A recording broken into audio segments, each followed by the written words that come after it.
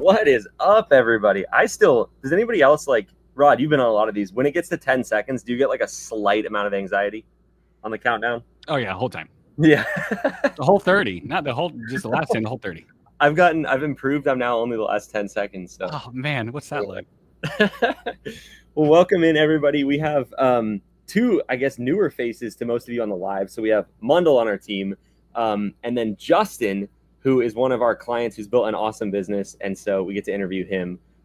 So welcome into you both. And just for clarity's sake, people are like, who? Did I say Mundell? Nicole. She goes by her last name, so we all call her Mundell. So if you want to call her Mundell directly, perfect. If you ever hear me refer to someone named Nicole, she is also Nicole as well. It's to the point where it was a little bit when you first, I said she, like, you're not here, Mundell, but when you first joined the team, I was like, I don't know if that's like the people that knew you before call you that or everybody. Anyway, so I'd bounce back and forth, but now I'm just committed to Mundell. So anyway, Justin, thanks for being on here. I'm going to give you like a quick intro, and then I'd love to just dive into it with you. So, and if any of this is untrue, correct me. But you found out about us a while back, I guess, 4, 5, 6 months ago, somewhere in that range. You were injured in the hospital because of something that a bull did to you, from my understanding. And then you found out about this while you were in the hospital. You started working with us and coaching about 4 months ago. Fast forward 4 months to April. You're at 8K, on track for potentially a 10K month. So that's kind of the background. Is that about what happened? Yeah, you nailed it. Mundell actually was the OG that kind of introduced me to the REPP community. So it's cool that she's on here with us. But yeah, I'm a talker. So y'all got to like slow me down if I go on. So first of all, so you were bull riding, I imagine. You got hurt and you're in the hospital. Is that how that happened? Yep. Okay. And then did you want to be in real estate media, or like what were you thinking about starting a business, or how did this first happen? Yeah, we'll zoom back just a little bit. So my background has nothing to do with photography, cameras. I had never turned on a camera until I joined this program. There was nothing in my brain that was going to take me here. And so out of college, chemical engineering, did that for 2 years. I was a director of operations for 7 for an education tech company. Last July, knew I wanted to do something entrepreneurial, knew I wanted a new chapter in my life. And it's unrelated, kind of sounds like a midlife crisis. I promise it wasn't. I'm just a kid from North Carolina. You go to rodeos growing up. So I decided to go ride a bull. So I rode the bull for about 2 seconds. And then his name was Nato. He rode me for a second. So it took a nice 1,800 pounder to the chest, 7 ribs, collapsed lung, couple surgeries. It was sketchy for the first 2 days, but I was in the hospital for 25 days after yeah, it was everyone when I got to the OR was like, how'd you get hurt from a mechanical bull? It's kind of a sissy story, you know what I'm saying? Then it revved up. So I got the street cred. But yeah, I was in the hospital. You watch the same Sports Center 2 or 3 times. By the 4th episode, you're like, I need something new. I didn't know where I was going business-wise, if I was going back to education, if I was staying in business. And it was crazy. It was one of these. You had a compilation back, this is August of last year, where it was like 5 hours worth of videos of this that you'd put together. Yeah, I mean, I couldn't walk. I had nowhere else to go. And I was like, this Eli guy seems pretty dope. So I just went through them all. Like, I think it was Tyler from Myrtle Beach, I think was one of them. You were in Miami for a few. Like, it was, and I always loved business. It wasn't photography necessarily that I was like looking to get into per se, but I love the relationships you were building. I love the client part of it. So that's kind of long story of from a hospital bed to here today has been pretty Wait, cool. Mundell, did you know the bull? Did he come into your first call? Like, so you asked him his background. He's like, bull. Oh, did you know this? I didn't know the bull. This is new information. This is interesting. Yes, he's like, I love skydiving. I went skydiving and then I went bull riding the next day or a week later or something. And I was like, okay, I'm listening. Let's go. Yeah. So what a segue to real estate media. Yeah, here we are. We had to get the background. Unique background. We can't just like gloss over it too fast. Anyway, so that gets us to, I try not to make these just like, the goal is not to get on here and have you just talk about coaching. Like, people know that we offer coaching. And I'm not saying avoid it, but like, I want to know what about you in the framework that we create in the coaching program help make you successful. So like, let's talk about when you first joined, right? What had you work with us instead of do it on your own? Yeah. Well, first of all, if I did it on my own, man, I'm in trouble. Like I didn't even know what it like, if you still ask me today, 4 months later, what aperture means, I'm like, dude, nope. Yeah. I don't have know it's 9, you know? I know it's 9. I know it's 9250 ISO, which stands for in search of help. Like I don't know what ISO actually stands for. So, for me, it's like this gave me the tool set that I need on the photo side. But at the same side, like I love people. I love fun. I love energy. Customer acquisition is like Instagram method. I might be the one weirdo. Like I love the Instagram method. I think it's the most fun thing ever. And I think that's what drew me into this. It wasn't even the photo. I'm like, wait, you can just go make friends with like 200 new people. And, I think that's kind of what started that journey, right? Is I've always got this thing. If it makes sense to you, it can make dollars for you. And this business just made sense. I'm like, yeah, like it's, required, repeat, and referral. Like I get that. I understand the skill set. So it all kind of like lined up a little bit, Nicole or Mundell, my bad. If we go back to like the OG call, I told her, I was like, we were running out of funds, lost the job. We had the IRS bill going. My wife's also an entrepreneur. We had a CFO that stole money from the business, never filed the taxes. So we had a $120K, IRS bill over our head.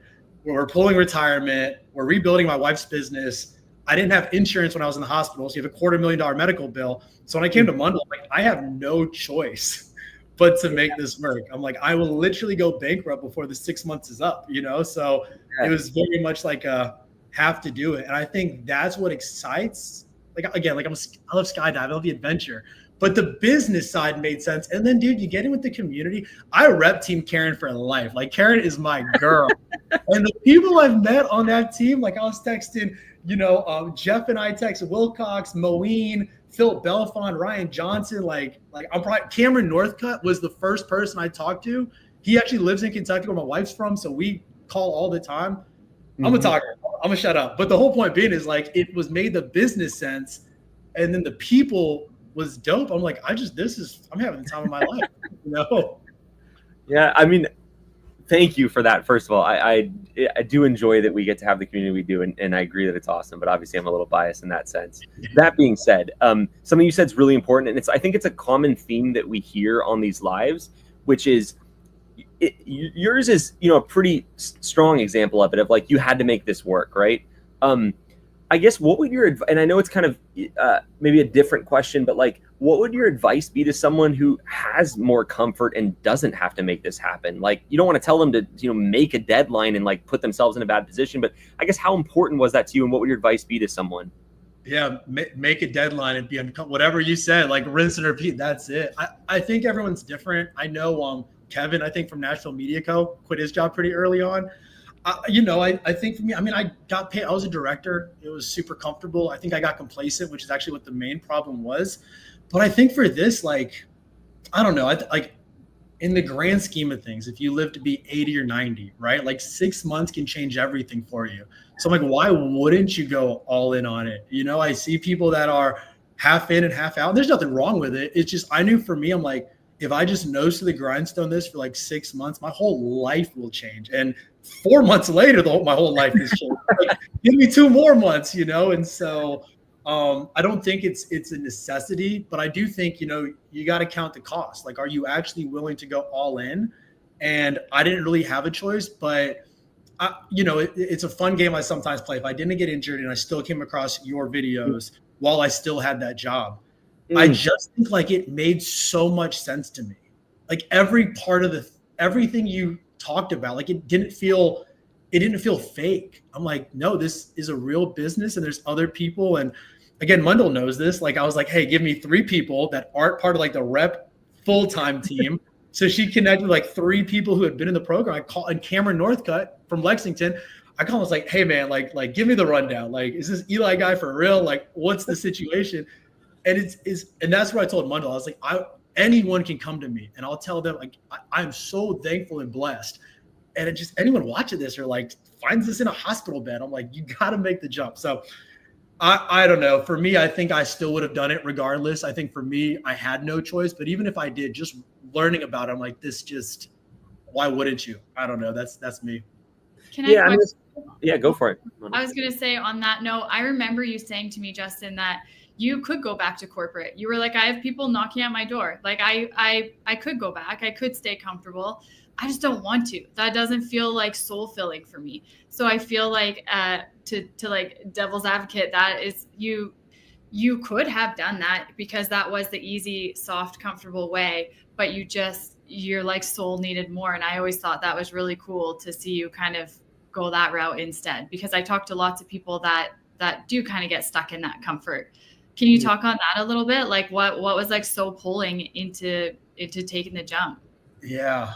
Come on, Mundo. That's what I'm talking about. I don't know. Like, I live for fun. I know that's such a kindergarten, elementary thing. So I tell all these realtors, like I'm just trying to make some homies. Like, I'm trying to go grab some coffee with some people and just kick it and go surf with these people. And so I think for me, it's like, I did the corporate thing. I did the engineering. I did the director, and I enjoyed it. And who knows, maybe 20 years from now, like maybe I go back into that if the right situation came up. I don't know. But it's just like for where I was, it's just, I don't know. I just felt like in a weird way, like my soul needed an adventure. I was like, how fun of a story is this going to be to tell? You know, like, I don't know. I'm extroverted, but I'm also like, my wife and I go to bed at 8 and just read books next to each other. Some people have the recliner. I got my rocking chair on the porch and I live for it. And I'm just like, I don't know. I'm like, I can't wait to be a granddad and be like, y'all, I did not know how to turn on a camera. You know, my wife's like kind of an influencer. Like, she's got the gear. That's who I stole the gear from, because I was like, I don't know how to turn on a camera. Like, she's like, we have a Canon 80D. I'm like, I have 80D. Is that what you said? She's like, no, 80D. I'm like, close enough. And I don't know. Like, anyways, to your question, Nicole Mundell, I don't know. I just think like I needed a new adventure, and I saw how fun this could be, that it wasn't scary. It wasn't all scary. Of course, there was fear and newness to it, but I had as much fun I saw the fun from the beginning, and that's just what I chased. So, okay, speaking of fun, because you mentioned this earlier, like a lot of people will basically go, Eli, yeah, I know the Instagram works, but like they can't motivate themselves to do it because they think it's like so boring. But you said earlier that you thought it was fun. Talk to me about that. Like, what is that? How did you make it fun? Because I don't think on itself it's fun, right? But like something about, was it the game of it, or what did it for you? So this is where my monologue starts. So just cut me up at some point, because I love this stuff. My background, right? So I was a director of operations. It was for an education tech company. So my previous career, more or less, was getting high school students to respond to me via text. It was an online mentoring program. We worked with 44,000 kids across the country. I had 130 direct reports. I got burnt out from having 130 employees, but my whole job was teaching them how to get high schoolers to text them back. So I already had the skill set. So for me, that's why all of this just made sense. I'm like, you know, something, and I just kind of adopted what I trained on into this, but it was like, you can smell the sell. So if I come in like, hey, it's Justin, I'm a new photographer, I'd like to, you know, like it's the same phrasing, but it's the heart posture. I literally am just messaging people like, dude, you want to grab coffee? Like, you want to like hang out and kick it? And I think like, I just try to bring that energy, and it's not forced. It is how I am. And I don't think everyone has to be this way to be successful. Not at all. It's just for me, like, here's the perfect example, right? There was a guy named Bradley, he's a realtor, and he posted a photo of him playing basketball. And I played club basketball at State. So of course I'm like, I'm gonna trash talk this guy, but I'm not gonna do it in his DMs. I did it in the comment section so everyone else could see it. And I was like, if I beat you in basketball one-on-one, I get to be your photographer. Now he never responded, but like that was just fun to me, you know? Yeah. And you know, I got crazy stories. I drank bourbon with a homeowner after Friday. I'm 17 months sober, but my wife's from Kentucky, so we brought him bourbon. We just kicked it. I went to a concert with a homeowner. Surfer Girl, a reggae band, was in town. I shot for him Friday. He's like, hey, I got extra tickets. I'm like, I got extra time. Let's do it, Roberto. And so Brokers Open, I did a Berkshire Brokers Open. That was the most fun.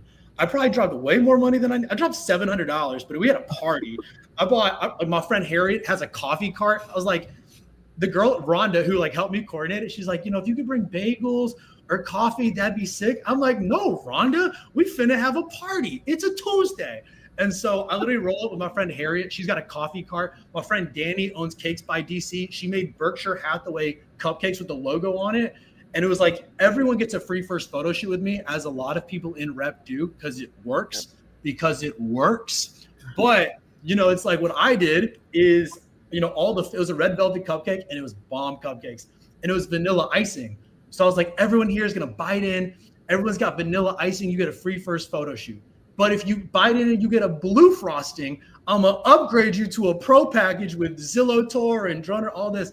And I'm like, on the count of 3, we finna bite the cupcakes. We count down. I dapped up the broker in charge like mid-call. It was so random. And then they bite in. This girl, Kaylin's like, I got the blue one. And I'm like, pro package. And then what's crazy is a girl named Lauren's like, wait, mine's yellow. What did that mean? I'm like, it's better than 1 surprise, 2 surprise. I'm like Willy Wonka in this thing. And I'm like, you get a pro package plus a social media reel. So that's, again, all over the place. But that to me is why this is so fun. It's like the business will happen. If you have fun, the money will come. So it's like, as long as I'm enjoying this, and now I'm in forward with Brad, and he's been incredible. And that's what Brad and I talk about. Like, how can I still have fun? How can I scale this but never lose the smallness of it, So I don't know. That's incredible. Yeah. I mean, I think a couple things that stand out to me. I think energy is pretty transferable. So if you're like, I would imagine, you're at least some format of like you are now. You're excited, you're friendly, and that translates to other people where they want to be around that, right? So I think that's like a huge thing. And so just like you said with the cupcakes, like that's crazy, but obviously it works, right? Like that sounds like a great time. And like no vendor has ever done that to them. So at least you're going to be remembered, right? But the other thing about it, I think you said, people can smell the sale. You obviously you want this business to be successful, but your way of doing it is not like a give and take thing. Like, I think you kind of approach things with an energy that like both people can do well. And so you're like bringing a ton of fun. If they book you, you're going to do really good work for them. They're going to get good results from that. So you kind of have that like, go giver type energy, which I think is great. We called it heart. I've never heard it said like that. You said heart posture. Yeah. Explain that a bit more. What do you mean by that? It seems like it's like being genuine, not for tactical reasons, but being genuine because it's just fun and the right thing. Like, explain what that means. No, you nailed it. Okay. So not to go down like too weird of a tangent, right? But like, let's say go down it, please. I live in the weirdness. Let's go those tangents. I'm gonna join you in there. Come on. But like, for me, it's if I give something to a friend, and I'm doing it with the anticipation that they then owe me something, and they're going to give me something in return, right? You can have the same action. The action is the same, giving something to somebody. But the heart posture is, I'm giving it to you because you're going to owe me something. The same action, but now the heart posture is, I'm just giving it to you because like I just want to. And I think that's the same thing is like my DMs, I guarantee that if you look at the DMs that everyone else is sending, mine's like 90% the same. Like I might tweak a little bit. I throw crazy emojis in there, y'all. Like the ghost emoji, I just started throwing that in. I don't even know what it means. No, that's it. Like, well, realtor asked, what's the ghost emoji mean? I'm like, I don't know, but I got you to respond. Isn't that fun? And so for me, it's just like the message is the same, but I really like, I don't have the time or the energy to be fake. Like that just seems like a lot of work. I'm just like, I really want to be your friend. I had one realtor come out and invite me on like a boat party. I'm like, I've been on a boat twice. I live at the beach, only been on a boat twice. So I'm like, that sounds fun. Check this out. And then I'm gonna pause for a second. I'm gonna come back to heart posture because Rod, I'm all over the place per usual. But the Berkshire presentation, right? Like all the realtors posted about it. It was so much fun and all that. 2 people from Remax reached out to me. It's like, hey, can you do a brokerage presentation? I've shot for 0 Remax people. Yeah. I don't know what's going to happen, but I was like, the only way I'm going to do it is if we do it at lunch because I want to do a luau party. I want to bring a carne asada tacos. I want to bring a taco truck. Like we go like, anyways. But I think that like Rod, to your point of it's the same action. And I think it's, Mike from Knoxville, right? When the REPP conference last year, he's the first one that kind of dropped that seed in my brain of like, I don't want people to go back and be like, oh, it was very nice. You're very polite. Like, I'm like, what just happened? And that's my brain on this is I'm not in the photography business. I'm not even in the people business. I'm in the what the heck just happened business. And I think like that just feels fun, at least to me. No, I mean, it's fun hearing it. I've been smiling this whole time, you know. My jaw hurts. I'm mad. I can't stop. I don't even remember stop. everything you said, but it was good, you know. I mean, okay, so one specific. He says, I loved how you put it. You can do something nice. It's the same action, but it's the expecting the give back, and you just do it just to do it. If I get something back, great, but it's not the goal. And once that is truly felt, it's such a blissful feeling, but it's also when you don't expect it back, it comes back 10x usually. And it's like, whoops, great, but it wasn't my goal, but thank you. You know, so that's a great way that you explain it there. I love that. Well, I think you also see a lot of the stuff you do is going to be, said or done, the same way. But you add on a lot of stuff too that I think makes a big difference. So, a lot of people, they hear you talk about like the fajitas or whatever you were bringing to that event, right? I was like, he made 10 grand this month in his 4th month, but I think he spent 15 grand on like taco trucks. So he might be in the negative. No, that's the exact concept is like, you could have just shown up with the donuts, but you're like, how can I take this farther? And what most people are doing is they're thinking like, oh, I could just do the donuts. That'd be cheaper than the coffee. And like, I'll do that. And it's like, I understand everybody has financial consideration. You can't just like go spend 100 grand to win one client. But at the same time, it's just, I think it's thinking of everything through the lens of like, is this ROI positive versus like, this is going to be great and we just got to do it kind of thing. And you have a lot of lean towards that. Sorry, I got excited. I just cut you off. No, go for it. It's like, it doesn't have to be always money. It could be like you've done research on them and you create something meaningful to them. And it's very so there's a lot of thoughtful angles too that you can, if the heart is pure, it'll figure it out. Times in my life where I feel like I can't figure it out is I might just not be in the right headspace, but times it feels natural. It's because it's going through that lens. So I think it's just that purity there creates the lane that you go down that is, I don't know, I'm gonna sound like Tony Robbins here soon, so I'm gonna stop. But that's just, I love the way you put that. It's a good way to look at it.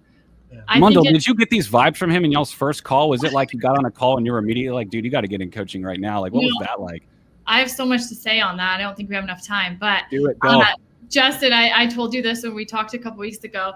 I was like, as soon as I got off that call with Justin, I literally put his name in the chat and was like, this will be a testimonial. Just saying. As soon as we onboarded you, I was like, mark my words, Justin will be a testimonial. And funny enough, I mentioned this before, but on our call, Justin had said, I will be a testimonial. I'll do whatever it takes to get there. And here we are. But I really wanted to say is that you gave yourself a deadline to November on our call. We had talked in November, and you gave yourself a year. You said, I'm going to give myself a year in November, and that's where I'm going to see if I've been successful. And I asked you, I said, what's success going to look like for you? How are you going to measure that? And you had said, if I can bring 4K home, that would be amazing. If I hit 6K, it's a moment for me, and I'll fly to BC and hug you. So just saying. Hey, we're coming. Get a flight to get out there. You got to go to BC now. But no, in all honesty, like super proud of you. I think it's so cool where you got to so fast. I would kind of love for you to talk on, I know obviously you've had fun with it and your goal is like making friends along the way. But truthfully, when you did set that timeline in your head or like that November deadline, like what was that thought process for you going on in there? Yeah. I think a big part of it was like, I just needed to replace the income, like at the bare minimum, Cameron's my guy, by the way, like Cameron's my guy. Sorry, I just saw that pop up. Anyways, I think it was just like, we tried to negotiate with the IRS.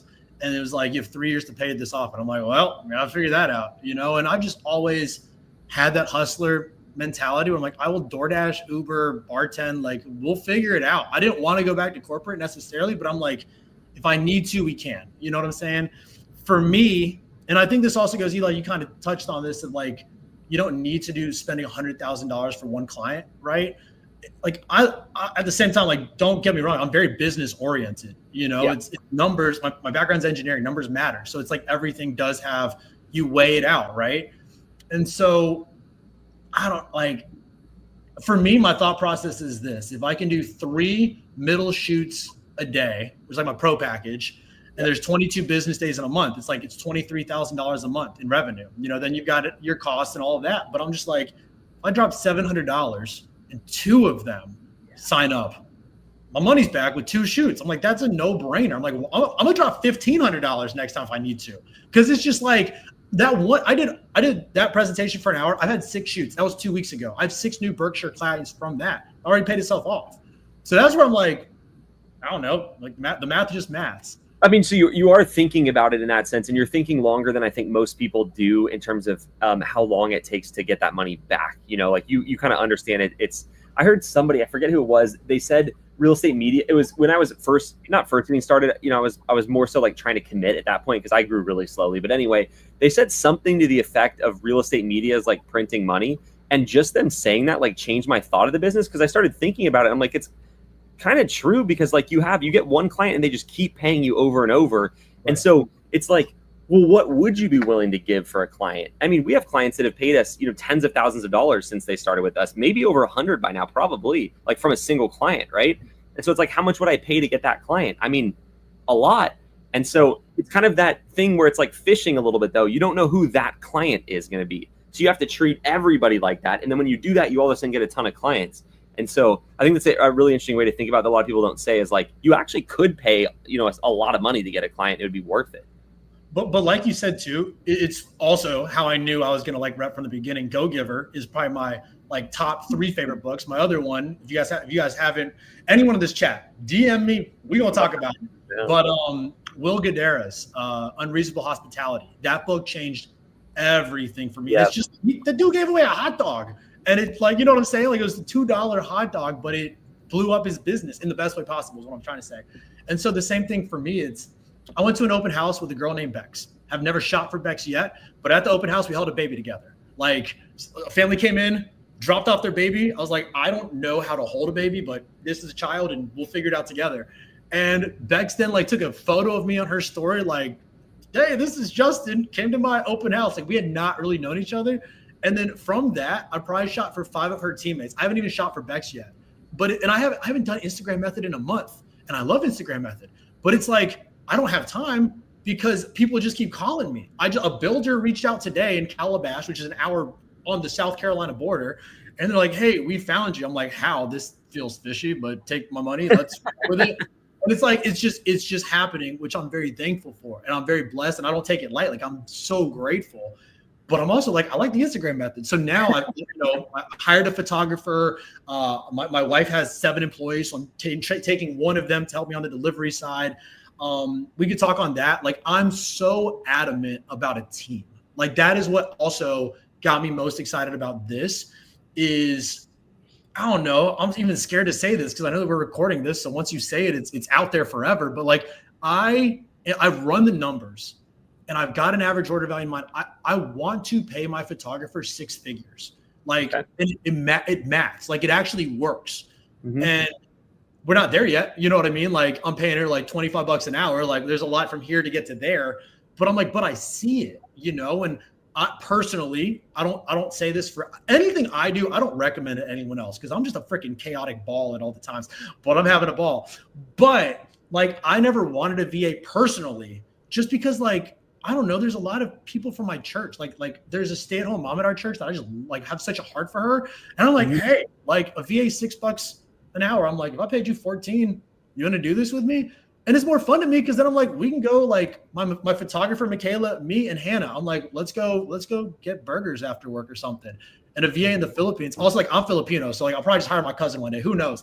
But like when they're local, there's a team component. So I think that's why. Mundell, back to your question as well, like that scale, like I first knew within a year, I had to replace my income to take care of my family. Now my new goal is 41K because like 41K, I feel like I can have like a few photographers, an assistant, everyone's getting paid well. I want retirement for them. Like, I don't know. Like I just, that's what excites me the most now. I was going to, and Mundell, if you have any more questions or things you want to talk about, please, but I just wanted to quickly ask you what you just mentioned at 41 is kind of the next goal. What do you see like big picture? I mean, you said team stuff, so you kind of like took the question before I could ask it, which is awesome. But what do you know? No, you're good. What do you want to do in the future? Like, what do you see this thing becoming? Yeah, man, I don't know. Like I've got big dreams. This is the Cyrus Media Co. is my DBA, my first business. I'm trying to like keep building that one. We do a 50-mile walk every year. It's kind of like a fitness festival challenge, raise money for philanthropies. That's like the biggest, that's just where my heart is mostly. To me, this just feels like, and I'm very so grateful like for all of it. But I just feel like this is somewhat like a cash influx that then allows me to go do the other stuff that I'm as excited about, you know? Yeah. It's so funny. Again, like, don't hear what I'm not saying because I'm having the best time of my life. But I told Karen from day one, I was like, if I never have to shoot a single photo, I'll be just happy because the people is what I love the most. Like, I don't know what half of these words mean. And so, I don't know. I think for this business, like, Three Palms Media with Colleen and Todd, like, I really resonate with how they pay their teams and how they take care of everyone. Like, that's very much like something I aspire to. I don't want this to be something personally where I've like I want to know every employee, you know, and I want to know like every employee's like spouse and their kid, you know, like I want that, which means like I'm probably not scaling out to like crazy amounts, but I'm like, you know, if I had 6 photographers, a couple assistants, everyone's getting paid well, and you know, we're revenuing out at $1 million a year, like, I mean, sounds pretty fun to me. I got another business that y'all don't even like. Mansion Fest is my 3rd business I'm trying to get off, and that's a whole party we finna have. So I got other stuff, and I know Jeff Wilcox talked about it, that real estate media was kind of like his training ground of how to be an entrepreneur, and that's kind of what it feels like for me as well. That this is a business I can keep growing with and scale and have fun, but it's teaching me the skill sets for other opportunities as well. Yeah, I think that's a great way to look at it. I mean, I try to, you know, the way I think about it is it's a great business to do like $1 million a year in revenue. It's, you know, I would say not preventatively tough after that, but it's like pretty tough to scale past that point. But I think the things you learn getting this business to $1 million a year is like a really great thing for whatever's next for you. Not that it can't be done. I mean, like Todd in our community, they do like $3 million a year, you know? So it's not that you can't, it's just, I agree with that. I agree with what Jeff said too. It's a good way to learn, especially if you like business, because it's, you know, you learn all the stuff in a low risk way, which I think is cool. It's not like you have to like build a product and do all this R&D and hope it sells. Like, you know, it's going to sell. So you get to work on everything else. Customer acquisition, building a team, you know, managing business. It's great. Yeah. What else? Do you have anything else in there, Mundell? You got to have something else written down. I don't know if you went over it all already. I mean, I got pages, but my biggest thing I think I would just love for everyone to take away from this is just to have fun. Like, don't take everything so serious. And I think that's why, like, Justin and I just love our conversations, because you are just having so much fun, but the success is like the byproduct of that. And I just wish I could remind people that every day, to just not take everything so serious. If a client says no, whatever, laugh it off, go on to the next. Like, be creative, have fun, find a way to actually enjoy your business, and remember like why you start. You start because you want to enjoy it. And so I think that would be like the biggest takeaway of all of your energy and everything. I just love it. Yeah, I don't know. I feel like my question's already been answered. I was curious of like the big picture plan. I was curious when I'm getting my hug, and I guess you're not quitting in November. So I'm happy to hear that too. No, we're rocking. I think something, I don't know, like for y'all, but also, I mean, obviously anyone listening live or recorded or whatever, like, I think something that's really helped me to kind of get out. Again, don't hear this in a bad way, but this job can sometimes feel monotonous because a house is a house, the photos are the photos. So what's helped me with that is like, what's a way I can stretch my creativity? And so like, I'm telling everyone, like, y'all take this, run with it. This is not a Justin copyright. This is just Justin getting bored on a shoot one day. Like, I told a realtor this, you know, the for sale signs, like how you put it out in the front yard, like for sale by Justin with this brokerage and all that. I was like, dude, I don't know. Like, if that was me, I don't have a dog. But when I walk in a neighborhood and I see, like, you know, some neighbors put out like a doggy bowl and like treats and water, I'm like, that's a good neighbor. That's a nice person. And so I told the realtor, I was like, I don't know, that's what I would do. And that's what she does now. Like, every time she puts a for sale sign, if it's close enough to her home or her office where she can go back on a weekly basis, and she's gotten 2 leads from that. And so it's like, I'm not a realtor. So many people are like, you should be a realtor. I'm like, I don't see an exit strategy because I would never go to be a realtor. At least with a photographer, so I've got an exit strategy. Another one, and this is another just random thing that came to me. I went to an open house one time, and realtors don't want to see you because you're not providing business to them. And I kind of felt awkward the first times. So I love Girl Scout cookies because Girl Scout cookies are like the definition of the entrepreneurial spirit. Like anytime there's a Girl Scout selling cookies, I have to buy 6. That's just, I don't know where the number came from, but it's half a dozen. So in my car, I literally rock around with some Moas, Thin Mints, and the lemonades. And whenever I go to open houses, I literally roll up and I'm like, look, my mama told me never to show up to a house empty-handed. Technically, this is the house. So do you want Girl Scout cookies? And it like breaks the ice. It's fun. But it's also like, I'm supporting the Girl Scouts and now you've got cookies. Let's be friends. So I think like for anybody, you know, it's just like myself included, for all of us, it's like, what is something fun? What is something creative that's gonna, I bring music to my vacant shoots. I literally bring like a speaker and I give my phone to the realtor and I'm like, put on whatever music you want, let's bop. And so I don't know. I just think like it's sometimes too easy to just sprint through it because like I got to get the clients, I got to do Instagram, and I got to get my, you know, all this stuff. But I'm like, dude, if you took 15 minutes a day of just like, what's something fun I can do today? I'm like, I don't know. I haven't seen Savannah in a while, and she's always at Social Coffee. So I'm probably going to drop by and buy her a coffee and say what's up. And then I'll go to my next shoot, you know? So I don't know. The feeling there's a lot of Girl Scout cookies about to be delivered to open houses because you said that. So all right, time absolutely flew by. So do you have like 2 more minutes, Justin? Dude, I got nowhere to be, man. Like this is the most fun part of my like. I live for this. So okay.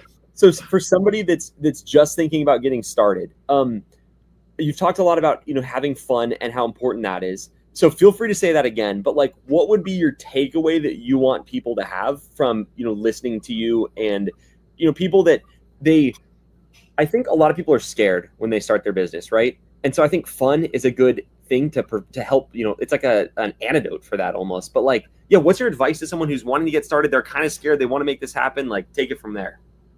Yeah. You know, I think like, I also want to be a realist in all this. Like it took a lot of work, you know, and I think the fun allowed the work to not feel crazy heavy. But at the same time, like, I mean, it's been 5 months of, you know, you're up late. I'm still trying to get DMs out the door. I'm returning phone calls. So like, it does take work. And I think that's the thing with all of this is, you know, Mundo, when we talked the first time, we had our call, you shared about it. I'd done my due diligence when I was looking at it the first time and whatnot. And I was like, well, give me a week because I wanted to call Cameron and other people and I wanted to scout more, but I also wanted to like take inventory first. I was like, if I'm going to do this, like I got to do this. So this wasn't something that I saw this on a video, haphazardly jumped in and I was like, fun. It's like, no, it's always that saying to me is if it makes sense to you, it can make dollars for you. And I'm like, I need to sit with this. Like, does this actually make sense? Okay. Instagram method, I've done it. Photography, I can learn it. Customer acquisition, I love it. Like I just slowed down the beginning. And once I decided to do it, it's immense action. Like doing coaching obviously is an immense action step, but at the same time, like, dude, DM people, dude, dude, I never canned a single message. Like I never like, hey, Adam, because one day it's cloudy and one day it's Thursday and the next is, you know, I'm like, everyone got a personal video of like, happy 2 days after Easter. Like, I don't know, you know, and I just think for that, it's like, it's going to take a lot of work. And if you don't know what you're signing up for, you will quit because you're going to think it's just all rainbows and sunshine. And it can be rainbows and sunshine when you've decided that before the sunshine is going to be flood and more flood and torrential downpour. But you say, hey, I like swimming. It'll be fun while I do it. So I think that's kind of my main takeaway is just if you really sit with this, and you're like, I know I can do this. Then what the hell are you waiting for, dude? Like your whole life can change. And I don't know, like y'all can throw my Instagram somewhere in here. I don't know. Like I love talking to people. So Mundo, put me on the list. If someone's like, hey, tell me this ain't a fraud, tell them to call me. I'll pick up the phone. I will say you're one of the few people that literally phoned every single person I gave you. Yeah. He came back to the call and he was like, yeah, he's like, I talked to this person. And I was like, oh my goodness, you actually did. Like most times you give people numbers and you talk back and you're like, oh, how'd it go? And they're like, well, I reached out, but they didn't answer. Or, oh, I just like didn't have time. And Justin's like, yeah, I phoned all of them, had a good conversation with them. I was like, okay, great.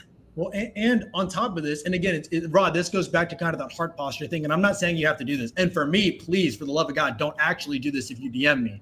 But I'm doing their time, right? Like I'm using their time. So I reached out to the 3 people you gave me and I was like, hey, I know that you got a business. I know you're busy. I'll give you a $25 Starbucks gift card. Like I just give me 30 minutes of your time so I can just like pick your brain. So that's like, what did Bundle's like, wait, hold on. That's it. There you go. Wait, I didn't that's get the a secret. Card. Yeah, you still haven't got a hug yet. You still haven't got a hug yet. A gift card. It's all coming. I still message Mundle. I also realized like all y'all are like the same text. Like it's just one universal number.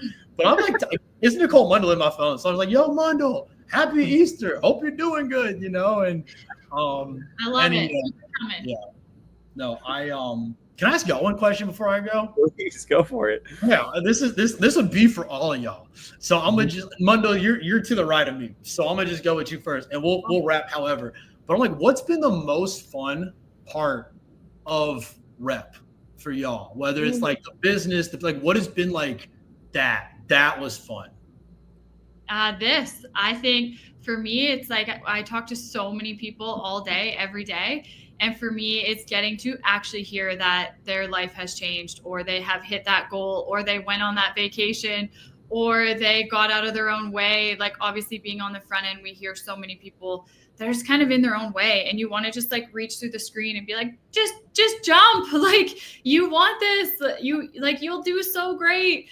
And so for me, it's seeing like, I mean, even talking to you, it's like you literally, you came to me with like 4 different things of like 4 different scenarios. Okay, so if I wait 5 months, if I do this, my wife's camera's dusty up there. I don't know how to like, and we got to just kind of like brainstorm and here you are, you did it. You like went through our brainstorm and you came out the other side, rainbows and butterflies. Like, it's like, for me, I'm like, that's what's fun. It's like seeing it back there, seeing that wins channel in the circle group. Like, we look through that all day, every day, and also the connections. Sorry, I'm just answering for everybody right now, but watching people in there just connect with other people, like the community is everything for me. It's my favorite part. I can't say it enough.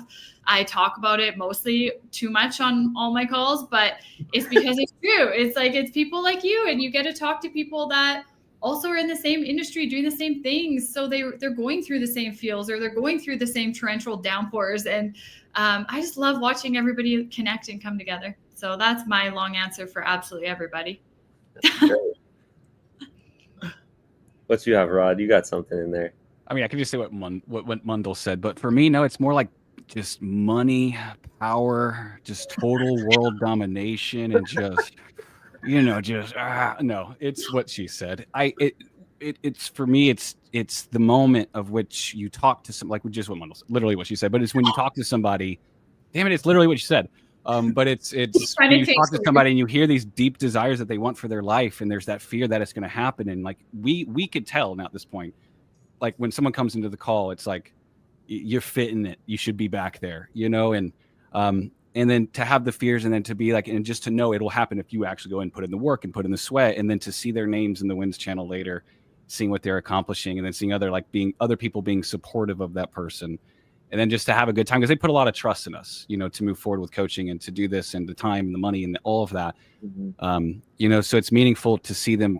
This is probably an ode to the fulfillment team, but like to see how hard they work for people to get results and see those, it's just a comfortable place to be. And that's probably the moment that's probably, if I can put on a scale, when I feel like the most happy, is like when I get that, or when I get those texts when people come back. I have a big one from David Keogh, that I need to read, that I got in last night. I still need to read it. I'm terrible at it. Thursdays are usually the busy day, but it was just about his life changing and about to leave his job, and it being a struggle at first, but overcame those struggles and is now about to replace his job. And it's those moments added up that just makes it almost like addicting, and to want to do it every day and to not stop. So it's where there's a lot of coaching programs out there that are maybe not as well as they would like to be, I would imagine. I don't think it's malicious. It's just, it's hard. It's hard to coach a lot of businesses.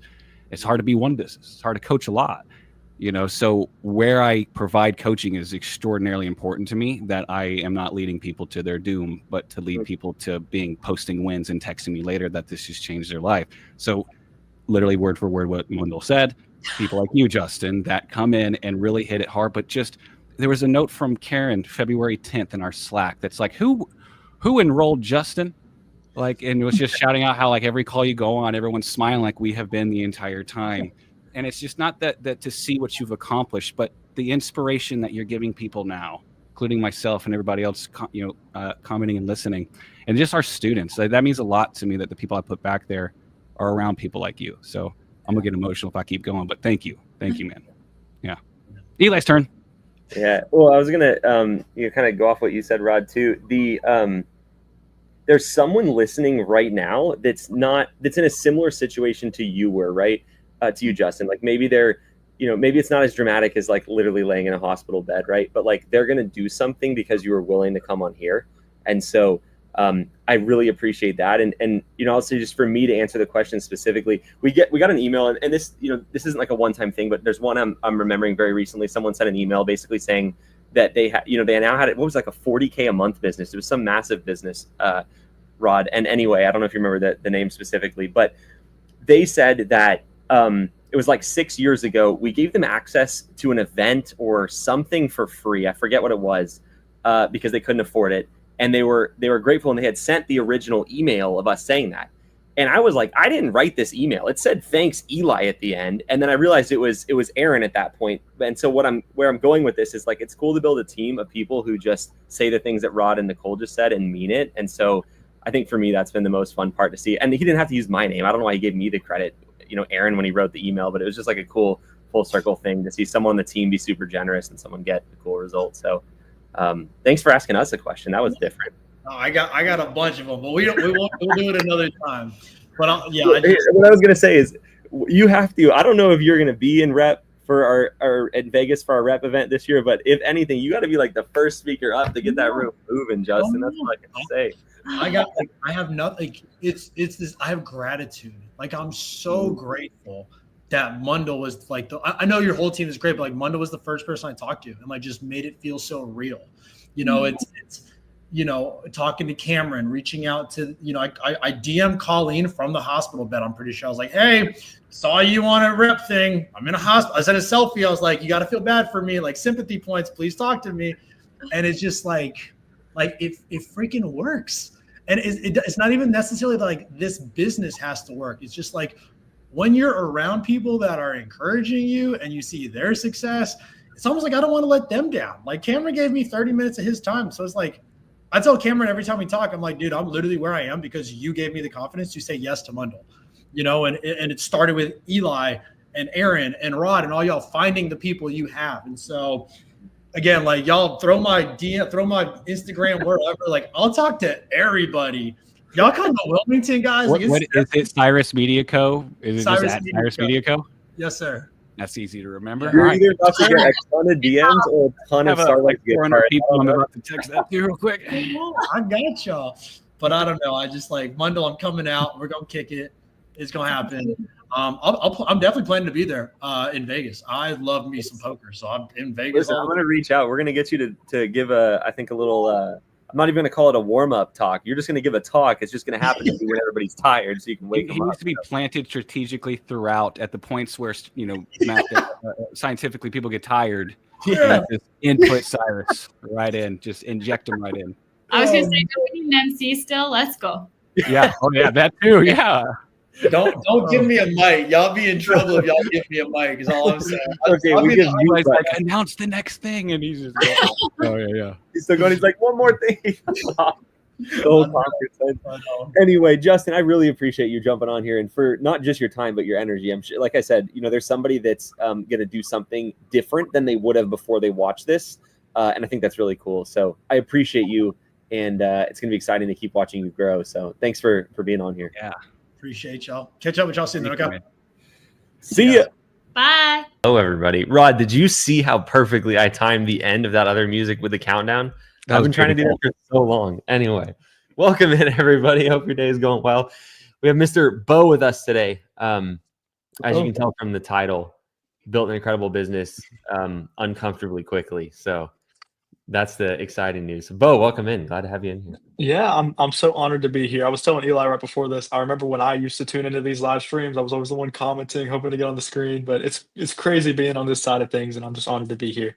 And you guys are gonna love this. I'll take not too much of his thunder, but he started 2 years ago as of April 1st. So 2 years and 2 days into this, built from zero, where everybody starts, to like just a little bit under 30K last month. So faster than I did, which is awesome. Much faster. And that's because he did a lot of things right. And, one of those is he's willing to learn from other people. There's a lot more than just that. So yeah, I guess you started when you were in college, Bo. What did that look like, and what got you into this business in the first place? Yeah, so I'll kind of rewind a little bit further back. I really think back to high school when I was like on yearbook staff, and I just did school pictures around. I went to a very, very small school, and just through learning all of that, it really just helped me develop my skills. And then I remember one time in English class, we had this project where we could spend 20% of the class time doing something that was our interest. And one of the things on the list was create a promo video for your high school. And that's what I did. And that really just launched me into videography. I was known as the videographer, the photographer, and like the video got 1,000 views in like a day. It was just astronomical. And that's really what kind of fueled my love for media in general. And I remember vividly, I got asked to take pictures at this, it was like a cookie exchange for a neighborhood. And they asked like, "Hey, Bo, how much do you charge?" And I said, $20. And I remember I got a $20 bill, and I was just so excited. So Yeah. I did that, and I just slowly started developing my skills. And then in 2020, when COVID hit, me and my brother got asked to start doing like social media videos, commercial videos for an insurance agency. So we did that. And then 2021, I graduated high school and just started using that business, just working with different companies. And eventually in 2023, I was able to purchase my first home. And one of the reasons I was able to do that was because this house was sitting on the market for so long. I almost didn't even go look at it. The pictures were so bad. And it's like I almost had in my mind before I even went and looked that this wasn't the house for me. And then I went in and looked, and I liked it. I saw a bunch of potential in it. And the pictures, they made the rooms look really small. And I put in a pretty strong offer, and I got it under contract. And I remember talking to my agent, and at this time, Cunningham Creatives, which was our previous commercial videography business, we had some client issues. We had some fighting. Obviously, it's hard to do a partnership with your brother. And we decided, and we actually lost one of our biggest contracts. And so I was about to step in and have a mortgage with little to no income because this business was just kind of going downhill. And so I knew I'd gotten a good deal on this house, partially because the photos were so bad and it wasn't represented well. But then also I had this guy on social media named Eli Jones, who I was watching his videos every now and then. And he said it could work. And so I'd taken what I'd actually learned and what I'd seen on social media and online, put two and two together. And while I was a college student, my sophomore year of high school, and I went to school for entrepreneurship. I just graduated in December, but I was able to use some school projects, some entrepreneurship classes to really test the idea, and it went really well. But what went even better is when I actually put it to market and put what Eli and his team say into practice. And it's just been so productive since then, because I had tried to build a business by myself and it didn't work. And, instead of trying to rely on what I thought and what I believed, I looked to the experts who had done exactly what I want to do. And I somehow stuck through with college. And So you graduated with basically a 20K a month, because you were doing around 20K a month, and that's incredible. First of all, that's right. Yeah. Yeah. So it was definitely a journey and a process being able to balance, but I tried to lean most of my classes to online, and I explained to the professors what I was doing. And I was like, if there's any way I could tie this in, it's just creating workarounds and ways to improve the business and grow the business while being in college. And another thing is, I didn't see college as a burden, really. I saw it as more of a, this could help me in this way and this way. And so I really just kept my eyes and ears open to things that, could be used to improve the business. So yeah, so it's a little bit of my story. Yeah, no, that's super cool. So let's talk about what you did during that time. How did you grow the business? I mean, I would imagine it was a mixture of different client acquisition stuff, but like, tell me about that. Yes, yes. So that this is where the story gets fun because, if when you got a mortgage payment coming up and I had some renters in there with me, but at the end of the Mhm. day, I was like, I've got to make this happen. So I looked at my phone and I did something that my generation especially was just terrified to do. I picked it up and I just started calling agents and the reception was overall pretty good. They could tell I was hungry for business. They could tell that I wanted to help them, but I was new, and so a lot of them gave me a chance. But I remember this one agent on Facebook. I would just message her and be like, "Hey, I want to do your next listing for free," and I just kept getting ignored, kept getting ignored. But I was like, if I could get this agent, like things could go well. And then eventually, she had a listing coming up. It was a very big house in my area, and she said, "Hey, just give me your biggest package on this one. I'll pay you to do it." And I went in and did it, but she also had another photographer go and do it. And then Ah, after that, just kind of a low risk thing on her part. But after that, I got so many referrals from this one agent, and that one agent turned into three, and that three turned into eight, and it just kept growing and growing. And another thing is, I know Eli and his team preach the Instagram method. It works. I use it all the time starting out, cold outreach and, well, not technically cold outreach. You want to comment on their stuff, but, just doing that and remaining consistent with it. And I remember Eli had said that it's kind of like a pipeline. You just keep working at it and you may not see results instantly, but eventually they just keep coming. And I noticed that pretty soon off the bat, but it just kept growing and growing, and you just got to keep doing a good job. yeah, the stay consistent is obviously like a message we talk about a lot, but the reason we talk about it a lot because it's really important. Because like the pipeline analogy you used, it's like nothing comes out the end until you put something in and then wait. And the waiting is what messes with people. Obviously, with outbound method, there's less waiting, right? You pick up the phone, you call, you get an answer. A lot of people are scared of that. It works well. But with the Instagram method, which works well as well, there's just a little bit of a delay. And I think that delay really messes people up because they're like, oh, I sent 50 messages, or usually it's not 50 even too. It's like, I sent 10 messages. It's not working, Eli. I'm like, well, you sent a tiny amount of messages and that was 30 minutes ago. Like, can I give it Yeah, a little time? So anyway, exactly. you stuck with it. I would talk about the referrals. Like, are a lot of your clients from referrals? Then today, like, what does that look like? Yeah, so I would say, um, 90+% come from referrals because I always heard this quote in like business school and business circles. It's word of mouth is the best form of marketing, but be careful because bad word of mouth spreads way faster than good. Yep. So I mean, you only get so much slack until and realtors are a very tight knit community.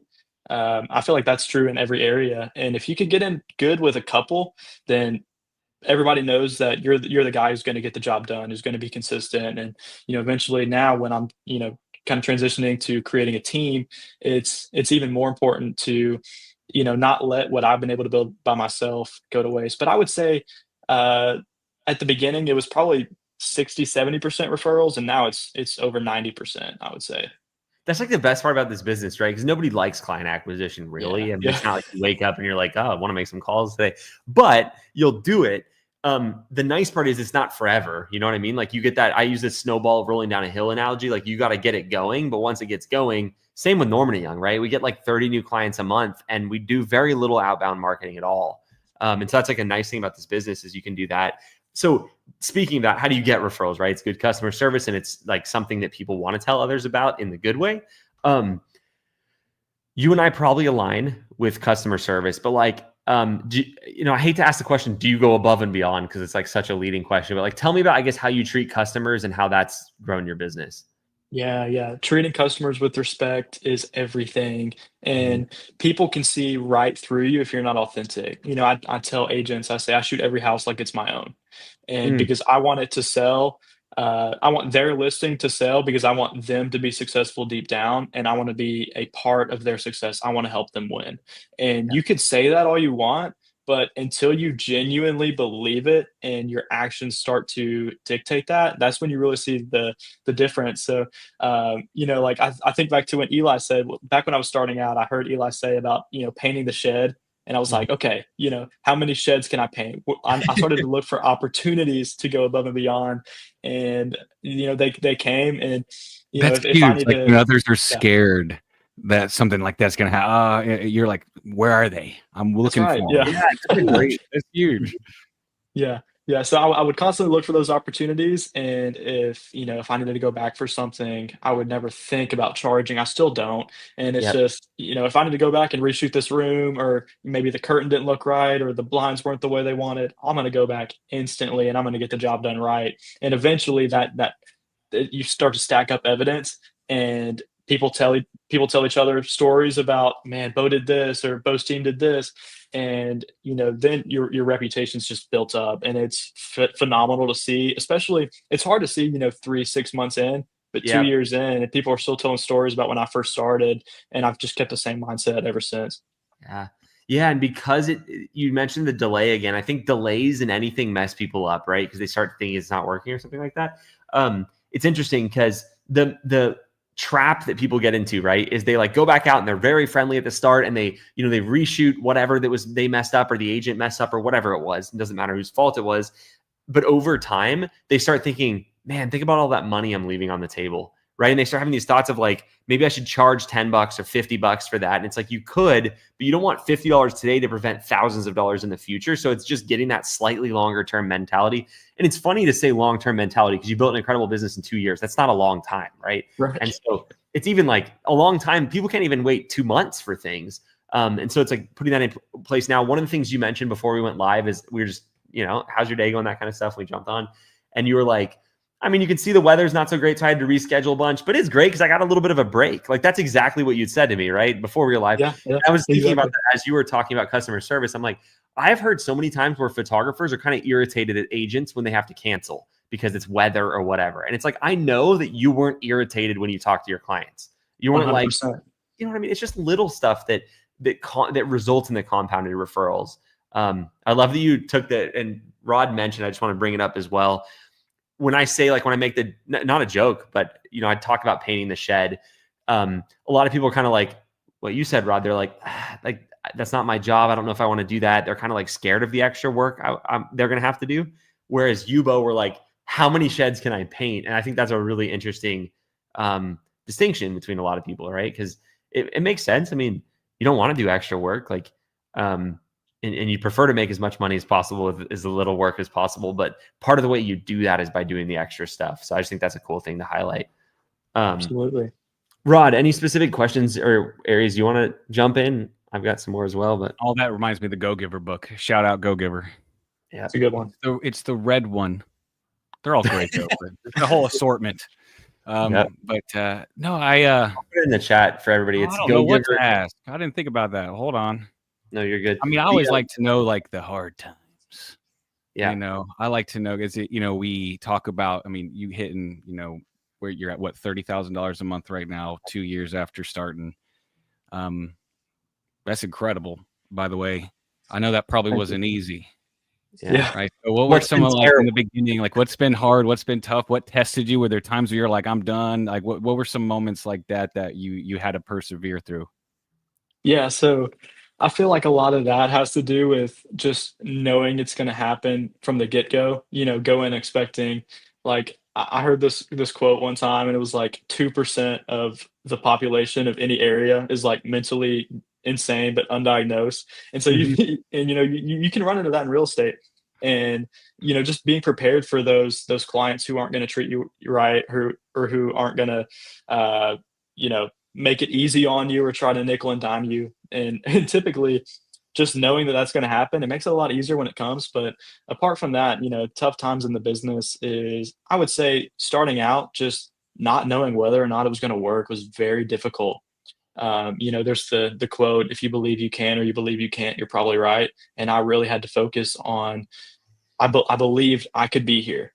I went in with a plan. I knew exactly what I needed to do every day. I needed to pick up the phone. I needed to contact agents. I needed to consistently do a good job. And, when I was at a job, ask the agent, hey, do you know any agents who might want to work with me who aren't pleased with their current photographer? And, just working through that, even when I didn't 100% know what was going to be the outcome, you know? So I would say really just, and especially being young, you know, I don't have that much experience in any industry. I mean, I've been shooting pictures for, you know, a couple years, but, you know, in the customer service field, I really screwed it up the first time with my first business, and just being able to pivot and, Mm. you know, you got to tell myself, I've got to be consistent in this, and just kind of the self-motivation and self-talk. Another thing is it can be very lonely starting a business this young and in college. The loneliness definitely could get to you.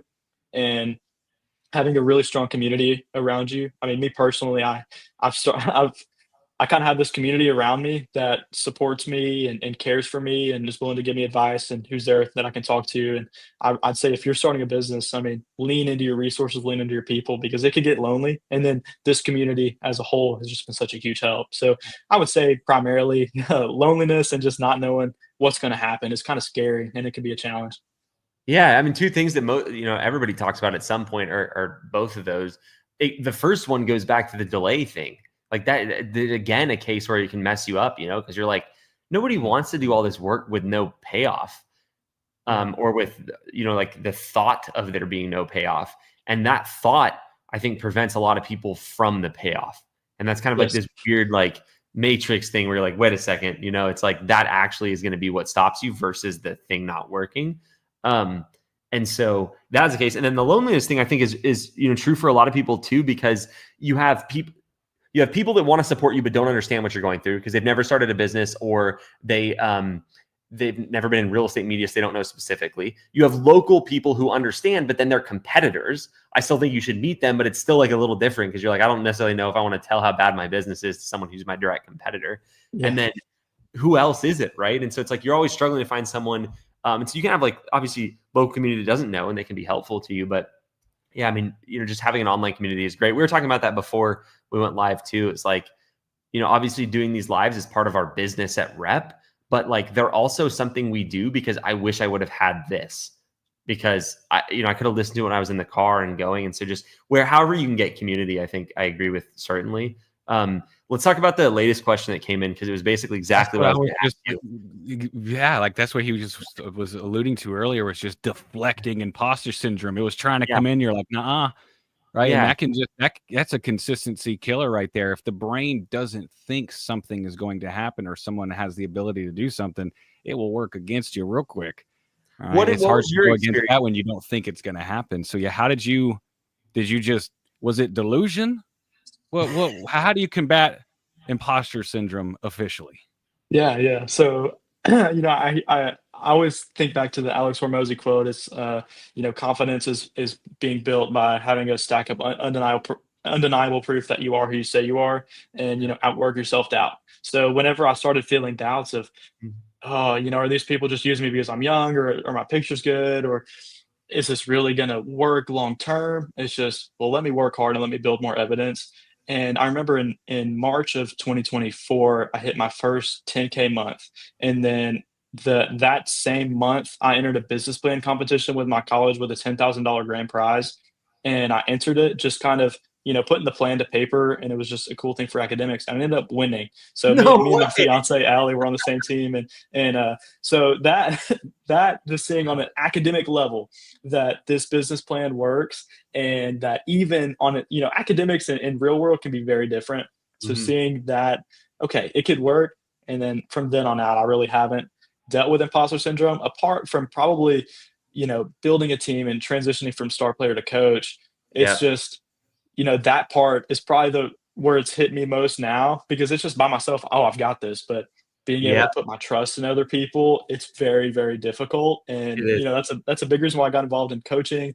And it's really helped me just, throw away those self-doubts and throw away those, all those negative limiting beliefs. So I would say that's kind of my way to avoid imposter syndrome, but it's always going to be there. It's in some level.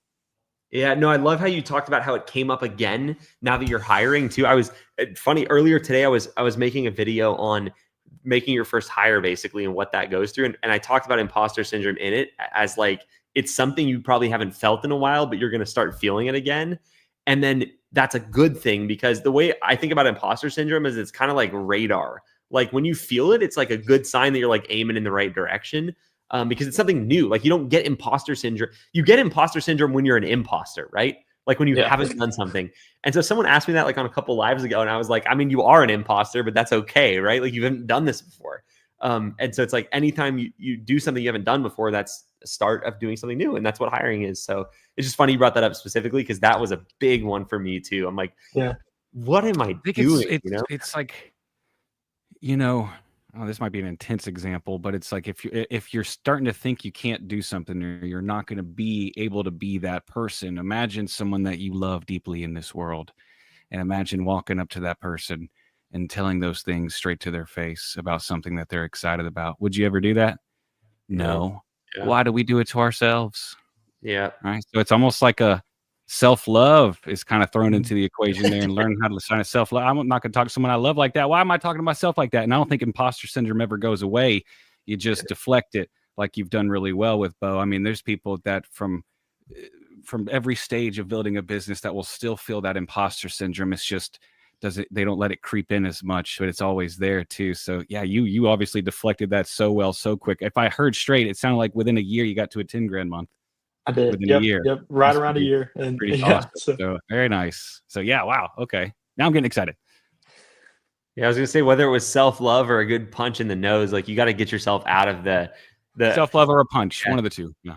Well, and it's funny because a lot of the common things that we hear about that are like holding people back, right? They want to build a portfolio more. And it's like, why do they want to do that? Because then they'll feel prepared. So they feel less like an imposter, right? They'll spend a ton of time getting the right gear and trying to get better as a photographer. Why? So they're not thought of as new, and therefore people don't think they're an imposter. So it's funny. It's like all of the stuff that people do to prevent them from starting the business is imposter syndrome driven, just different like outlets of it, which I think is crazy. Okay. So kind of like, I guess last question. You have a lot going on right now. You're getting married soon. Is that true? Yes. Here soon in August. So looking forward to that. Well, congrats on that. Yeah. So you have that coming up. You're trying, like you're in a busy time right now. And I don't want this to be like a coaching pitch, but what made you jump into coaching when you already have so much going on is what I'm trying to get to. Yeah, that's a great question.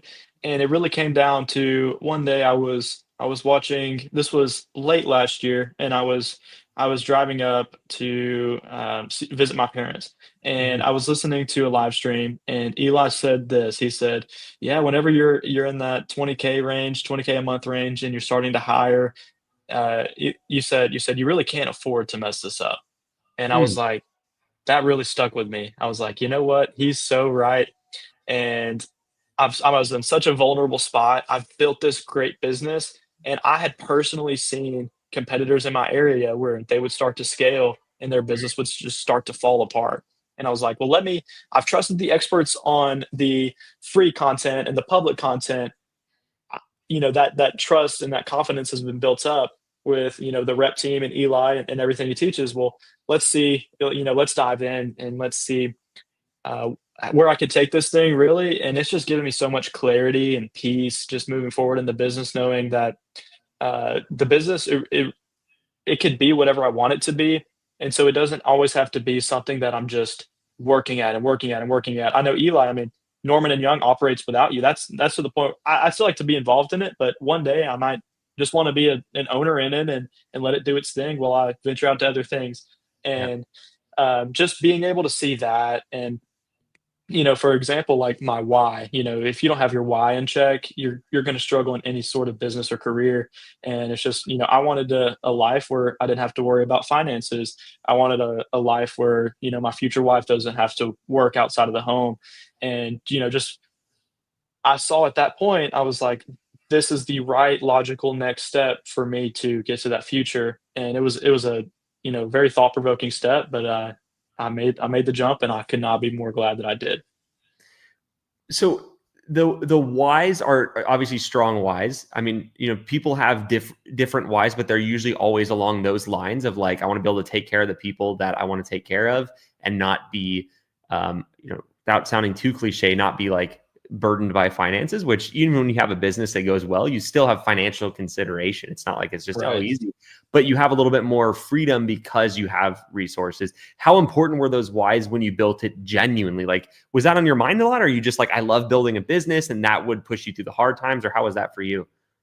I would say, at the end of the day, I found a lot of fun and joy in building the business itself, Yeah. and definitely the whys got me through some of the tougher times. But in general, I would I would just think, okay, I want to begin with the end in mind, and I want to approach every situation as if, it depended on, like, my future depended on it. Yeah. So I would say the why is definitely very, very important. And you could probably get by without them, but Mhm. when things get tough, it's very important to have them to lean on. And another thing is just one of my whys is just creating value for others. And, I mean, my parents and I will be soon, just being in the position of the home seller, we really do help the home seller get their home sold through agents.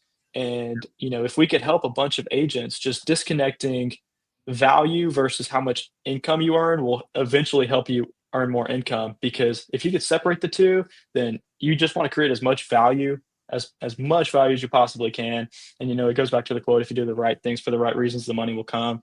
Mhm. And I mean, at the end of the day, it's creating a business and running a business. It's all about, am I genuinely creating value for people? So Yeah. No, I love that. I align with that a lot too, because, and the reason I asked the question, um, people talk about how important it is to have a why. And when you're saying how important it is to have a why, you're also implying that the work is terrible, kind of, right? You're saying like, I needed a why to get through that. And so I like what you said is like, there's times where it's not fun and the why is helpful. Like, you know why you're doing it. But dude, like 90%, I mean, I would imagine this is true for you. Like 90% of the time, it's the most fun you can have. It's awesome so building a true. business, Yeah, right? it Yeah. is. Yeah, yeah. I definitely see it as like a game. You kind of gamify it. You're like, okay, Mhm. how many shoots can I, or I have my team, and where can I put them to accomplish the most shoots, and how do I not bottleneck, and how do I free up that bottleneck? It's kind of Yep. like playing chess, and it's a lot of fun. And Yep. yeah, we talk about, oh, it's tough getting started and it's tough, but seriously, real estate media is like such a fun industry. And I always tell agents I work with, I say, there's no industry I'd rather be in. Yeah. Yeah. You know what's, now that you say that, it's like you need the why to get through the first little bit when you're unsure of things, when you're working your job or school on top of doing this, but it's like, yeah, once you get past, and I don't think it's a revenue number. I think it's probably the point when you feel like this can support you, whatever that is, for everybody listening. It's like if you make 4K a month, probably when you start making 4K a month in your business, you're going to start to feel this way. It's like the survival part of you isn't activated as much. So then That's you get to right. have fun, So it's like, I think it's amazing building a business. It's like, sure, there's things that suck, but like, really, it's just the first little bit. And then after that, you're like, dang, this is, like you said, it's like playing chess or something. And then you start to get more skilled. And obviously, any game where you win is fun. And so it's like this compounding thing. Anyway, um, Rod, any final questions? Anything you want to ask? I always put you on the spot when I run out of questions, and then you're like, you don't have a question, so then it's like all the pressure's on you. I get questions and then I'll forget them and then I'll remember them. No, me too. No, that was all the big things I was wondering. I know there's questions in the comments. If we should Let's do. Bo, are you good for like 2 questions in the comments? I know we're a little. Absolutely. Yeah, I mean, Okay. I'm here to create value for these people. So give me as many as you need. Yeah. All right. Let's everybody ask your questions of Bo. What are the things that you'd ask him if you were sitting here? We talked about struggles. We talked about imposter syndrome. We talked about just doing the outbound, whatever the method is, just doing outbound stuff. So we had a How lot about of this the big one? points. And I recognize Adam. Hey, Adam. How you doing? Hello, Adam. And 17 first of all, free congrats shoots. on the 17 free shoots. Yeah. How long has it been, Adam, since you did those? Bo, talk about, just to kind of like indirectly answer, is there anything that stands out that you do like customer service wise? I mean, I know you touched on a little bit of it, and it's hard on the spot to remember sometimes, but like any examples or stuff that you do just kind of go above and beyond? Yes. One thing, Adam, that I would probably recommend you do is, after you deliver the photo shoot or all the media that you took, I would invite them to a Zoom meeting sometime, or I would send them like a Loom or a Zoom video, and just kind of go over, hey, I'm really thankful that I was able to shoot this listing for you. Here's how to operate everything. I use Spiro. So if you use Spiro, here's how you download everything. Here's the marketing options. And I feel like a lot of beginners make the mistake, "Oh, I sent the pictures to him, time to move on to the next free one." Like, really, like, a free shoot could end up in tens of thousands in revenue down the line. Treat it as such. So, um, definitely, I call them onboarding calls. Just say, "Hey, like, can we hop on a call so I can explain the system? There's a ton of value here, but it can be kinda tricky to navigate without some guidance." So, I don't know, just really just focus on the customer experience. Obviously, before and after the shoot, but don't forget about after, or before and during, but don't forget about after. Dude, that is so good advice. It took us forever to realize that too. We started implementing that probably 8 months ago, from a coaching standpoint and at Norman Young. You learn so much stuff too. Like, Adam, for your sake, some of those customers, right? They got the photos and they weren't super happy about something you could have easily fixed. And it's probably something silly too. It's like, oh, I didn't want to photo the garage. And it's like, well, just tell me. But they're not going to tell you on a free shoot, especially that they don't like something, because it just feels weird. And so part of what we recommend doing and we call them onboarding calls too, that what Bo said is get them on the call and tell them, hey, here's the standard we deliver. But like all of this is customizable to you. If you want your photos a little brighter, if you don't like some certain angles, like tell me, we're going to build out client notes. And then they feel like they can just tell you, and then they tell you, and then you fix the issue and they book you again. And so that was like the best answer, Bo, is the onboarding calls. Nice. It definitely makes a difference. Yeah. Ooh, let's do this one as the last one. I know we got a good group of young people in here too. What do you notice the difference between you and your other college friends that caused you to start a business versus them? And like, I'm going to add to that. How did you not get sucked into like, I'm just going to have fun in college and be lazy, basically? Yeah. So this was quite a challenge, and kind of leaning back into that loneliness aspect. It played a role here, because I would see, some friends joining fraternities or going to parties, and first of all, that just didn't really interest me, and I had already experienced what owning a business is like and some of the benefits of it. So that definitely helped. But I don't know. I would say the differences between me and my college friends. Well, one is who you surround yourself with. I was trying to surround myself with, you know, high caliber people and people who I wanted to be like, and learning from them. And another thing is I would on on car rides and stuff, to and from college or wherever I was going, I would just listen to people like Eli, people like Alex Hormozy, and other business influencers, to where it felt like even if I wasn't surrounded by people day to day, I still had the insight and knowledge coming in that, it helped me get to where I needed to be. And when I started the business, I already had quite a bit of like business acumen, and Yeah. I knew photography pretty well. And, I'm a proud graduate from YouTube University as well. It's where I learned photography. So, there's just stuff like that. And honestly, take it as a chance to help inspire your college friends, show them what's possible, because a lot of people, they don't think they can start a business in college, or they think it'll be too hard. And I mean, I graduated with a $20,000 a month business that I was able to just step into, and now I'm just focusing on growing and scaling. So, well, there you go. I mean, just be the I graduated with debt. Oh yeah. And I didn't take out student loans at all, so that helped me quite a bit. So That's awesome. But I was also lazy, so I can't talk. I mean, the surrounding yourself thing is really important, because I think I'm lazy when I'm surrounded by lazy people. And if I'm surrounded by people I like to be surrounded by people where I feel lazy. There was this guy that I didn't know him growing up. It was just like a mutual connection. And he had this thing in his Instagram bio. And I always thought he was so dumb for having it in there. And I'm usually not like that. Like, I'm a pretty like understanding person, but he always said something about, I'm always the smartest person in the room. And I was like, man, like, you can't directly go against like a super popular quote that's true, which is you don't want to be the smarter person in the room, or you just look like an idiot, right? And so it's so funny, like that principle plays out so much. If you get around people that make you feel lazy, you up the amount. And so you kind of did that by, if you can't physically be near them. Like for me, I didn't grow up in the have Alex Hormozy YouTube video generation. I wish I did, but like I had Gary Vee and stuff like that. So I'd listen to those guys, and they were like they say like the 5 people you surround yourself. They kind of became like part of that 5, where like I couldn't talk with them, but I could listen to their stuff. And so, yeah, I think that's a really wise thing you said, is like you can craft your environment by having those people like be who you listen to. So, yeah. I agreed with everything you said, Jerry. Thanks for being here. That's so Bub. sweet. Appreciate it. Yeah. Oh, Dude, you have so much. bet.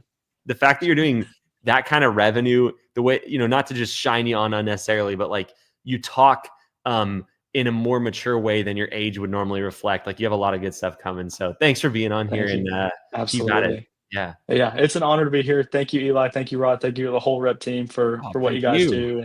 And I really couldn't recommend getting tuned in with these guys enough. I mean, if you want your business to, grow in the way you want it to, these are your people. So thank you guys so much. Yeah. Thank you. Have a great rest of your evening. See y'all later. Welcome in, everybody. How's it going? It's almost perfect. I know. It was like when the music cut off, I got the countdown at the perfect time, but then I forgot to take it off loop. So anyway, Welcome in, everybody. We have Bodie in here today. I'm excited for this one. I also muted you, Bodie. You're going to have to unmute yourself. Yo, what's up? After catching me, we were glad to have you. You missed it, Rod. Dude, honored, truly. We were backstage, Rod, and I was just talking up a storm, and he was like, "You're muted." So I had to return the favor. Well, I'm excited for this one. Bodie, I mean, you'll have to give us background, but I'm just going to say the fun part right now, which is you've got an incredible business. You did just under 19K last month. Is that right? Yeah, last month. We were hoping it was going to be built a 22K a month business. That would have been perfect. This month, dude, you're going to hit it. So let's do it. That's the good news. So anyway, if you would just, I guess, quickly run through your story, what gets you to this point. Obviously, we worked with you in forward coaching after you had already started your business, got to 10K a month. So I guess start from the beginning. How'd you get into real estate media and go from there? Yeah. So the very beginning, I was in college, in my late teens, 19, I believe. And really it was just kind of, I just moved to a first apartment and I was just honestly, I was just dead broke, man. I'll just keep it real. I was broke as a joke, dude. After beyond the full-time student thing, every day after school, I was doing DoorDash to just kind of make rent and eat. So it was in that struggle grind era for sure. And I had a roommate at the time and we were just kind of thinking man, we got to make some money, seriously. So we just kind of looking around on the internet, and around that time, it was late 2022. So COVID was kind of still around, right?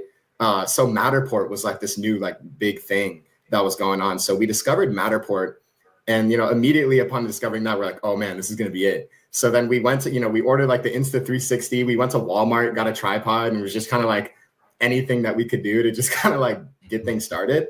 And we started just cold calling realtors off of Zillow. Just kind of that was my intro into the cold outreach stuff. And you just dove right in, huh?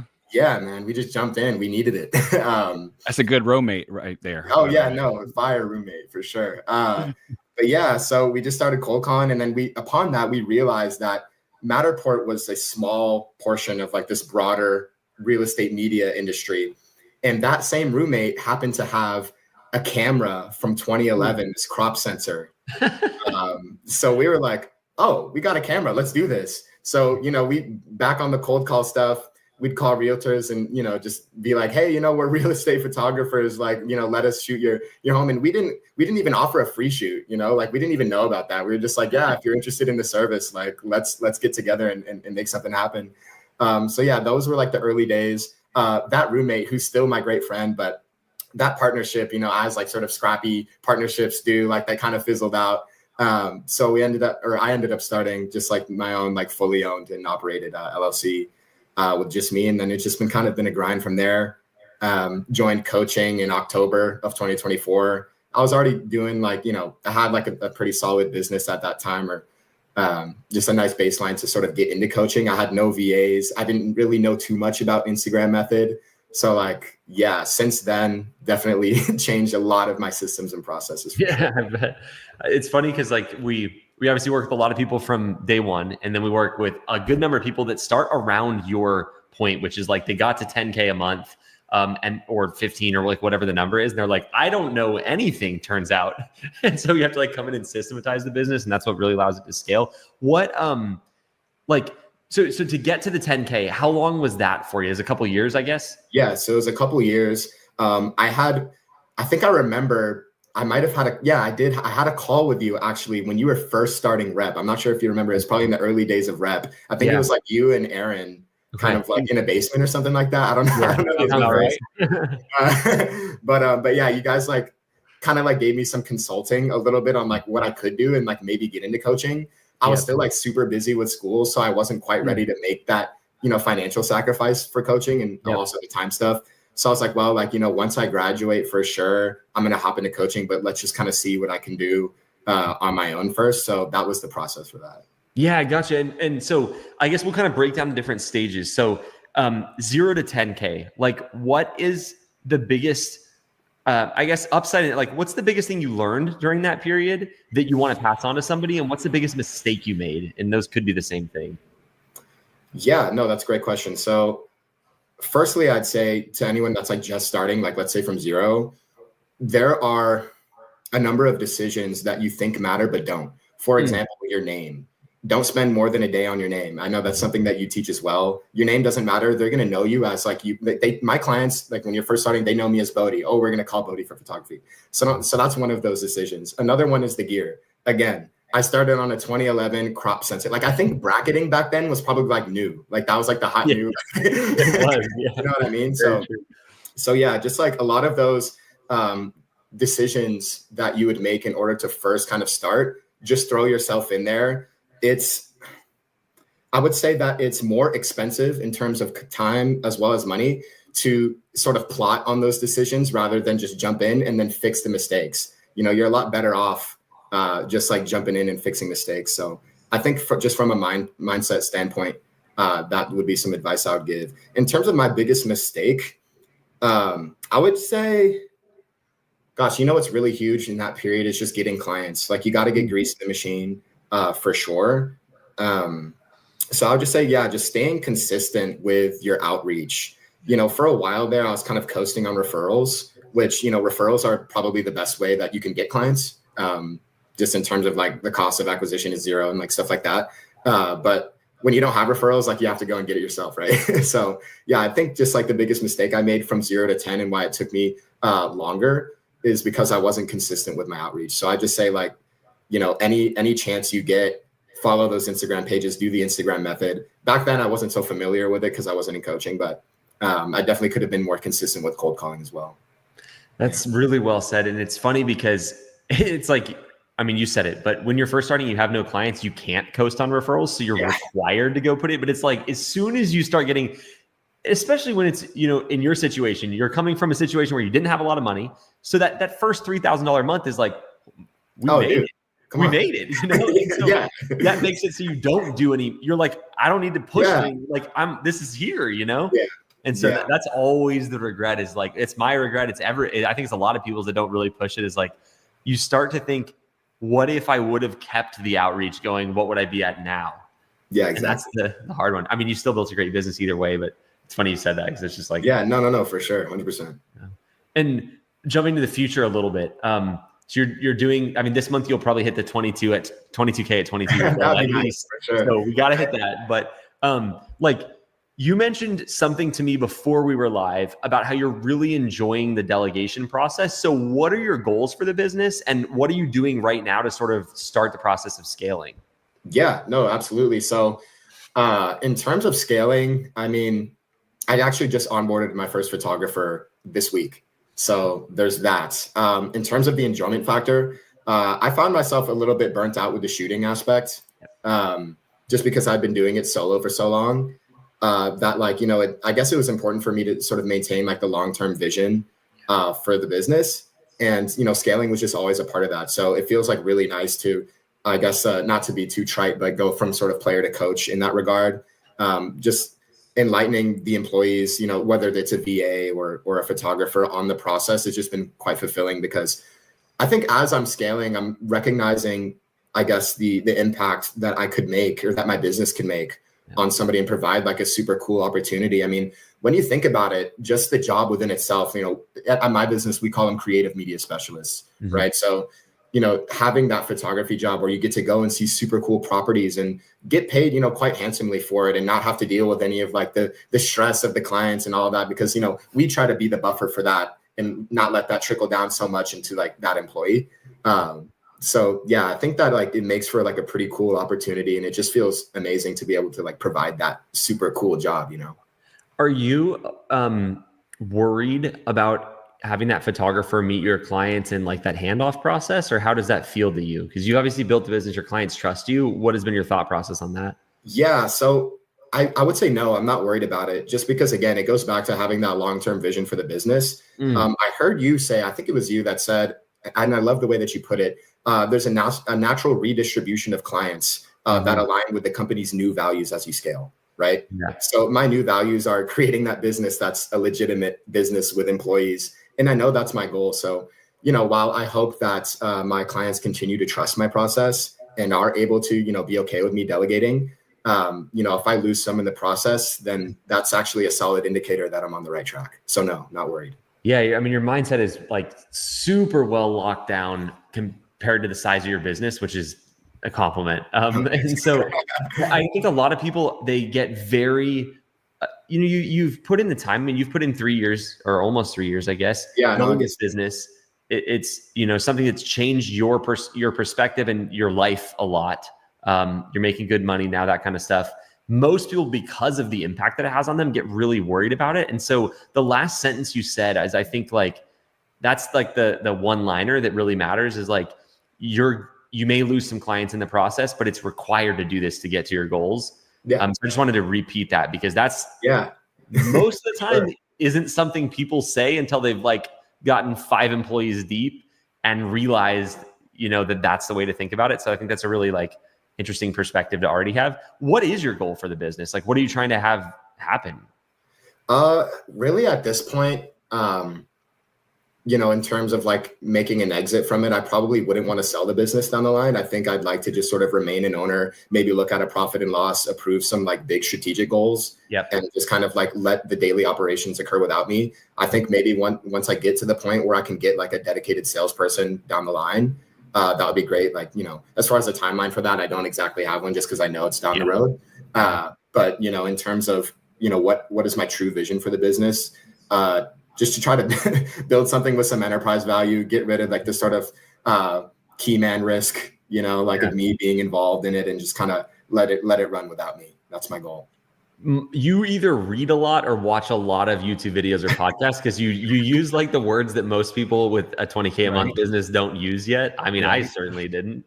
Really? I think it's super relevant. Like key man risk is like, I mean, it is. When you started, like 3 years ago, when you started cold calling, did you like have an entrepreneurial mindset already with your roommate, like from reading or from DNA or whatever? Oh, like what do I consume? Has it developed over 3 years, would you say? So yes, it's definitely developed. I didn't know anything when I started. I'll say that. I did watch a lot of Hormozi and read his books. So that'll help. That'll help. That's like the speed, the ultimate in entrepreneurship. I was about to ask, like, where did you learn the word key man risk? Because that's like, oh god, right? Yeah. I know. Hey, Christy teaches me a lot. Shout out to Coach Christy. She's here. She's Christy Hutt. No, she's the word wizard for real. I mean, that's a good way to describe you, Bodhi. I definitely agree with her saying that. You're well spoken, which I think is like a huge asset. Obviously, you know that. So yeah, I guess for the audience watching, let me ask the audience a question, and then I'll ask you a question based on that. So comment in what revenue you're at in your business right now. If you're just starting, just say 0 or just starting. I want to get a feel for who's here a little bit. We usually do that at the start, so I missed that. So anyway, drop that in there. We're getting Christy shout outs. I got to pop them on here. Yeah, I mean, it's required, you know. So we'll see what they say in there. Okay. Lisa at 5,800. Ricky just starting. Stan at 25K. Very nice. Emphasize what you said too about like, if I lose some people, that's okay. That's just a very beyond like what Eli was saying there is one of our personal friends who has a dog walking business, right? It wants to train and hire and wants to, her exact thing was like, I have some clients that only like me though. You know, I can't do it. So it's just interesting to see, you see this across all businesses. It's the point of which you think you're going to lose some. And it's like, will that be okay? And it's like, oh yeah, maybe wait. Yeah. Cause we're so like focused on not letting any leave at that point, you know, you kind of have to make it happen. So just that you've been so forward thinking about that without even a hiccup, like that's huge. That's huge right there. Well, no, I mean, I for sure, you know, experienced doubt, you know, 100%. But I think, you know, it's funny scaling the business, like how much our, what was once a very niche sort of my real estate photography business is sort of starting to resemble every other business that exists as you scale and become legitimate. So yeah, in real business, there's churn, dude. It's gonna happen. You don't want it to. Obviously, you want to have and another one of my goals actually is to get better at onboarding, because I'm seriously lacking in that. Dude, there's a really good book called Onboarding Matters. I don't know if you've been recommended it yet, but I forget who it's by, but it's called Onboarding Matters. And it talks actually about, it's onboarding across the board. So it's like onboarding customers, but also onboarding team. So yeah, I figured I'd mention it. That sounds like a gem. It's a good one. So, okay. So Justin commented in 55K last month. So Justin, we're going to do something real quick. Can you give Bodie a piece of advice? You know what it's like to hire and just have brought on your first person. And then Bodie, you're going to give Keith advice, who's doing 5K. So that's all we know about Keith. So like if you went into somebody's business, they're doing 5K a month right now, like what are some of the things you would say to Keith to keep it growing and get to your stage? Sure. Yeah, at 5K a month, you definitely have some grease in the machine. I would say don't let off the gas in terms of free shoots. It all depends on your goals, and if growth is scaling is your goal personally, then yeah, I would say do not be afraid to give those free shoots. As you're doing them, look for upsell opportunities. If what I do personally in my business is we start off with free, but we don't restrict clients to like that free 25 photo package. If they want to order more, we encourage them to. And what we say is, hey, what we could do is actually register the order as like a $225 discount towards anything else that you order.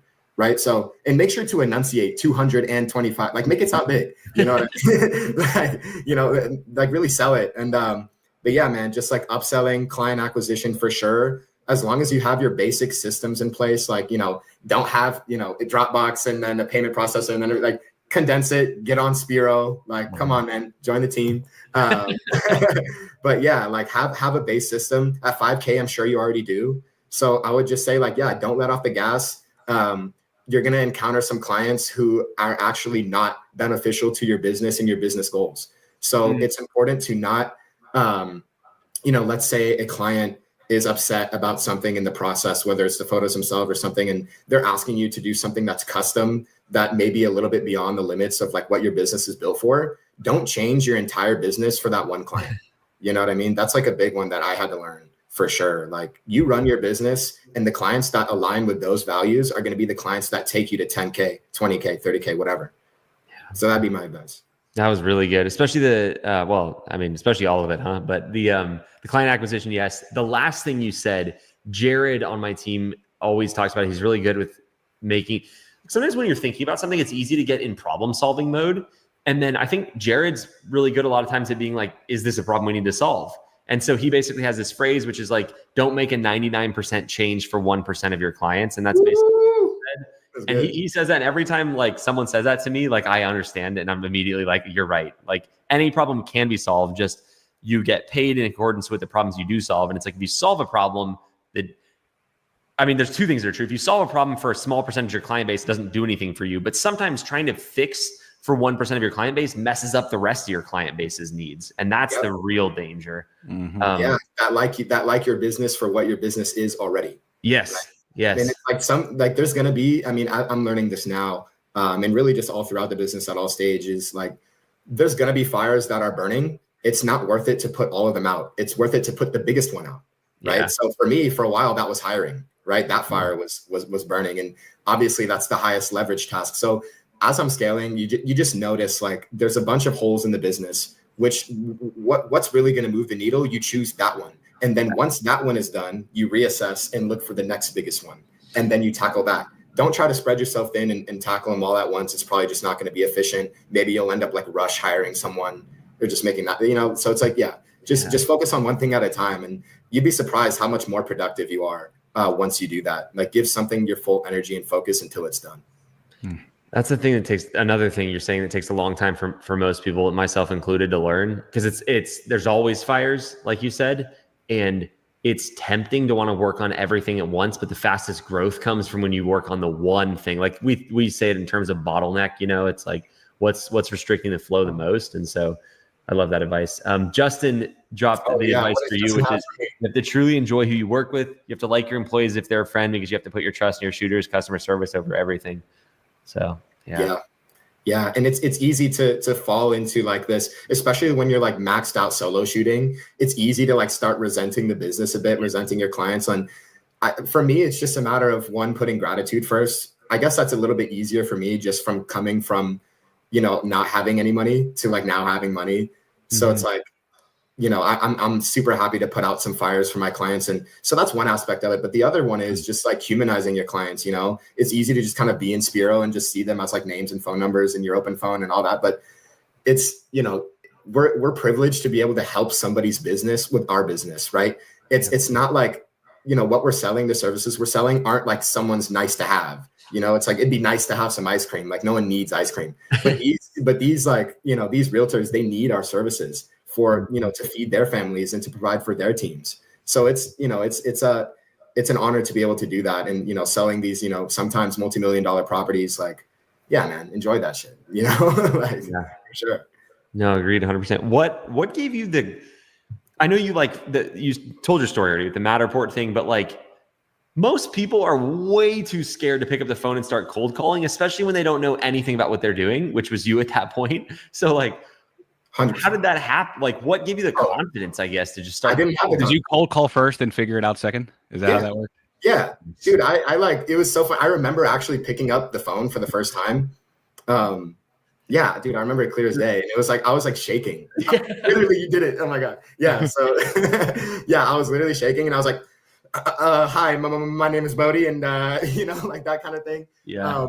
But I think there is an advantage. I mean, there's numerous advantages to being smaller, for sure. I mean, we know that, but especially like even kind of being nervous on the phone, because you don't have like that super salesy voice yet. Yes, it works better. It's like more genuine for really, like, you know what I mean? Like, so it's kind of like it's a little bit of a blessing, like that, like I guess maybe beginner's luck. Like that kind of thing, because you end up like sounding like a person. Yes. So maybe it works. Was that, you don't have a sales accent, I call it, where it's like the sales accent kicks on. Where it's like, well, I mean, we could do a deal on that. It's like it gets a little like, instead of just low tone and just chatting with somebody. Yeah, I have to snap myself. How you can help. Yeah.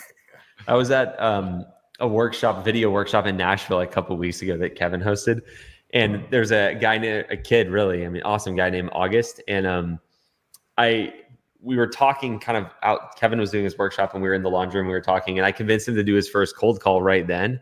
Nice. And it was funny because it went great. Like the first guy was like, he was talking on the phone and I would mute it to tell him something, and he would tell the guy, and the guy basically ended up connecting him with the person in the brokerage. Like it was a very successful first outcome. It wasn't like a book shoot. It was pretty close. With the brokerage, come on. But yeah. But the funniest part was I told him what you just said, which is like, I told him to go back, and if he does 2 hours of cold calling a day, he's going to have more clients than he knows what to do with. I don't know if he's continued to do that since then, because that's tough. That's a lot of work. But I gave him like a pretty aggressive goal on purpose. But anyway, I was like, the one thing you have to watch out for is when you start to get smooth, you're going to wonder why you're not making any sales anymore. And it's like, you can't have that, like when they answer, hey, my name's Eli, and you just barf it on him, and it's like kind of the, when he's on the call that converts. So I thought it's so funny that you said that. Yeah. Listening more than you're talking with the sales is definitely something that I had to learn, because I was so enthusiastic about trying to pitch the service, trying to sell it to them. Like you're on a mission during that call, you really just want them to know everything, right? But yeah, just shutting up is just like the most brilliant thing ever. Like once you like say your quote, or if they ask you for a price, silence, just shut up after you say it. Literally after you say the price, don't assume their budget. Don't literally just nothing, just silence and let them respond. Yeah. Don't, the funniest thing too, I think new people do is if someone's ready to go, like they already, like they know what they want, they're ready to go, but you didn't have the chance to get through what you wanted to tell them, people just start doing it. I'm like, they already said yes, dude. Like take the money. It's done. You don't need to keep, bro. Chill. Like, close the deal. It's fine. Anyway, what on the cold calling? And do you have time for like 5 more minutes? Oh, I have a bunch of time. Perfect. Yeah. So while we're talking about cold calling, it's like I love the Instagram method. Everybody needs to do that as a baseline, but adding on what we call the outbound method, which is cold calling, a specific process where you look on Zillow and stuff. But like a lot of people are scared of it. Do you have any flow for obviously you just have to do it, but like when you're doing it, do you prefer to batch a ton at once, or like what's your process for that? So admittedly, I haven't cold called in a minute because I actually switched to doing Instagram method with my VA. Well, I don't do it anymore, but yeah, you outsource it and then outsource it, right? So my goal is actually to do more cold calling as my photographer sort of, whenever she's at a shoot, I want to block off that specific amount of hours in my calendar to make sure that I'm doing outreach within that time. But in terms of what my process was that kind of got me from 0 to 10K, I definitely batch them. I mean, it's personal preference at the end of the day. I find it more efficient to batch them just because once you get in that mode, it's like, part of me enjoys that more than the Instagram method for sure, just because like it's kind of fun. Like, you get a dopamine hit right when you close them, and it's like you feel like you're on top of the world. Like it's a great feeling, so you're just kind of like chasing that. It's just like something to put your brain on. But yeah, I mean, for those people who are scared, that's totally normal. I was petrified when I first started, but that goes away, and it just kind of becomes like something that you do. And, you're used to getting no's all the time. So I feel like that's just like a good thing for life. Just like being told no, just like a bunch over and over. Like that's got to help you, right? Like that's what my toddler's doing to me. She's 2 years old, and it just, she'll say she wants something. I go, you want that? She goes, no. Yeah. Everything is like no. Reversing it on you. Yeah, she's good at that. Mm-hmm. Impervious to no now. You got to have a question in there, Rod. What do you have for motive? Well, you're asking good questions.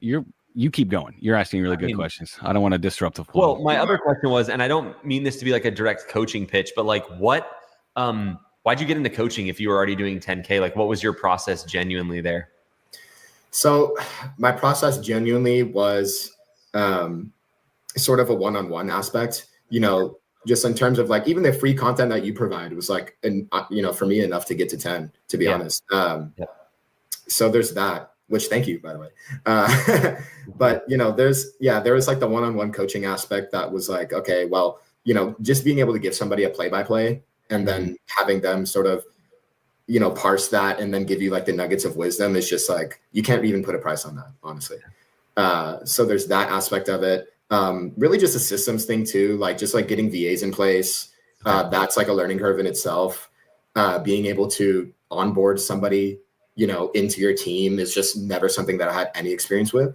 So yeah, just from that sort of aspect, I think at least in my process, the early stages of the business was literally just like get clients and be a good admin. Yeah. Those were kind of like the two things that like got me there. And I'd probably pass on that advice. Like don't overcomplicate it. Some clients are for you, some are not. Just literally keep going until you see the number in your bank account, just like full force from 0 to 10. That'd probably be like my like super, super gross simplification. But yeah, in terms of the coaching aspect, like just like, heightening my systems, like refining my processes, looking for inefficiencies. Like there's just a bunch of like those little nuggets that stack up into something super, truly valuable. So that's what I'd say. Yeah, kind of like we were talking about before. I mean, it's everything can be learned on its own. It's just what the cost is going to be.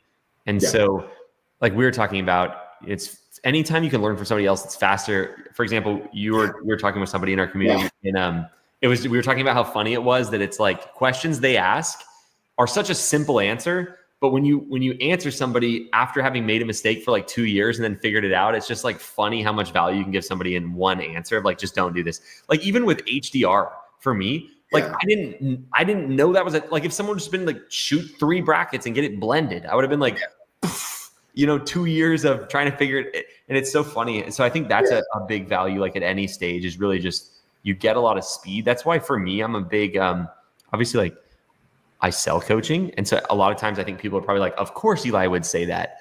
But it's like, I sell coaching because I've seen what it's done for me and just speeding up things. And so I always try to, and coaching comes in many different forms. Like it can be in programs like we have, or just, watching people like, I know you said you're a big fan of Hormozy. And so I think the biggest thing is just that you will grow faster the more you get educated. And there are many different ways to get educated, but putting time and money into getting educated is like really important. What do you, I mean, you have coaching, you listen to Hormozy, like anything else that's been super valuable to you? Gosh, some of the books, I think you recommended a few. There was that one by that, oh gosh, the titles of these books escape me because I just do audiobooks. So I'm not like looking at the cover or anything. But there was one about that, like, she she was like in charge of like, I guess like hiring like HR stuff at Google and Apple. Yes. Radical Candor. Yes. Yeah. Radical Candor. So that was a cool one. I thought a lot of it was a little bit beyond my scope, but like the first half of it was like super valuable. Yeah. And then there's the Go Giver as well, just like about like the mindset stuff. I think for someone just starting out, like that'd probably be like the essential one, to be honest. I agree. Just because it's like, it's short, like throw on the audiobook. If you have a shoot that's like far away, like you can literally knock it out like there and back. Yeah. So there's that. But yeah, I mean, what else? I think it's this is going to sound corny, but just like listening to your business a lot and just like going on walks and just kind of like thinking of ideas and like that kind of thing. Just because when you're in the day-to-day operations of stuff, like for example, you know, we were talking about at the beginning, like it's just a straightforward answer, but at the time, like you talk about HDR and like, you know, let's say like flash equipment and stuff. I'm sure there's someone there that's starting out that had a client that was super upset when they didn't show up with flash. Yeah. Like, where's your equipment? You know what I mean? So like in that moment, it seems like this huge like thing. They're like, oh my gosh, I'm missing flash. But no, you're not missing flash. That client just either needs to get hip or you gotta kick him to the curb. More likely than not, they'll be fine. You know, once they see the output of the photos, and especially if you just have a great attitude during the shoot and you just get them excited about it, they'll end up trusting you.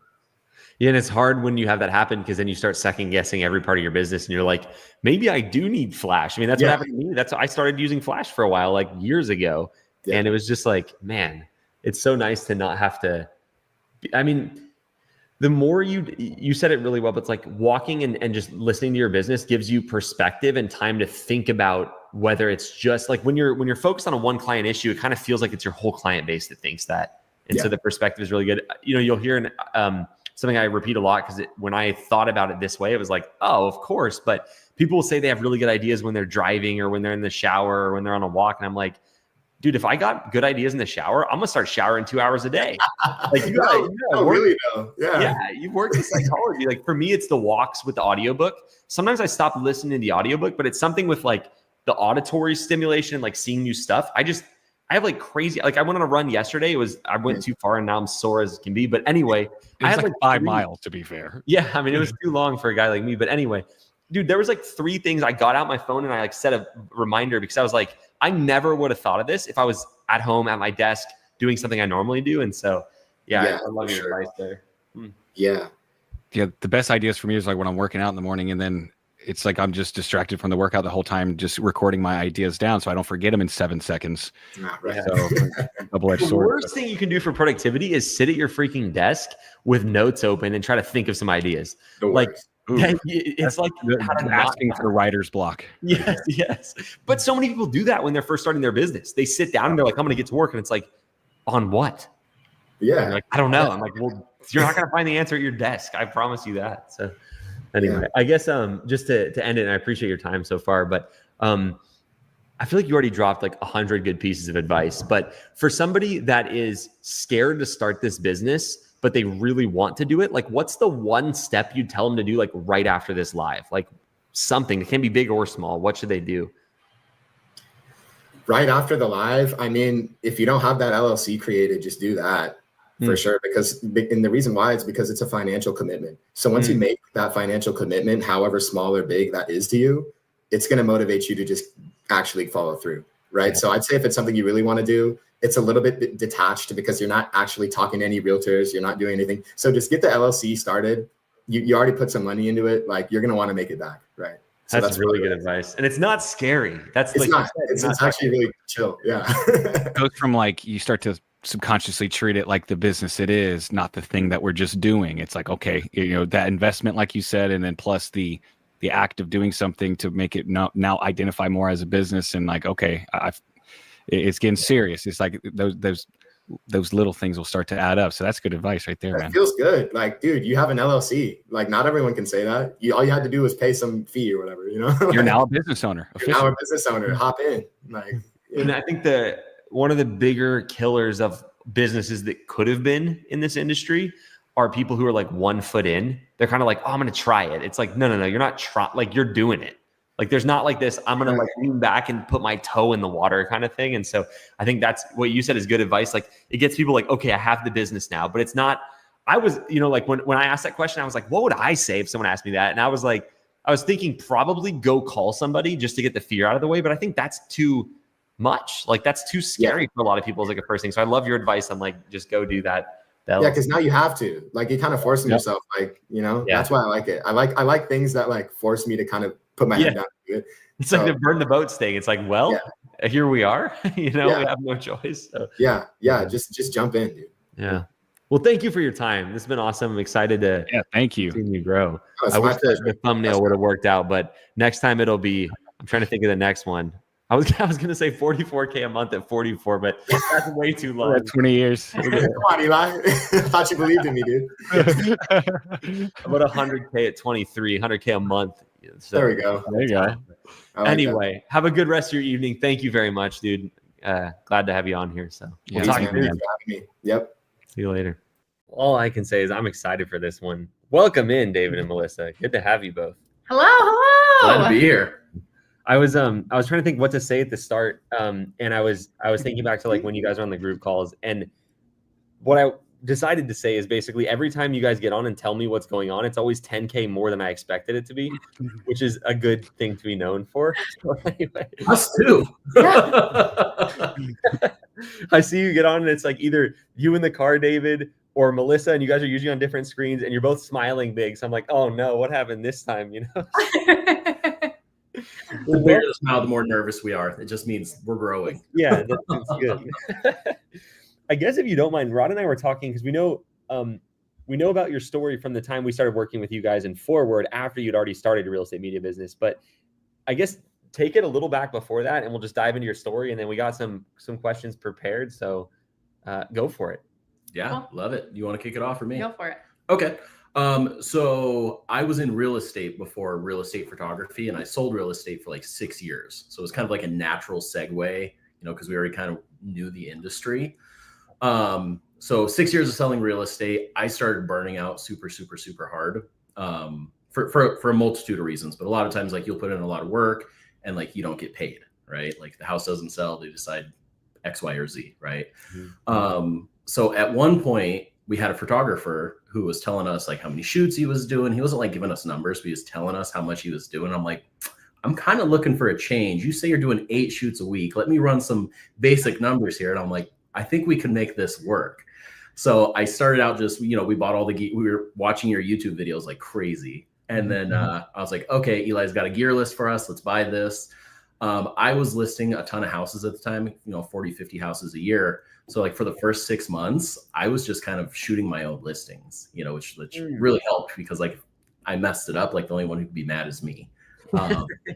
So I was doing that, and that was 2023. In 2024, so December of 2023, we decided January of 2024, we're going to like do this for real. Like I'm stepping away from real estate. We're going to do the real estate photographer thing full time, see if we can build a business out of it. Mm-hmm. And it was 2024 was interesting because I didn't fully step away from real estate. I was trying to, but there's always that like fear, right? When you have like an income that works, like going into a new venture is always scary. So it took me a couple months before I was like, okay, I'm not taking any new clients. And I was very much like, we're done. Stop. Yeah, she was pushing like, no me, more. like, he's like, I got a lead. They want to work with me. I was like, no more. Like it's like 20 grand. Like, and I was like, we will be in this forever. You have to just say no. That's an interesting thing to say because that's what most people need to do, but it's scary and hard. So like, I what made you think that, Melissa, and like encourage him to do that? I mean, was it just seeing what was working so far, or how was your thoughts around that? So we've done a couple different things. So like we were doing real estate. We have a rental. We did a rental flip. So we want to do something real estate related. We're kind of jumping around. And when he stopped doing real estate, he was funny. He was happier. He's joking with the kids. And I was like, you got to get out. You got to get out. Because we were like working on our rental for a while. And so you stopped doing so many deals. Mm-hmm. And then he went back into it. And then he was just angry and he was busy and there was no cutoff time. There's no boundaries. And I was like, you're done. Like answering phone calls at 9 o'clock, 10 o'clock at night. There's no such thing as I think at one point, Melissa's like, when's the last time you took a day off? And we like calculated it out. It was like never. And a half. Yeah. Since I had 1 day off. Like, yeah. Wait, how long? I went a year and a half of like no single days off. Like, you're getting calls. You're almost fell over. Constant. It was constant. Like we did a lot of business, you know, the money was good, but like there's definitely at what cost? Yeah. Exactly. That's super interesting. So I guess one thing kind of along those lines, did you, I mean, I know you said you had that moment when you started calculating how many shoots that guy was doing, how much money he was making because of that. Before that, was it kind of your perspective that like realtor was up here and photographer was down here in terms of earning? In terms of earning, it's not like I'm better than you, but I thought like nobody in their right mind would go from being a real estate agent to a photographer, because photography to me was like an art, which is funny because I'm not like an artist. I'm not an art like I've had clients when I'm shooting their house. I'm like, hey, do you think this? And they're like, you're the artist. I'm like, no, I'm not. You've got the creative eye. Oh, like, I know. We didn't do photography ever. Like No. we didn't own any of the gear. We didn't know what we were doing. Like I watch YouTube videos to be like, I know what an F is, F stop, blah, blah, blah. He's like, what does that mean? It's 9. I don't know what it is. One of the 26 letters of the alphabet. That's all I got. I mean, that's all you need to know. You know, But yeah, I just thought it was like a broke artist thing. Like you do photography because you love photography, and like feeding your family is secondary, you know, like. Yeah. And I think that's why, you know, a lot of people, that makes it so a lot of people get into photography that are more artist types, and the artist mentality doesn't do well from a business standpoint. And so I think the reason a lot of people think of photography that way is because of the people that it brings to the industry. And it's interesting too, because, you know, I had a lot of people tell me, or basically, I had people directly ask like, so Eli, when are you going to get your real estate license? You know, I had like 4 photographers on the team already, and not, you know, that money's everything, but like I knew for a fact that I was making more than them. So it was just a funny assumption of like, when are you going to move to the next step? And so it's just cool to see you guys like grow up, Eli. Like one day I'll get a real job, you know? Yeah. So jumping forward a little bit, from my understanding, you guys did $7,000 this January. Yeah. And now you did 46K last month. Yeah. Yep. What did you do? Like what led to that much growth? Is it compounding of what the work you put in, or what do you think makes you able to do that? We were walking down the beach and there was this like golden thing in the sand, and I rubbed it. You had me for the first like 3 words, and I was like, hey, this is good. Okay, hold on. No, Take notes. Yeah. that was amazing. No, I think it was just a compound effect. Realistically, I think last year we did so much that like, and then winter hit, and like winter is just historically, especially we're in the, you know, Pacific Northwest, winters are slow. I think all the legwork that we put in last year just kind of bottlenecked. And so when spring hit this year, all that hard work we put in leading up to this point started coming to fruition and blooming. Like, and also, I mean, I officially the end of last year, like probably October, November, December, probably November, December, I was completely done. My last real estate clients moved into their new home, like everything was finished. So I know me personally, I got to actually give 100% to the photography side. And that's probably gotcha of it. Okay, so that's been 6 or 7 months since that point. And so it's a combination of like all the groundwork you laid and you're doing that. Would you have transitioned quicker if you could go back, or was it the way it needed to be? I think I appreciate the growth that we had at the rate we had it, because if we'd have got this right away, I don't think I'd have appreciated it to the degree I do now. But of course, if I'd have known that like that's the fruit that could be bared, like I would have done this 10 years ago. Fair enough. Yeah. It's like that's what's the quote? It's like the best day to start was 10 years ago. The second best day is today, you know? 100%, yeah. What were you doing before, Melissa? I mean, were you helping in the real estate business? Were you doing something completely different, or what's your path? Yeah. So in 2020, I was pregnant. We had our first kid. So then he was doing real estate, and I was like, I'm going to help you. We were doing it together. We realized we had different strengths. I was like, I'm going to do the back end stuff. And then last year I was helping him like transition from real estate to photography. There was a couple of times where we were like, oh, we'll go to shoots together. I was learning a little bit of the photography, and I was like, I just don't know. Like we already did this with real estate. We tried to do the same job. We realized that's not working out. Let's divide and conquer. And then we had our 3rd baby in November. So that was like me just being like, I'm tired. I don't want to do anything. My like people battery was just like gone. And I was like, this is terrible. Like I just need to be on the back end. I can't do it. We yin and yang really well. Yeah. But normally I'm the person that's like front facing. I like that. But then we had the baby in November. And so when the baby was born, I was like, okay, like baby is born, we're good. And then I hit it really hard. I had the baby so I could like do the computer work. And then you were out of real estate. So then we could like really, really hit it. Did you guys have like, was it an actual conversation and like deciding who was going to do what, or do you just know each other enough now where you kind of fell into the roles? Or like, I guess, what's your advice around that for a couple that's wanting to like start this together? So this, and again, like this isn't our first business. Like we've been in business together doing different ventures. Like everything we do together. So I think a lot of it is we already knew each other's strengths and weaknesses because we've already kind of worked out the kinks there. And so when it came for the photography side, like it just made sense that like with real estate, I was the one who would go meet the clients. I'd go to the houses. I was very customer front focused. I was front end. Yeah. And Melissa's always been very back end because I'm not organized. She's super organized. She's great at systems and I'm not that brain. And so it just made sense for this. It's like, okay, you move into your spot. I'll move into my spot. Keep aces in their places. I think it's having the communication. As soon as he goes, hey, I did this today. I didn't like it. And I go, oh, I like that. I'll do it. And then I go, oh, this was rough. Like, I don't like doing this. And he's like, oh, I'll do it. And then we kind of just like do it that way. And sometimes we both don't like a job, but we just, who doesn't like it more? Or who's better at it? And then we'd be like, okay. Or What were you going to say, Rod? I see you guys you probably watch enough lives. You can tell when Rod's about to ask a question because it gets closer and closer and closer. I was wondering, was it like trial and error? Y'all found out kind of like the hard way, like who's good at what, and then y'all figured it out? Or is it just like y'all sat down one day and were like, okay, you're good at this, I'm good at this, let's do that? Or is it seems like it just kind of happened over time is what it seems like, right? Kind of both. Yeah. And with real estate side, like it can, like I'm like 6'5", 275 pounds, right? Like I'm like, I will go meet the strangers at strange houses. You stay behind the computer where it's safe. And so that's kind of how those roles kind of came in place.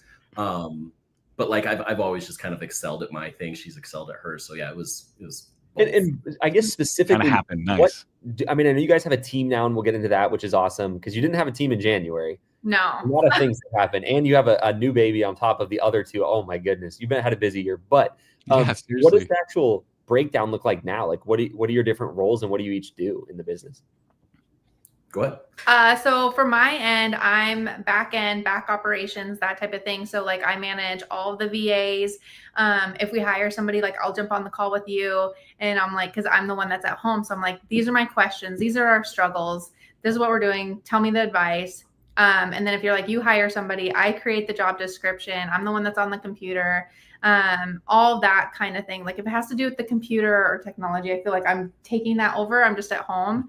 But yeah, and then managing that side. So we kind of and delivery is kind of like your side. So like sending photos out in the morning. Social media, answering phone calls. So you answer the phone, you're texting the clients, that kind of stuff. So you're like the operations manager is what we would generally call it. Like you're running things from the air traffic control tower, basically. Yeah. I'm Spider-Man. She's the guy in the chair. Like, Speaking of that, what does Spider-Man do in your business specifically? So I was pretty much sole photographer forever. Like that's what I did is I was just going and doing the shoots and I was meeting people and going to like events when I could. And then as we started hiring on the photographers, like she has the back end with like she manages the assistants and the VAs. My job is managing the photographers. So like I have a heavy hand in hiring. I have the only hand in training. So actually today's kind of a huge milestone because now we have 4 photographers in the field, not counting myself. And today is the very first day since we broke 10K that like there's photographers in the fields doing shoots and I haven't done a single one. Today's the first day that's happened. The first many of those. Congrats. That's awesome. I don't know what to do with myself at this point. It almost makes me feel like wrong. Like it's like I feel like I'm doing wrong by not doing something. I feel like I'm slacking. But it's right. Your hard work has led to that, so it's really cool to see that unfold. And it's weird how it switches like that. Oh, so 100%. I have had a missed call from 2 of them since we've been on this. Oh, so I'm like, there's still work to be done. Yeah. And you got to, the rest of this live, 10% of your brain's going to be like, what did they need? And was it see me just kind of wandering? That's what it is. Yeah. I guess we jump forward to like today with the team and stuff like that a little bit. going back a little bit, there's this point in everybody's business, and for some people it's like a specific point. For others, it's just like it happens. But you go from being like, is this going to work, to this is going to work. And usually when you get the this is going to work, it's followed by a lot of action and like a lot of growth. So was there that moment or day or month for you, and what caused that, you think? Do you remember the hour? What day was it? What day? March 22nd, 10 a.m. on, no. That's the thing. And again, we've done so many businesses, like failure's just never been an option. I knew it would work. Like, I knew 100% it was going to work. 100%. How did you know? Like what contribute? Because I think the reason I'm diving in on that is a lot of people that could have had a successful real estate media business don't believe it's going to work, and they don't put in the effort, and it doesn't happen. So like, what do you think? They go, oh, I told myself so. They'll go, oh, I told myself so. Exactly. Right. Yeah. Because somebody else has done it. Literally. You guys do it. You have people in coaching that does it. We saw there's 2 bigger companies in Spokane where we live that are doing it. There's one team that you said that we used, or not, like one company that was doing 8 a day, and we're like, if he can do it, we can do it. There's 2 of us. Yeah. And then there was another company who has like 4 photographers, and we were like, then we know that they can be done here, you know. So it was just one of those things that we're like. And we watched all your YouTube stuff with all your success stories, and the people were like, okay, if they're doing it, we know we can do it. And we've had enough businesses and tried enough like risky stuff, like investing in ourselves, that like we know that like, what is that saying? Like everybody stops like 10 feet from gold. Yeah. You know, like, yeah. And we're like, okay, you just push, you got to outwork the competition. Like it's. Well, I think you did stuff. I mean, from what you just shared, you did stuff that I think is actually harder than real estate media. Like real estate media, as far as businesses go, is pretty simple. Like there's work involved. It's not easy, but it's like there's more people who are trying to be real estate agents. Flipping homes, you can get caught with a bag on that one and like lose a ton of money, you know, caught without the bag. Rather. Yeah. I don't want to do it again. It's almost like this was easier. So it's like, it felt like the easy option, where somebody that's never started a business thinks that this is hard. So I think just making that point is interesting too, of just knowing that like, if someone's out there and they're thinking about starting this, as far as businesses go, it's like, there's 3 types, right? There's service, manufacturing, and product. Like service, by far the easiest. So you already picked an easy category. And then you picked a service business where you don't need like millions of dollars in equipment and like a bunch of trucks to make it. You know what I mean? It's like you just show up and you deliver thin air to your clients. So anyway, absolutely. And it's like in the startup, like you just hit it. It's a couple grand, like at most. Like if you jump on Facebook Marketplace, I almost want to do that challenge and see if I could start this business with $1,000. Like $500. Yeah. We'll just move you like across the country. Let's move you to Florida, where seriously, I'll start with a paperclip and we'll work our way up into it. The show Undercover Actually, hold on. I'm getting an idea for a documentary. Hold on. Think about it later. I'm in. We've talked about that before. Do you know the show Undercover Billionaire, where they like drop somebody with $100? That's what I'm thinking. That's what my head is going. Yeah. It's like I've wanted to try that, but I also don't want to restart a business with $100. That sounds terrible. You know what I mean? It'll make for great content, but it's going to be rough. So I guess we're talking about someone that's thinking about starting this. Like, what advice do you have for? I mean, there's 75 people watching this right now live. A bunch more will watch it after. Like a good handful of them haven't done their first shoot. They want to. They're here. That's why they're watching this. But like, what advice would you give to someone in that early stage? Burn the boats. Do it. Like realistically, I mean, if you don't do it, somebody else is going to, and that somebody else isn't going to do as good of a job as you are. And they're not going to take care of their clients like you are. And at the end of the day, these people are going to be in a worse position because you didn't jump out and just start paddling. So yeah, good advice. No day like yesterday. Yeah. It's hard. I think in principle, people understand that they need to do that, but it's like really hard to actually do that. And I think it's like they'll have heard that on 5 different Q&As before, right? Because it's such a common theme, not to take away from your advice, because it's timeless. And of course that's what they need. But like, it's interesting because some people will do that today after hearing you say that because of something else you said that I think is interesting. And it's just big picture cool to see, like, we bring on people here. I mean, we didn't give you any questions or answers ahead of time. So like, everybody says the same. Nerve-wracking. There you go. But it's just cool. It's fine. Yeah. Next time we'll make it easier, you know? It's cool to have everybody like say roughly the same thing, which is cool because then it shows there is just sort of a path you can follow. So jumping forward again, little whiplash on this Q&A, but When did you hire your first photographer, and what was that process like? First photographer, and just to jump back to that other thing real quick, because I think it's really important who do want to like start this business. Like, again, I was in real estate for 6 years. I was selling 40 to 50 houses a year. I'm not top dog, but I was far from the bottom, right? Mm-hmm. I never once had a photographer reach out to me and offer me a free service or any of that stuff, and it would upset me. Like if somebody reached out to me, on the contrary, people reach out all the time, wanting roofers, this, that. Like, I appreciate the hustle. And I think that's what's stopping a lot of people. They have that like hesitancy because they're going to get yelled at, or like, absolutely not. Like, these real estate agents are also business owners. They're also hustling. We hear just it all like the you time. are. Yeah, all the time. They're like, good hustle. Good hustle. Good hustle. I see you everywhere. I see you're making content. I wish I was doing that. I see you on social media. I see you at events. I should be doing that. Yeah. They super appreciate it. Nobody's going to bite your head off. Like, realistically, appreciate what you're doing. But going back to the first photographer thing, we hired him. So in December, we decided we needed to hire somebody, even though like the numbers weren't quite there for us to hire. Which was scary. Terrifying. Yeah, but we knew what the kind of business we wanted to build. And we knew we were kind of jumping ahead a step or two, but that's because we wanted that business faster. We knew the business would be coming. So in December, we decided to hire. We hired our first guy in January. And he's phenomenal, absolutely phenomenal. We love him. Love him. He had no photography experience whatsoever. He's 18 years old. Like, there's a lot of stuff that I was like, oh, okay. But he's just amazing, and our clients absolutely love him. Awesome. But it was like kind of really scary to hire him because we weren't really doing a lot of business at the time. I just knew that like if spring hit and we had to start turning down shoots, like it's already too late. Like, there's you have a lot of thoughts. I mean, you didn't even say them, which makes me wonder if you didn't have them, but like, were you worried if someone could do this like you? Or no? No, because I'm not a creative. I'm not an artist. I'm like, I hesitate to even call myself a photographer. Yes. Honestly, I say it all the time that I'm like, I'm not a photographer. I'm like a business owner, right? Yeah. Yeah. Just happen to take like really good house pictures. Yeah. You know? So like the reality is I learned this so quickly. Like anything I learn, I can teach it because I picked it up this fast. They can pick it up that fast. And realistically, like, I think some of the people we hired are already outscaling me in quality. Like, So, I mean, I did good work, but it wasn't work that couldn't be replicated, you know? That's what I think one of the traps about, I mean, you got to do, you know, whatever your background is, you can't change that. But like a lot of people who were photographers in other industries really struggle to hire because they've gotten so used to like that being their thing that they like overcomplicate the process and everything.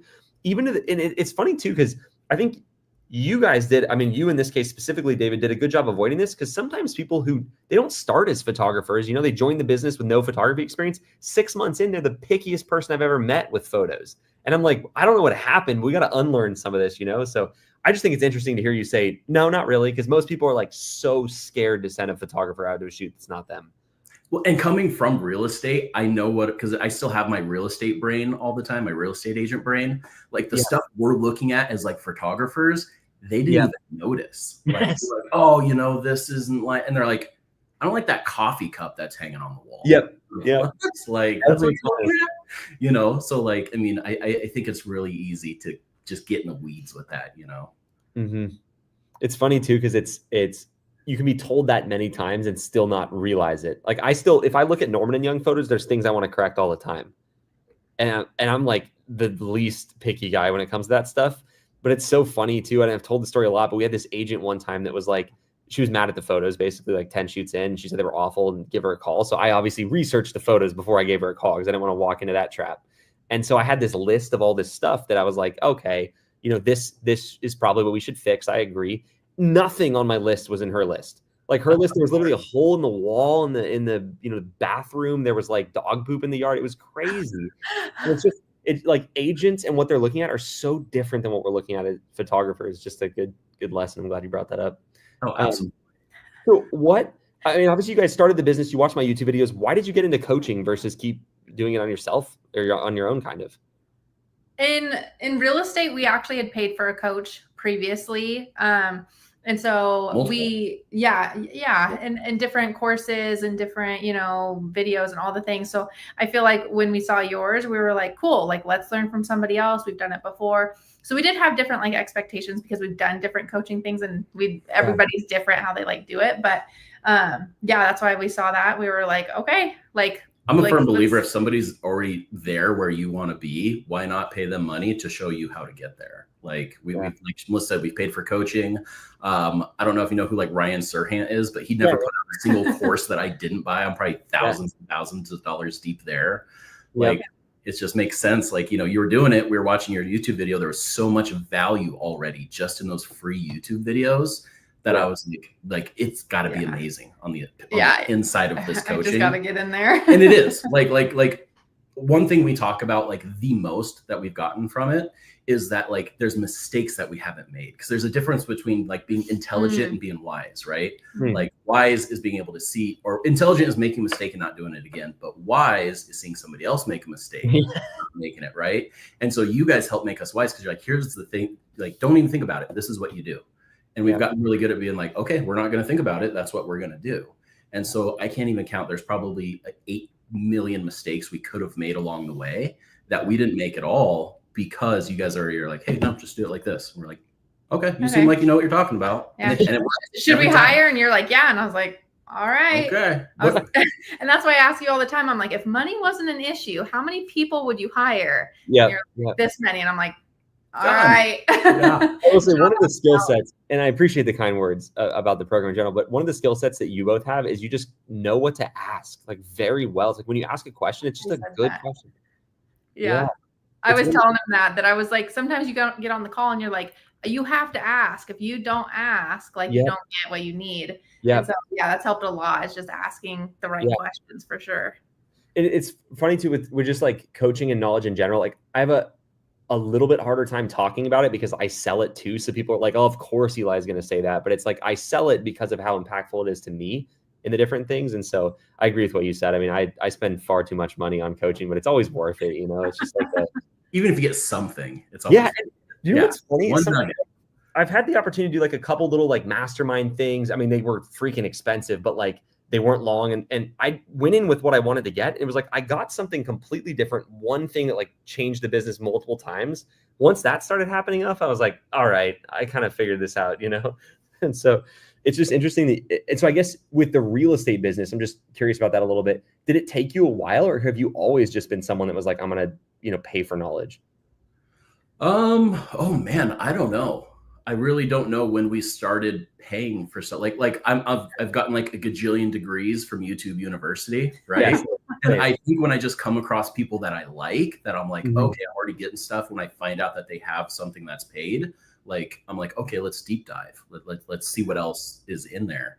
That definitely I don't think started happening until we started making more money. I don't think I was like broke and stuff, right? Like I think I'd like close a real estate transaction, be like, cool, okay, I'm going to allocate this much to go back into ourselves. So I don't know when that actually happened. It just kind of, I think it just kind of happens when you're a business owner. It does. You're always like, because like my first 5 years, very clearly, I was an idiot. Like I didn't even YouTube videos I didn't watch. I was like, no one knows how to do this. Let me figure it out myself. It's so silly. Anyway, I guess just kind of along like the final track of this live, like what is your advice for someone that's trying to build a team? Because you've obviously scaled pretty quickly in revenue and your team, and it's like not completely falling apart. So like any big picture advice on building a team and just doing what you guys have done? I think we've been slow to react in some places. As fast as we have reacted, I think there's times where like I wish we had hired sooner, because you get stuck in your own head and you're like, this month is a fluke. It's a fluke. Yeah. Like, I'm never gonna make this kind of money again. Or like, I'm gonna hire somebody and then I'm gonna have to like fire them because we don't have the business. I think real estate did that to us though, because it was very like you make a chunk of your goose eggs, and so the peaks and valleys were way more dramatic. So then it's like, okay. Yeah. But one thing that I think Kevin had said to us was, I can make 5 decisions before you make one. And he told us that. We were like, man, that stuck with me so hard. like we were talking because we hired a I call her a customer service rep. I don't know. She answers our phones and like talks to our clients and stuff like that. We were talking to Kevin. Kevin said he needed one, and we're like, we need one. So we like made this bet. We're like, okay, first person to hire wins $100, right? Like we were like, okay, you do it, I do it. I think we hired her in like 2 days. I posted the job out that day. I think interviewed her within 2 days, and then she was hired on Monday. Yeah. Yeah. No. And I was like, there you go, Kevin. He's still trying to make that one decision. We're on 5, baby. Kevin's been awesome. Like, he's definitely helped skyrocket us to it. And again, like going back to the coaching, like I just can't recommend it enough. Like the coaches are awesome. We've been with a couple different ones. Brad's amazing. And then Brad's here in the live right now. I saw his comment. Yeah. He's in here somewhere. But Kevin also owes you $100, he says. I'm not sure for what, but I guess that was part of the 5 decisions thing. Yeah. There we go. Yeah, we'll get it. But I mean, realistically, I think that's just been phenomenal. Is like being like, oh, I have a question about this. Like there's a coach, there's a call that we can jump on to like talk to this person about that specific skill set. And it's like, you guys are never going to be able to get rid of us. Like, it's just, it's so like valuable. I will say, it's like, I said, you guys ask good questions, but when I see you on a group call, I'm like, that's a good sign. I'm going to get some like good, solid questions I can dive into. So I appreciate you guys for that. Oh, thank you. Rod, you got to have something in there you want to ask. Well, there was a few questions in the comments I kind of liked, if I can pull one up from old Nate. As a parent, I'm kind of curious, what, if there was even, what's the hardest part you've dealt with in regards to having kids? What tips would parents think about starting? What tips would you give parents thinking about starting a photography business? So how has having kids been with running the business? That's definitely more your side. So I've just been face to the grindstone, 16-hour days. Like Melissa, they still need a parent. So that's been Melissa's side. Yeah. So my sister, we pay my sister to watch our kids. They watch from, she watches them from 8 to 3. So I hit it really hard, 8 to 3. And then she goes home, and then I have to sit with the kids. And sometimes like it sucks. Sometimes I am answering text messages, but it's gotten to the point because he's out in the field. He's like, I'm driving, I'm going to shoot. I can't say anything. So it's gotten to the point where I have to like set those boundaries of like, I can't. At this point, like I worked really, really hard. I have to say clock out. My kids come first. And then as soon as they go to bed at 8 o'clock, we go back to our computers and we're like, let's go. Like it's one of those, like, work hard, play hard. And then we just like shut it off, which is super hard. It's not the easiest. Because now that he's not working 12-hour days and he's coming home and the phone rings, he's like, oh, I got to answer it. I'm like, nah. It's fine. And the reality is too, is like, if you have kids, you're like, no, I want to be there for my kids. Like, absolutely. 100%. Like that's like family first. Right. And you might lose a shoot or two over that. But what I found is some of those agents that are like, oh, you didn't get back to me last night, so I rescheduled with this other person. Like there they are on their next listing, knocking on our door again, coming back to us. Cause we provide such good, they didn't use somebody else because they don't like us. They just were in a panic. They wanted to schedule right away. They panicked, used somebody else, but they always come back.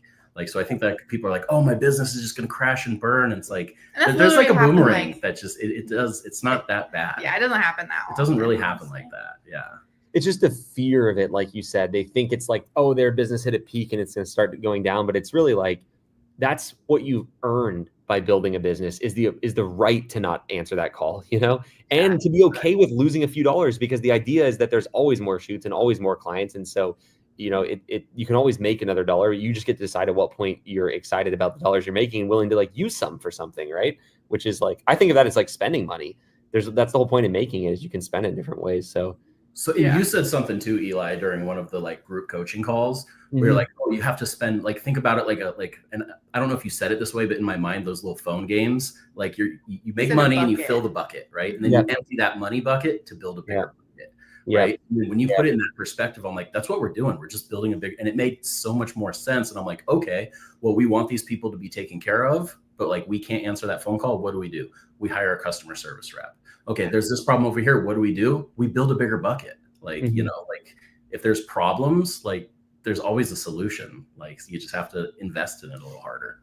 You both seem and I think it's one of the things that's enjoyable about talking to you is like, you seem like you're having fun building the business. And I'm sure there's times that suck. Like everybody knows that, but like generally today, it's fine. It's fine. Is that generally like how you guys just are though? Like pretty positive and upbeat?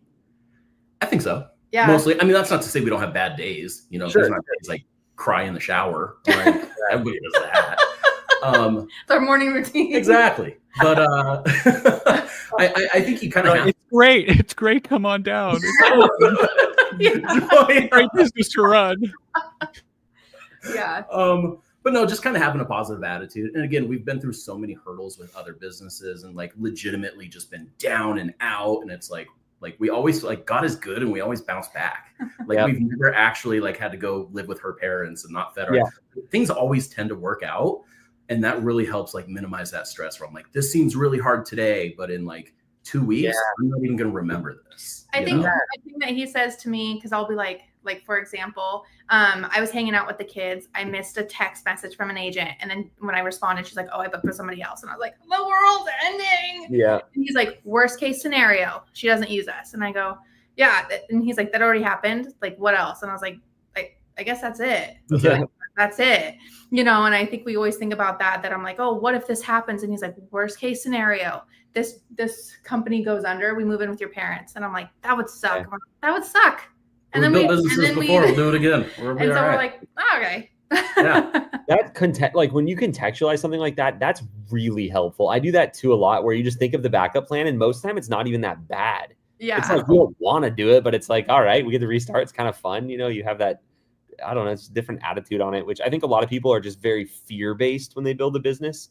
And the more you can get yourself out of the fear, you make way better decisions and you're more likely to not have the worst case outcome happen when you're more optimistic about it. And it's just more fun.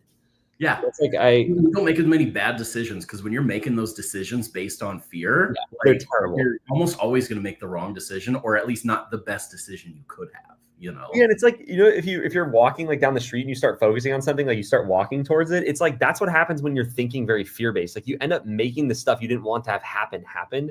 It's very funny. And I think like one thing, this is just a trait I had that's helped me. Like we all have traits that help us, but one of them for me is like whenever something I don't like happens, like my brain first just goes to like, oh, nice, you know, and then doing that like makes it less bad somehow. You know what I mean? Then you're like, all right, we'll fix it. And it's just like you guys basically said that similar frame. And I think you can build a business successfully from fear. It's just way less fun. Like it's way more fun. A lot more of this. Yeah. Wearing a lot more hats. Exactly. Well, anyway, I think that's all I have. I mean, I have more, but that's all we have time for today. Already 38 minutes. That's crazy. Oh, thank you both. That was awesome. We had someone ask if would y'all be okay like sharing your Instagram? I think some people want to maybe stalk your page and all that. Not to ask you. You could totally say no right here. It won't be awkward. I worked so hard on it. Are you down to share so people could stare at it and like, just, compliment it and admire it? Yeah. What is y'all's IG? It's at Real Focused Media. FOCUSED. And there's a video that I think I'm going to pin to the top, but it's of David dancing. And I think I'll just pin because you're like, are you guys having fun? And I'm like this. I have so many clips of him dancing that I'm like right here. You want to know what we're like? You posted that, you really, but then like people love it, and I'm like, all right. Well, everyone flood to go watch that video, please, right now. Yeah. Real quick, this is you, I think, Melissa, because you mentioned it, but like your social media is so good. Like the posting and stuff, those are so good. Like the story you had about the realtor and like you had this, that's just good quality social stuff. So anyway, I appreciate you sharing your handle. But yeah. You have a background in social media, or are you just having some fun? Oh, it's just fun. I watch a lot. I've never made a real estate listing video, by the way, but I can tell you if it's good or if it's bad. Like I'm the one that watches it. I'm like, what is this? We got to change this. We got to change that. You got to start doing this. And I'm like, you don't even know how to hold a camera. Just you do it and hand her the camera. I love y'all's family photo on it too. Yeah, y'all's Instagram is amazing. It is. Oh, thank you. Well, thank you both for your time as well. I know you're busy and excited we'll have you back when you hit 100K in a month. How about that? Yes. See you guys in a month. Let's go. I love how earlier y'all were talking about like seeing people getting interviewed and being like, well, we can do that. And now you are those people where people watch and go, hey, we can do it. Like, it's cool. It's all like coming full circle. So congrats. This was actually, I never told Eli this. This was actually on like my list of like 6, because we wrote a list of like, okay, if we hit this, that's success. And having Eli interview us on our business was literally on my list. I didn't ever want to tell you because I didn't want it to like jinx it. or like you did it because it was on my list, but it was like nice. So like this. That's amazing. Well, thanks for sharing that. That's great. Yeah. If that was on your list, hopefully coming back twice is on your list. So Yeah. We can't know though. Don't tell us though. Don't tell us. You know? Yeah. Oh, well, thank you both. Have a Thank you great all. evening and appreciate you being on here. Thank For For you. Winterfell. For Winterfell. Yeah. That's right. See you guys later. Bye, y'all. Bye. Welcome in, everybody. Happy Thursday. The new face here, I'm super excited that is joining today. This is Kevin, who's built an awesome business called Nashville Media Co. I'm really excited to talk with Kevin. He's an awesome guy. Known you for about a year and a half now, I guess. Did a ton of stuff right. He found success fast, but it was well earned. And he's just a dude who puts in the work. And I wanted to have him on here today. I'm grateful for his time because he embodies what it works well in this industry. And obviously, you know, that's backed by the numbers, almost a $50,000 a month business about a year and a half in. So yeah, I mean, Kevin, let's, you know, I don't want to make it too formal, but give a little bit of your story and we'll dive in. Well, first of all, golly, I'm flattered on that introduction. I don't know if I deserve that much credit, but yeah, man, to your, you know, like you said, we built just shy of a $50,000 a month business. You said earlier, you know, I did a lot of things right. I don't know if I did or if I just tend to focus on all the things I did wrong, because I did a lot of things wrong as well. Even with you guys as my coaches, even with you guys telling me what to do, what not to do, I still went out and did I did all the things wrong. I did all the things wrong, and then I'd come back and do it the way you told me to in the first place. But you know, one way or another, we got to the point where we are now. And yeah, man, it's been an exciting journey. Yeah. I think we talked earlier in the week, and you know, you brought up doing this Q&A, and I thought, oh, it's so cool because I swear it feels like yesterday that I was watching a very similar Q&A with you and Bronson with I think CPV Media up in Virginia. Yeah, and I looked up so much to him and like his like uprising story, and I just thought, man, if he can do it, I can do it. If he can do it, I can do it. Let's go to the start because I love your story. You know, and everybody comes from somewhere, and just some stories are straight up more inspiring than others, and yours is just one of those that is because of the actions that you took. So yeah, I mean, I guess go back as far as you want, but you made a move, bunch of other stuff. Dive in. Some of you listening might have heard because like every time I get the chance to repeat the story, I say it. But the way I found out about you was I was going down the YouTube rabbit hole, like how I make $1 million pressure washing driveways, how I clean gut, whatever. And it was like, you know, I quit my traditional 9-to-5 job. I knew I didn't want to do that anymore. I moved from California to Tennessee about 2 years now, and I moved here. You know, here's how like caution to the wind. Here's, you know, I think it's just me. Like our mindset moving from California to Tennessee was like, we'll figure it out. And that's kind of been like my entire mindset, like not only with our life the last 2 years, but also Nashville Media Company. Like we'll figure it out. It'll work itself out. And we moved here. I didn't know what I wanted to do. We landed here in Tennessee, and I didn't even know where we were going to live. Like we didn't have a place to buy. We didn't have a place to rent. We literally stayed in a hotel for like a month until we figured it out. And then we kind of got established. I think I got like some part-time job, and I was like, I know I'm not going to keep this job, but it's something for now just because I know I have to have a job. And I was just praying about it. Even when I was back in California, like, what is it that I want to do? What's going to like, what is it that I'm actually going to enjoy doing? What am I going to be good at? And what can I do to make money? So not to get ahead of myself here, but one of the prerequisites to what I wanted to do was, one, I want to make money. I'm the only income. I want to provide for my family. And two, I want to kind of escape the rat race a little bit. Like I'm tired of the 9-to-5. So I thought, okay, what job can I do where I can eventually work from home a little bit more? So that was my mindset. And it probably took a good 8 months to finally discover real estate photography. I didn't even know this was an industry. I didn't know people did this as a career. I literally had zero idea that this existed. But I ran into, you know, one of your videos, right, going down the YouTube rabbit hole, and I came across, I won't bore you with the whole logistics, but I found you, and it just made sense. And I thought, you know what, I have sales background. I'm good with people. I'm outgoing. I don't know anything about photography at all. Like I've never held a camera, but this guy's telling me that I can learn. I'm like, I got this. Like, again, like just, so that was like my journey to start. So when I started REPP, when I started all this, I literally had zero clue what I was doing. And it just so happened that at that time you were hosting an in-person workshop in Dallas. I think was it Dallas? Yeah, it was. so I was like, oh my God, that's like this weekend or whatever. Right? I had just like, it was like, I discovered REPP. That course was like in a week. And I was like, let me hurry up and buy all my gear. And I bought all the gear. I got it. Yeah. I was going to say, I'm pretty sure you came with all of your gear still in the package, right? Like, yes. Okay. Yeah. Like my gimbal, I remember peeling off all the stickers. And I remember very vividly you walking up to me like, what is happening here? Like, but I'm like fumbling around because if you've never balanced a gimbal, the first time you balance it, you're like, what is happening? Like it's well, anyway, so that's how new I was. I literally got all my gear the night before I flew out to Dallas. And then I flew out and like the video workshop, it was like a video workshop, like how to shoot video. But everybody in that class already had a business.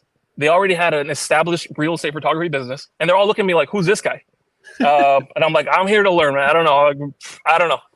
Dude, you've always had that attitude though. It's that's one of the things, like, just so what I'd like to do as we're talking is just point out the things that I think, we work with a lot of people.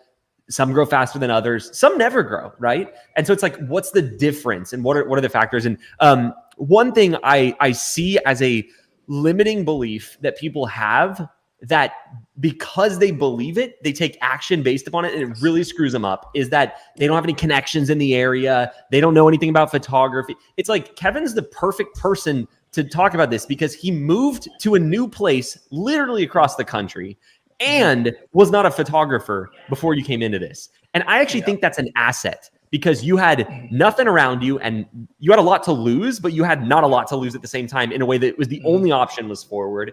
And you didn't know about cameras. So you didn't have all this, this is not going to work and stuff. So that's really cool. So you come to the workshop, you leave, and what happens next? Obviously you have training from us. What did you do to grow your business and like take that any way you want? When I first started, I reached out to a lot of other established real estate photographers and they just gave me so much information. So I try to pass that along to other people. Same thing with Bronson. That's actually where I got that from.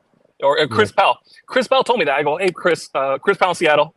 Don't bother him. He's busy. But Chris Powell helped me out tremendously in the beginning. But, I would just bug him every day with random questions. And I go, hey, man, why are you wasting so much time on me? Like, thank you. And he told me the same thing. He goes, well, when he started, people helped him out. So it's only fair that he passes it along. So I love sharing my experience. I'm not saying that I'm anything, but I started from zero to here. So I feel like I can, if I can help people just kind of unlock those limiting beliefs a little bit, it'll help them out tremendously. So anyways, I forgot your question. No, you're good. That was perfect. I'll give a special shout out to Chris as well. Chris is an awesome guy. And he spoke at our conference last year, just for everybody listening. And I love Chris's background because it's so different than mine. It's different than Kevin's. Like Chris comes from he's a professional photographer, like went to school for it, a lot of high-end stuff, headshots, product stuff, worked for REI, like a photographer's photographer. And he is so funny because he hates the mentality of so many photographers, how they're all like, they just get so into the weeds. So it's cool. He presented last year on basically how not to like be a photographer mentality person that stays broke. So he's a cool guy and had a shout out. The question, I guess, so you started your business after leaving the workshop. You obviously had training, and you knew a little bit about what to do, but like, what do you think has allowed you to build a business so freaking fast? I mean, almost 50K a month in less than 2 years is incredible. And it was like fast to 10 and 20K too. So like, what do you think it was? What'd you do? So, I know you give a lot of people advice and, certain people are in different situations, right? What I did was I burned the ships.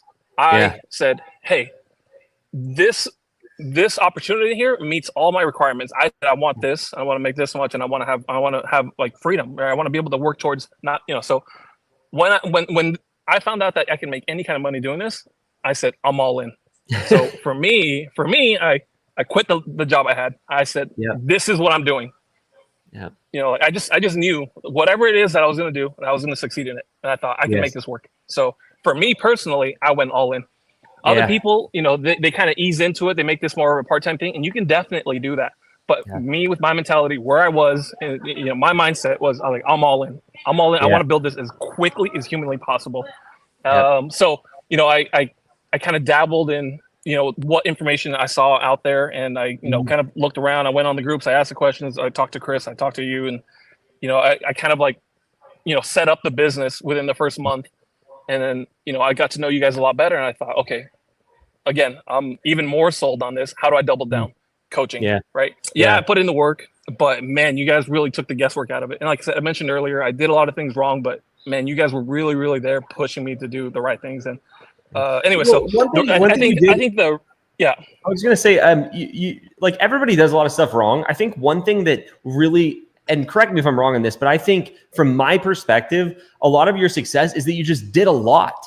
Like it wasn't that you did, like you can make a ton of wrong moves, but if you make them and fix them real fast, you're still good, you know? And so like for everybody listening, Kevin is a fast dude. Like he doesn't wait. He doesn't think and wait forever to take a step. He's just like, let's do it. And I think that's interesting because like my recommendation generally is don't just quit your job, right? But I think the mentality you need to have for anybody is be all in. And so when I'm telling people not to quit their job, here's what I know is true. If I tell someone to quit their job and go all in, they'll just never start. And so I agree absolutely with that for you. I just know that like for a lot of people, it's like, hey, you have to like ease in because otherwise they're going to not do anything at all. So if you're listening and you're like, you resonate with Kevin, fully endorse his strategy. You just, Kevin took risk and he's getting reward, right? The more risk you take, the more reward. And so I love that part of your story. The only reason I kind of bring that up is because like, I'm not saying that this is the only way to start fast, but you know, I think what I'm trying to get at here is that I feel like I grew quickly. So why is that? You did. I think because I had that all-in mentality. I'm not saying that you have to grow from literally, I don't know anything about real estate photography, to 50,000 a month. You don't have to do that in a year and a half. I wanted to. You know, that's what I wanted to do, and I knew I believed in myself.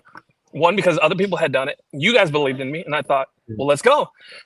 But if you're listening to that and you're like, well, that doesn't really work for me. I have another job. I'd rather ease it into it. You can definitely do that. A conversation that you and I had in the beginning was, you asked me point blank, okay, Kevin, well, how much do you want to make a month? I was like, I have no idea, man. However much I can, as much as I can. Yeah. And you're like, okay, great. Sounds great. But you need to have a number. So I started with a number in mind. And then you told me very specifically, let's break that down. What does that look like? What does that look like per month, per week, per day, per average order value? How do we get there? Cool. So, so that was my goal. My goal was like, cool, we got here. Let's go here. Now let's go here. Now we're at about 50. Now our next goal is 100. So now it's like, cool. That's the goal. It's kind of daunting, but it's like, we can get there. Other people have done it. We can get there. Now it's just a matter of how. But if you're listening to this and you're like, well, I don't really want to do that. I kind of want to ease into it, take my time. That's perfectly fine. You just have to identify exactly what it is that you want, even if it's a goal that scares you a little bit. And then like, cool. Yeah. You know what's interesting? I think it's like all in is a mentality. And so let's say, you're listening right now and you have a circumstance where it's not possible to do what Kevin did, right? Or it's not going to work out for you. Well, if you're going to do this 3 hours a day, make those 3 hours a day an all in 3 hours. You know what I mean? Like don't like, just because you're not, and that's what I love about what you say. It's like the mentality is independent from the amount of time you can spend. So like maybe you literally can't, whatever. And maybe it's a limiting belief that you can't. And I could challenge that if I knew you individually for everybody listening. But like the main thing that I want you to take from Kevin on this topic is when you're spending that time building your business, it's not, oh, I'm thinking about building this real estate media business. Oh, we'll see if it works. Like you got to get rid of that attitude. It's got to be, I only have 3 hours a day. I'm going to be very dedicated for these 3 hours a day. Because I know that if I treat those 3 hours with respect to my future self by putting in the work today, then maybe I'll be able to expand that 3 hours to my full-time thing. And so I love what you're saying about the all-in thing. Yeah, absolutely. So you hit the ground. You're trying to, what'd you do? Like you did some good stuff. Yeah. I was going to say crazy. I did some good stuff and some really bad stuff, but I was like, let's try it all. So obviously the Instagram method, right? You told the Instagram method works. I see so many people out there, I talk to a lot of different people individually. They reach out, they're like, hey, I'd love to pick your brain, whatever. Let's jump on a call. I set like a 30-minute timer. I'm like, cool, let's talk. And we just kind of run through it. So, I get so much feedback saying, oh, well, I tried the Instagram method, this and that, blah, blah, blah, blah, blah, blah. It's just like, don't wish. I try to come up with these little like catchphrases because then it's like an easy way to remember not to fall into these pitfalls. But it's like, don't wish it were easier. Wish you were better. If you're having trouble with the Instagram method, what am I doing wrong? How can I fix it? That's how I kind of applied everything. So the Instagram method, I grew it, like it works. I built my business off of Instagram. That's it. To this day, I don't have a website. I don't have business cards. I just recently, like a month ago, put a logo on our website, on our Instagram, because I have photographers now that work for us. So it's not just me, but I don't have a website. I don't have business cards. I don't have a Google page. I don't run ads. Literally Instagram. That's it. That's how I grew my business. End of story. I've done it. Other people have done it. So I know it works. So if you, it's that right there. Don't wish it were easier, wish you were better. That applies to so many different points in the business. Like starting when you're going through the thick of it, like dude, 2 days ago when I was telling you about who I was with, that is the advice that he gave me. It's literally every level. I was talking about ads and we were having trouble getting him to work. And he was like, no, you're just not good enough at them. You know what I mean? It's so interesting how that same lesson. It's like, what can I do better? What can I do? Yeah. And throwing it back to you, Eli, you said something really early on that really stood out. So I look at you and I see you all over YouTube and Instagram and like, man, this guy just gifted. Like the way I perceived you was like, you just had this natural talent, like this natural gift of gab, whatever you want to call it. Like you were very articulate. And I thought, man, that's a great, like Eli's just that way, end of story. But no, you said something very early on where you would actually wait for your staff to leave your office before you would get on video and do that. And I was like, okay, so talk to me more about that. And you're like, well, it's something that you had to work on. So from my perspective, it's like, oh, Eli just has that gift. He has it and I don't. End of story. No, you said you had to work on it. And I thought, damn, I can get there too. I have to work on it. So I've tried to apply that to a lot of different parts of my business. Like, what can I do better? Like, don't wish it were easier, wish you were better. So the Instagram method, a lot of people tell me it doesn't work. I'm like, no, you're doing something wrong. Let's dive into it. Right. How can I make it work? Yes. Is the question. Yeah. So I did a lot of cold calling on Zillow. Most people will tell you that don't do that. It's not going to work out. You're going to piss people off, whatever. Don't wish it were easier. Wish you were better. You know what I did? I made a couple cold calls off Zillow. They didn't go well. So you know what I did? I watched 12 hours worth of Ricky Caruth sales, cold calling, whatever. And he's a realtor doing cold calls. It has nothing to do with me. Yeah, but you learn kind of like these little techniques. You work on that craft. And if this is something you want to do, what can I do to improve and get better? Cool. So I applied that to everything. Instagram was 75% of what grew my business. Without Instagram, I don't have a business that I do today. As simple as that. But on top of that, I did the Zillow cold calls. I went to brokers opens and like mingles, and I just got out there and networked as much as I possibly could. I started the business and I said, Nashville Media Company is open for business. Let me get out there and shout it from the rooftops, tell everybody that we're open for business and we want your business. So I called people, I hit them up on Instagram. I went to the networking events. When I would get one client, I would ask them for the business. I would ask them for referrals. I would tell them like, I want more business. Give it to me. Like, if you're, and then I think this is a good place to insert another one of my little catchphrases is you do the right things for the right reasons and the money will follow. So it wasn't like, I feel like I got called out at the convention in Vegas where this guy's like, oh, this guy's all about the numbers, whatever, blah, blah. It's like, no. I'm glad you brought that up because that's not the case. I have a saying in my heart that it's like you do the right things for excuse me, you do the right things for the right reasons and money will follow. Dude, if you're genuine and you actually want to serve your clients, you make a difference. What I would tell people in the beginning is like, I don't just want to be your photographer. I want to be a part of your team. I want to help you grow your brand, right? Forget about the photos, forget about the videos. What does that mean? That means you get to sell this house, you get to make your commission, and you get to use that listing to go get more business. How can we, if you and I are the realtor, how can we work towards that goal? And if you're genuine about it, they will see that. They will refer you to everybody. But again, just as you're growing, it's easy to sit here and fixate on a number and a goal, but it's more than that. You have to do the right things for the right reasons. Kenny and I had this conversation literally in the last 7 days, no joke, about how if our goal is to make more of our customers happy, that is the number one fastest way to make more money. And obviously there's nuance to that, right? But like, dude, it's so true. There's a mentality that happens with a lot of new photographers that I think really prevents them. And it's kind of the opposite of what they're talking about. So, we talk about giving away shoots and just like, you got to get your name out there at any cost. And I think a lot of people internalize that to make it seem like they are doing the clients a favor, especially if they give like a free add-on or a free shoot. And it's like, that is the most they are doing you a favor by letting you give them for something for free. And so you have to come with that. And it's not like some like woo-woo energy thing. It's just like have the right attitude and the right mentality and do the things for the right. 100% agree. You know, I don't want to. You talk a lot. You're painting the shed story, right? Like that for me, that embodies doing the right thing for the right reasons, not because the client was going to pay you more, not because they were going to tip you. It was the right thing to do. You're like, hey, I don't have anything else on the books. She's struggling to paint. Let me help her out. Doing the right things for the right reasons. So just having that servant mentality and approaching this as like just having that genuineness and like, hey, I'm here to help. Like I meant that. Like I would tell my clients, like I don't want to just be a photographer. There's there's 100 other photographers out there that could easily replace me. I want to be more than just a photographer. I want, whatever. So be genuine about it. You do have to do a lot of self-analyzing in the beginning, and just kind of identify what it is that's important to you.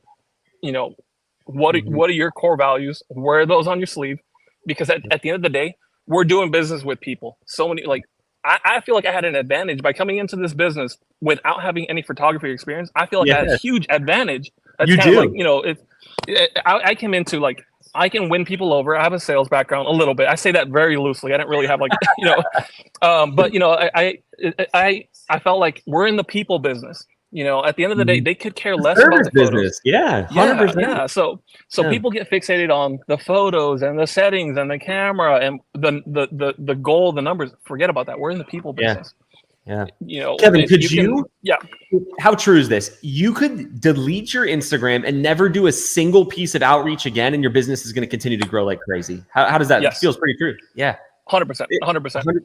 And that's what's so good. And it's a big missing piece for a lot of people that don't grow quickly. It's like, well, I did a lot of the Instagram method. I got a lot of clients, but like, why is my business not? It's because if you don't have that service aspect nailed down, it doesn't matter how many people take you up on the offer.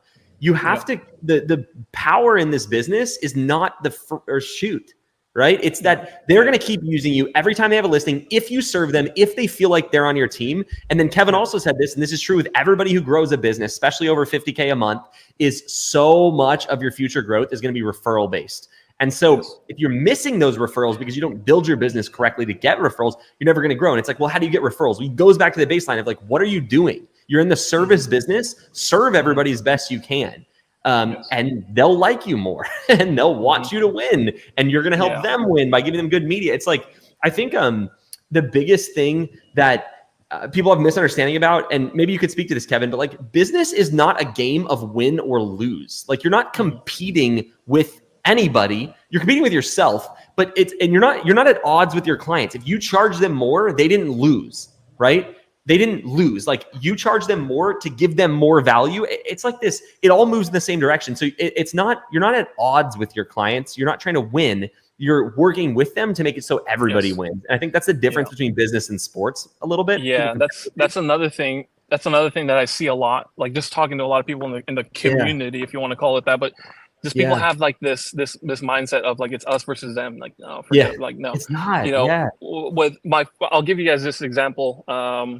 And this is how I approach every single client, whether it's a free shoot or a paid shoot, whether it's a new client or a client that I've shot for 20 times. This is how I approach our interaction every single time. And this is what I tell my employees now. When I hire a new photographer, I'm like, hey, you are now, I wish I could come up with like a term, like a new job title for them. They're not photographers. They're like customer service / photographer representative. That's really what they are. But, so what, like take this one story, and do with it, what you will. But my first client ever, I reached out to him on Zillow, right? After making like a bunch of Zillow calls that fell flat on their face, I called this guy, offered him a free shoot, took me up on it, was there the next day. But I just had this mentality of like, I'm going to blow this guy away with my service, with me. I'm going to be kind. I'm going to be genuine. I'm going to have that servant mentality, and I'm going to deliver. I'm going to, not just talk about it, but be about it. Like deliver the photos, deliver, exceptional customer service, exceptional quality photos. And it's head to toe. It's head to toe. Like it's an experience. You're not just, if all you're providing them are photos, you're going to fall flat. You're not going to get the referral. If you're providing this outstanding customer service, you humanize yourself, they're going to like you. They're going to, you're going to get to know them, be genuine about it. That's where the referrals come from. Not by you had the best photos, you had the best prices. No. Dude, 100%. I want to, Brandon saying something in the comments that I want to clarify. Cause like, I think a lot of people take what I say as the photos don't matter. Absolutely disagree. They do matter. There is a standard. 100%. And if you're below that standard, Yes. you can have great customer service. You'll still probably get business, but you need both. Kevin said in all areas, he delivers the service and the media, and both are exceptional. And so the thing that I think a lot of photographers get into the mentality of is kind of what you're saying, Brandon, and no shade to you at all. I love that you brought this up, but he's basically saying, I'd love to believe that, but I literally just had a potential client I did a free shoot for call me yesterday and say my eye for art and photography is better than his current guy, but his images weren't as good. So when he gets flash, call him back. And that's where people mess it up. Okay, so he just likes the flash photos better than your HDR, and he thinks the flash is the difference. We're talking about photo quality here. Kevin's photos are awesome. Normally, his photos are great. We have clear windows. Everything looks great. It looks as good as flash. There's a lot of garbage HDR out there. So you don't have to use flash to get the good result. But we don't, Kevin like talk about your media. I mean, your videos kill it, dude. Like you spend time on the media, you just pair. That's why you grow so fast. You got both. Yes. Yeah. And to your point, you know, people can like hang on to one thing that you say and then run with it. It's like, you know, sometimes people, I don't know, it is frustrating talking to some people because like I want to help them out, but like they get caught up on this one thing, you know, but I've shot, we just have a video. I don't know if we've posted it yet. I got to check with the team, but we just shot a $10 million house a couple weeks ago. We didn't use flash. He loved them. Yeah. I've shot, I don't know, hundreds of photos, worked with hundreds of homes, hundreds of realtors. Nobody's, It used to be. And so Brandon, for you, some clients are like that. So what I don't want you to do, and I think Kevin would agree with this, like you don't want to change your business because one client said something. Yeah, I've never had anyone, like sometimes our photos are great, sometimes they're not so great. I don't think I've ever really had anyone complain about our photos. I've never had anyone say, oh, well, you don't use flash. They don't really care. Yeah. So I would not get held up on that. I would just kind of take that on the chin, like, okay, cool, move forward. That's it. Yeah. Because I've shot for hundreds of realtors and nobody's ever brought that up. And if somebody did, I'd be like, oh well, on to the next one. You know, I'm still going to provide exceptional. There's this story that I love. So it's Southwest Airlines. It was their old CEO, Herb, who they got a letter from this lady who flew Southwest multiple times. And every time she flew Southwest, she would complain about it. And so it got to the point where she wrote a letter that ended up on the CEO's desk. This is a real story. And it was this long letter about how she hates that there's no seat assignment and the seats aren't comfortable and there's not as much service. Like there's all this stuff. And he wrote back, the letter was basically, I'm trying to think of the exact, it was like 2 words, but it was basically like, we wish you all the best. Like, thanks so much for the feedback. We wish you the best.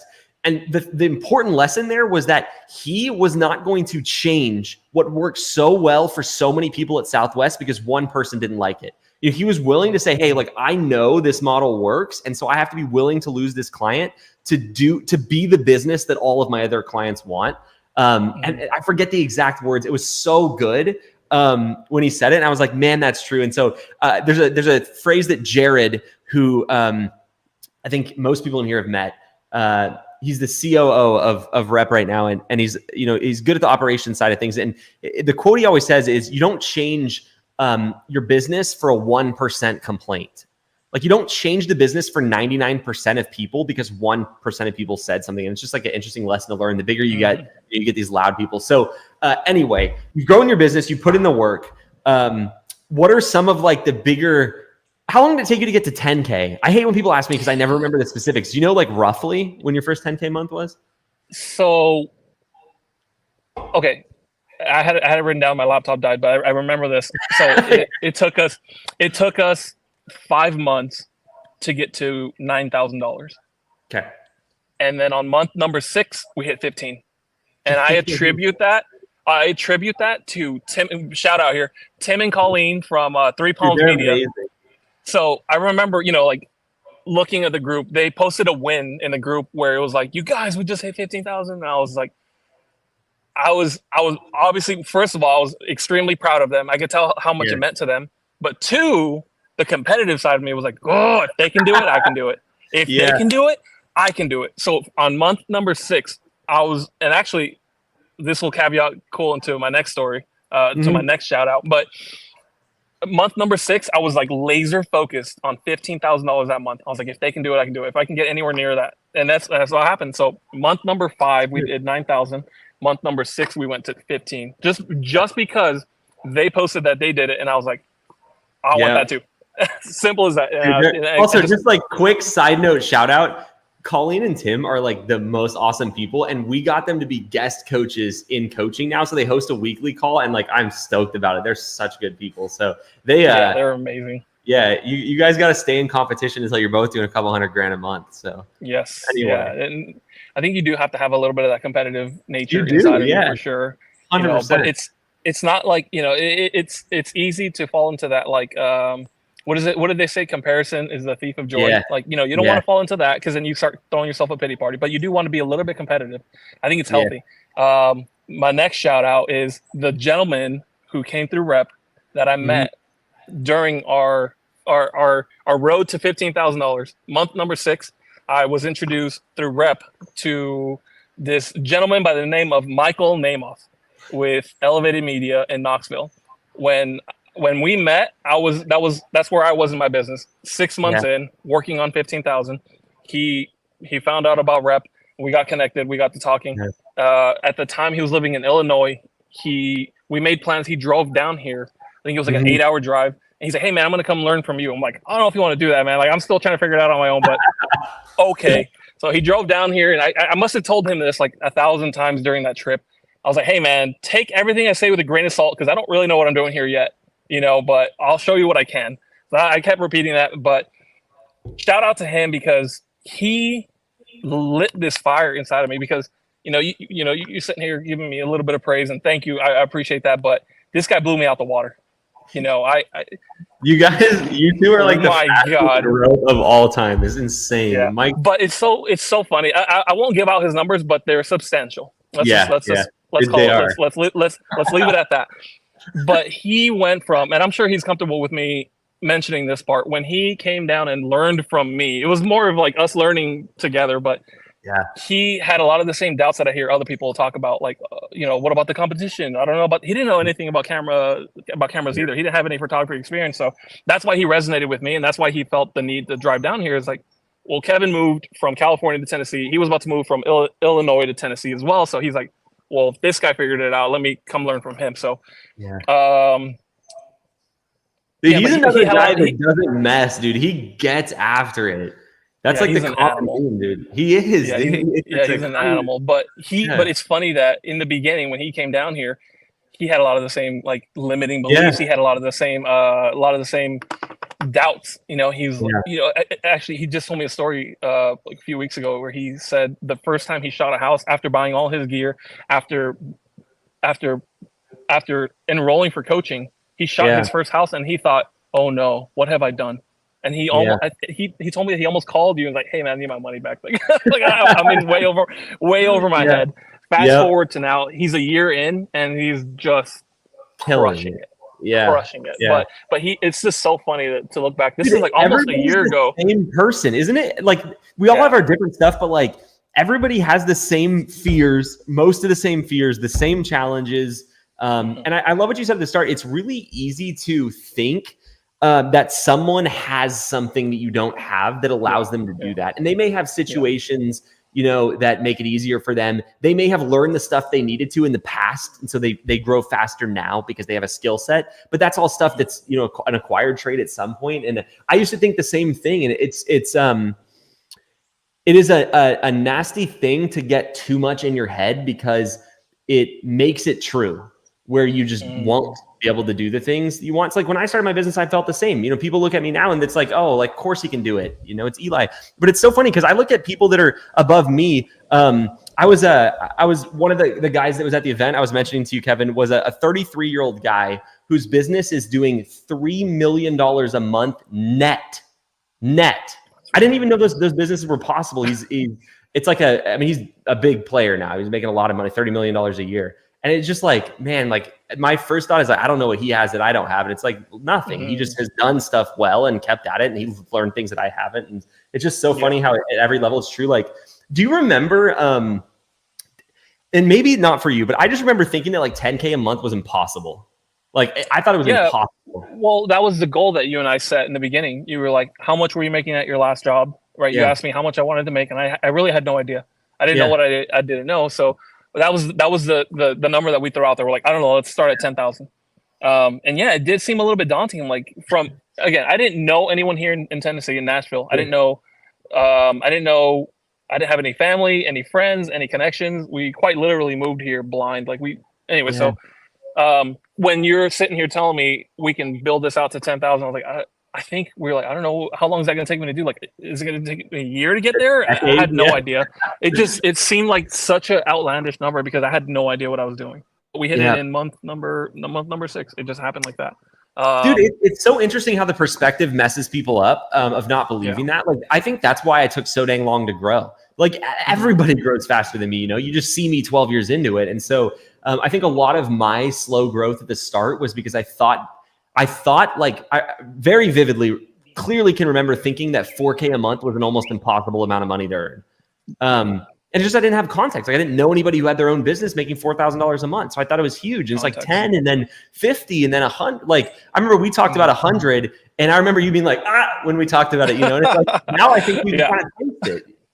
Yeah. It seemed when you challenged me, what was it, like a month or two ago? You challenged me to get to 100. I'm like, I still kind of don't believe it, but I believe it more now than I did back then. I'm like, okay, we can do this. But you just do the math, It's like, okay, 100K a month. If my shoots are $300, is 330 shoots or whatever the math is. And then you're just like, okay, 10 a business day. And that's, it's just so, that's something that I got early on from like a variety of people that I learned from is any goal, you got to have the goal and break it down. So it just makes it so your brain can go, okay, let's, that's how we do it. An important thing to mention here is that, I started throwing out these big numbers, or big to some people, right?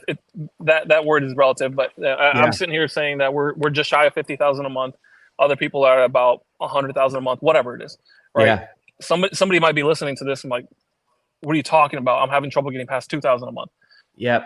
Forget about the big goals because then you're going to get discouraged a little bit, right? Yeah. Comparison is the thief of joy. It's set a goal. Right? If you're at 2, set a goal for 6. Set a goal for 8. Challenge yourself a little bit and like really double down, really get to work and hit that goal. Cool. Yeah. Hey, I hit the goal or I got pretty close to it. Cool. What can we do now? And then just little by little, you got to put your head down.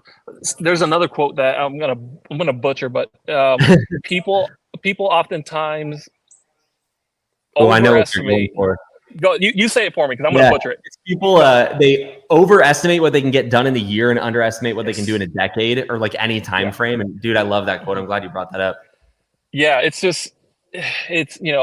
the reason I share our numbers and again, I feel like I got called out a little bit at the conference last year because it's easy to throw out that number because it's like people can kind of like relate to where they are, whatever. But I don't throw out the number to boast or brag. It's more to motivate, right? Yeah. When Tim and Colleen, when Tim and Colleen said we just hit 15,000 a month, I know if I'm sitting here doing 9,000 a month, I know exactly like how many shoots that took. I know I can kind of like start to envision what it would take to get there. So if they're sitting there sharing their wins, it's to motivate, right? So if I'm saying 50, and if you're anywhere near that, great. But again, the only reason I bring up that number is because you have to remember, I started this business from nothing, no connections, nothing, no real estate experience, no photography experience. So it's possible. That's the only reason I bring up those numbers, not out of. Dude, it's so important. It's It's like you need there's like kind of two forces, right? And so like the for a lot of business owners, the strongest one is the one they're like looking at and trying to figure out how to get to. And so I love when people share what they're doing and their numbers, because that's what helped me grow my businesses at the start and to this day does. Like I was saying with that kid, 33, he's older than me, but that's a young guy. And like I was literally like, you got to get in situations, in my opinion, that kind of break your brain temporarily, where you like get like you go through the phases. Like I have a buddy of mine named Eric who a couple years ago like literally pissed me off like by telling me how big his company was. And I was like, how am I not like, how is that possible? How am I not? And so I looked at what he was doing and I did it. And now my company's bigger than his. And I was like, okay. And so like you get these, and you have, so for everybody, it's like, man, 50K, it feels like an eternity out there. And you're like kind of mad that that's even possible. Like you're not mad at Kevin. It's just like, you're like, what? Like you get that feeling. That is such a valuable feeling for a lot of people. Like, man, like how do I even do that? and I think you asked me a question and I kind of didn't really answer it, but you asked like, how did I grow quickly? What do I think I can attribute that to? And I talk a lot about like my journey and some of my mindset, because I think that's what it comes down to. It comes down to your mindset. It comes down, we talk a lot about limiting beliefs. But to answer that question, if somebody's out there listening, like, well, how can I grow to X amount? Whatever that number is for you, because you're part-time or you're all in, whether it's 10,000 a month, whether it's 6,000, 8,000, like first and foremost, if I was just driving blind and I had no end in sight, no goal, it's like you're pissing in the wind, you know? So we set a goal. I don't know how we got to that number, but that was the goal. We had a goal, and I was somewhat confident that we can hit it. So wherever you are in your business, whether you're starting out or you're a year or two in, whatever, set a goal. Like, hey, we're here now, and I want to be here. Cool. Then you can start breaking that down. So that's step one. You have to know what you want.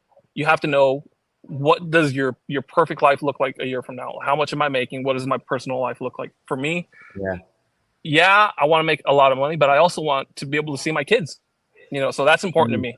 And I get to see my kids a lot more than I did with my last career. So that was important to me, right? I want to make this amount of money, and because that's kind of what we're used to making. And that's how we came up to that number. Like, we based that off of how much I was making my last job. I want to make this amount of money, and I want to have this much time with my kids. So that was like my goal in the beginning, right? It's like another quote that I've had to be reminded of is like, remember why you started, right? Because we can get lost in the sauce. We can get, you know, start chasing the rabbit, start chasing a number, and then you kind of forget why you started. For me, the whole reason I got introduced to this is because I wanted to eventually, you know, buy back my time and I wanted to spend more time with my kids and my family. So that's why, you know, so it's easy for me to start chasing these big numbers, but it's like, hey, remember why you started. So sometimes I have to kind of like humble myself a little bit and remember why I started. So if you're listening to this, that's super important. You have to identify what it is that you want. Cool. Then you can start breaking that down. And then how do I get there? Right. But and then the second part of that is you have to kind of throw your limiting beliefs out the window. What about the competition? What about this? What about that one client? Forget about all that. About all that. So challenge yourself a little bit and throw some of the limiting beliefs out the window and get to work. That's another thing. Like when I get on calls with people who are asking me like what my experience was with the whole process, I tell them like, get ready to work your ass off. Like another thing that I tell them is, you get what you put in.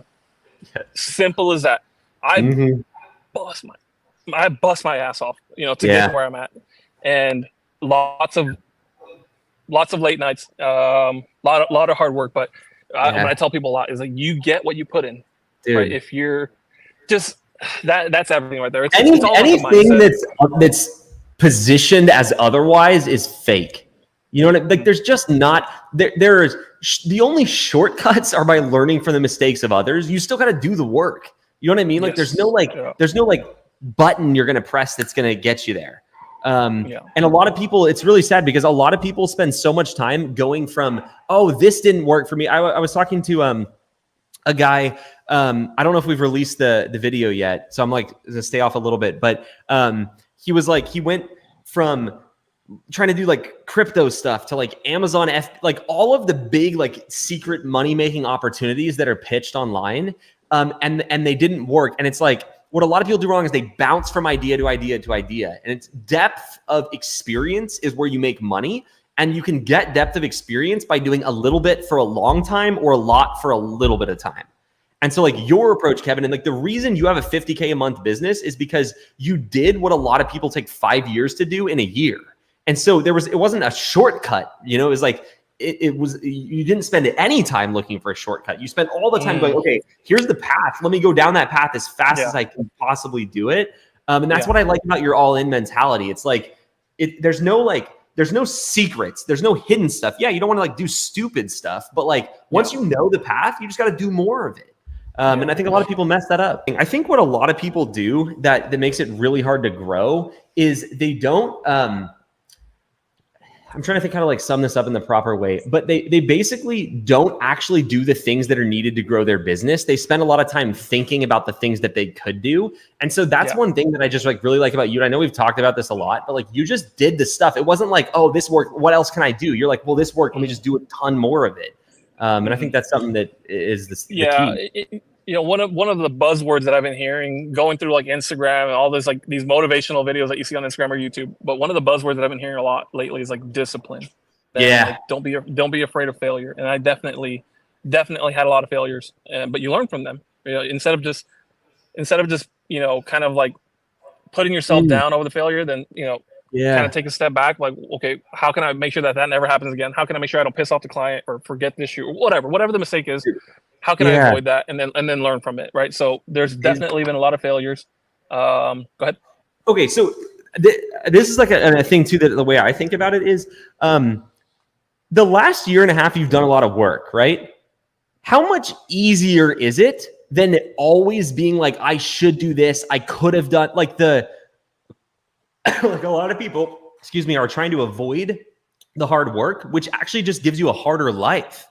You know what I mean? Like, it's not like people are like, oh, like, I don't want to sacrifice. I'm like, well, you sacrifice either way. You either sacrifice your time or you sacrifice what you could have had. And that's a lot more painful. So like, it's like when you talk about hard work, is that a positive thing in your mind? Like, does it feel good? Or is that like, oh man, like that sucks? You know what I mean?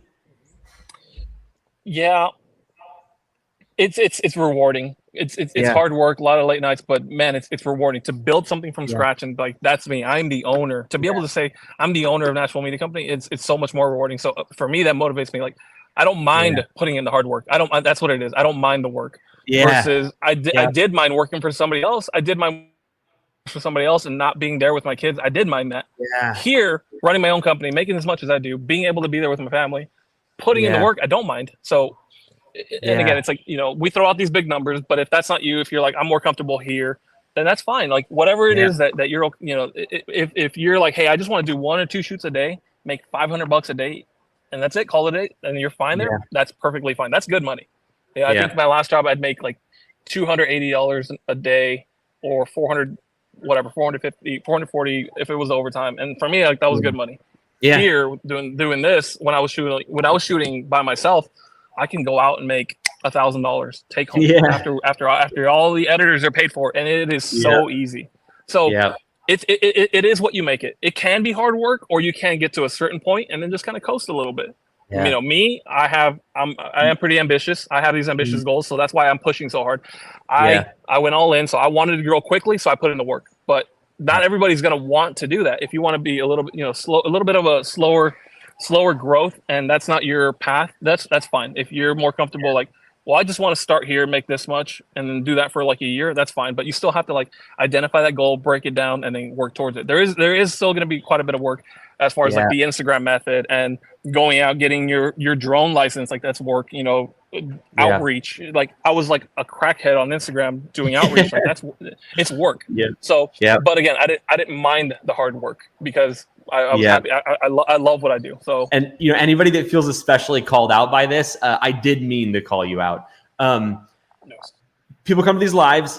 We see you every week. We like you. You're great, but you don't do anything between the lives. So for people, Kevin, that have like kept coming to lives, I mean, what's your advice to them? And that's not saying like, yes, they should join coaching, but like deeper than that, like what would be your thoughts on what they should do? Yeah, just make a decision, go for it. Throw the fear. I think a lot of that, like that on the fence, is some amount of fear, which we all have. I had plenty of fear. Mike from Elevated had plenty of fear. Get over it. Like, I'm here. Use me as your resource. If you have questions, like, come to me. I'm gonna give you some advice. But I think it's fear. So I guess the advice I'd give you is like, set a goal. I don't care what it is, and start, and just have faith that it's gonna work out. You're gonna put in the work. You're gonna get what you put in.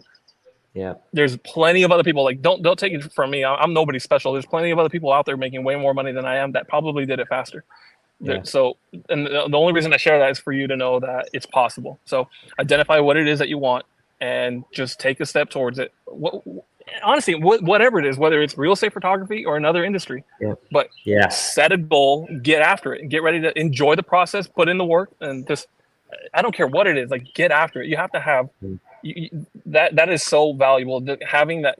Honestly, otherwise you're an employee. I'm sorry, but like, if you don't have the ability to just like take that leap of faith a little bit in whatever it is that you do, then you're an employee. There's nothing wrong with that. There's absolutely nothing wrong with that. But make that decision. Cool. Now Good. That's go so good. get that job.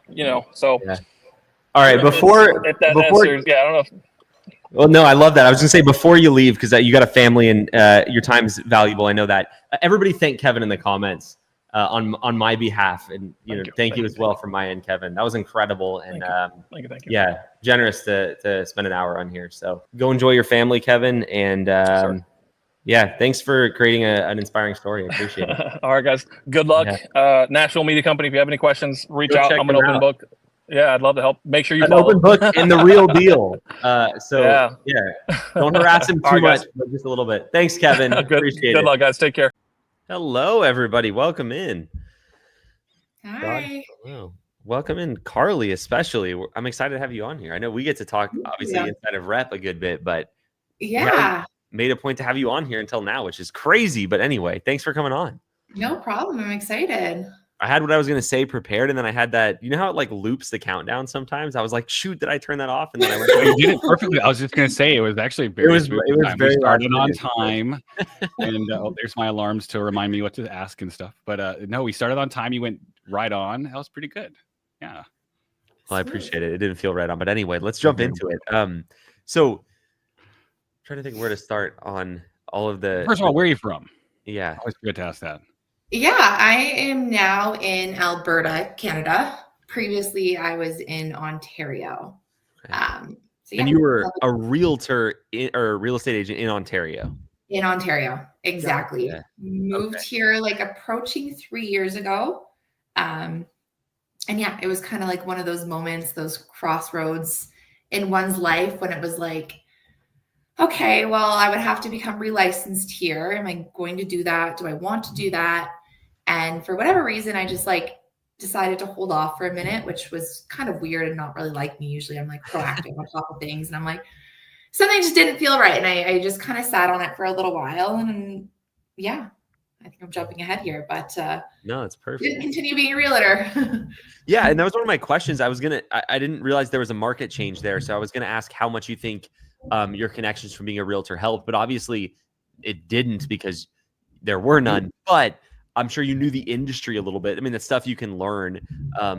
But do you think that helped give you confidence that you knew this was going to work because you'd seen realtors hire professionals, you'd worked with them, or like, how did that exactly. I don't think there was zero connections that helped me because I didn't know a soul moving here, never even stepped foot in Alberta until the day the moving truck showed up. So zero connections. But yeah, I think I definitely seen the industry from the other side of things. I've seen a lot of things that were frustrating as a realtor when it came to finding, keeping, working with reliable vendors.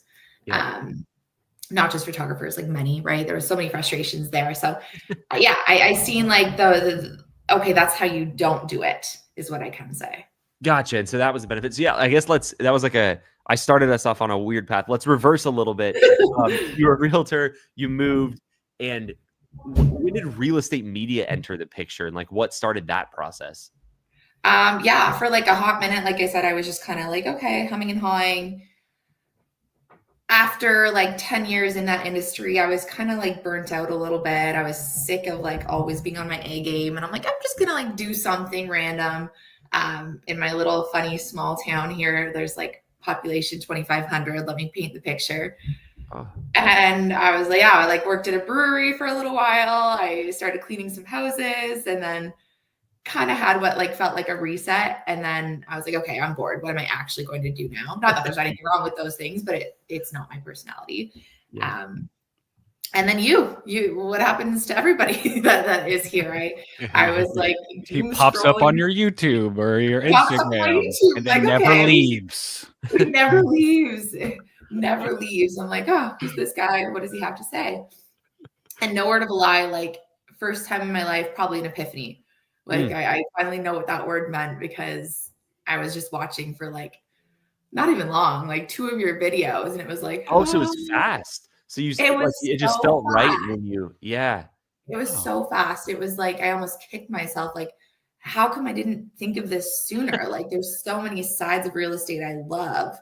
Seeing beautiful houses, I like design. I love dealing with the public. I love all of that, but like the nitty gritty negotiations, flying out of the house without much notice, like during dinner for, whatever. But yeah, it was like definitely a pivotal moment when I watched a few of your videos. I'm like, why haven't I thought about media?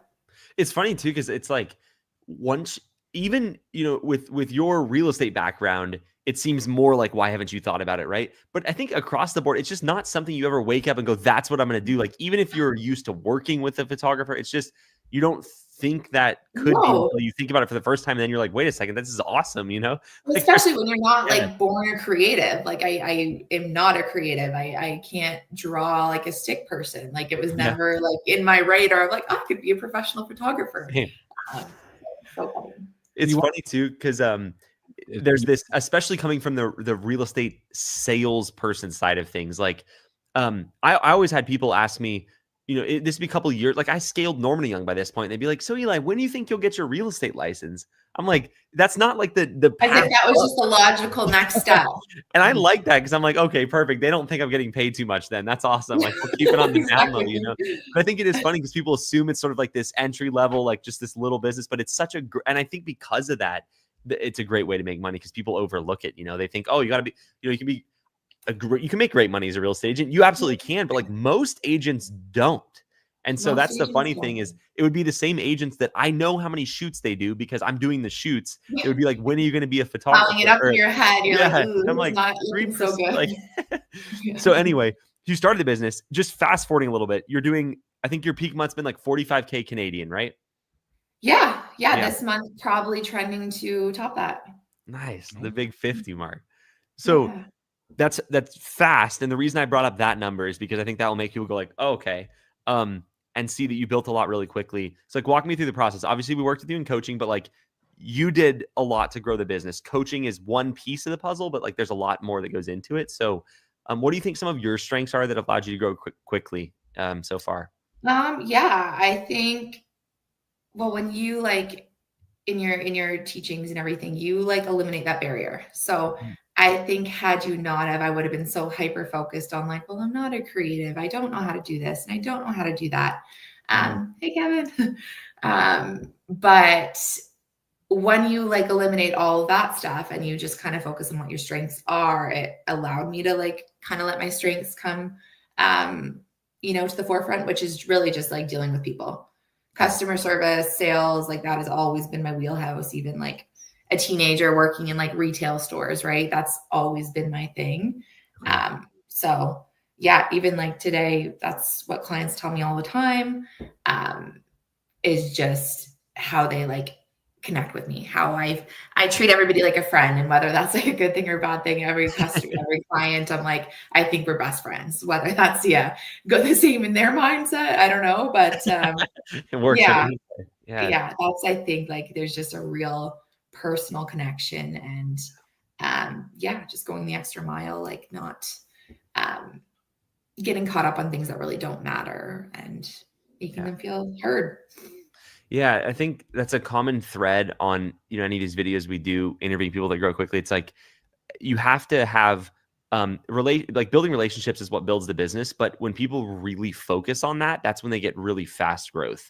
And everybody does it in kind of their own way. But it's like, this is a very relationship-based business because it's not a one-time customer. It's someone you work with over and over. So if you don't build a relationship, it's hard to get referrals. It's hard to keep customers. So what is that? I mean, you said go the extra mile. Like, what do you do that makes people want to refer you and want to stay with you, you think? Like, I think a few things, like patience is a huge one. You really hit the nail on the head with that one, that like, even as my time as a realtor, how many photographers or whoever came through and they're just rushed. They're overbooked on their schedule, which like my company's busy too. I understand maintaining a schedule, but just trying to like zip through and not really care. It shows. Whereas like myself and now the team I've trained, it's like, if they have put that effort in, like it's one thing if there was zero preparation and then it's kind of like, okay, go for it. But if you can tell they've put a certain level of preparation in, they really care. And they may have gotten the house like 80% of the way there. We're going to get them to 100. We're going to give them 20 minutes to tuck away a trash can that they might've missed. So that's a big one. I think just like they see like wow, they actually care. They're not just coming in here with their camera, rapid fire, like it's our problem now. It's they care. They care about what they're putting out media wise. They care about what my client's going to think of me.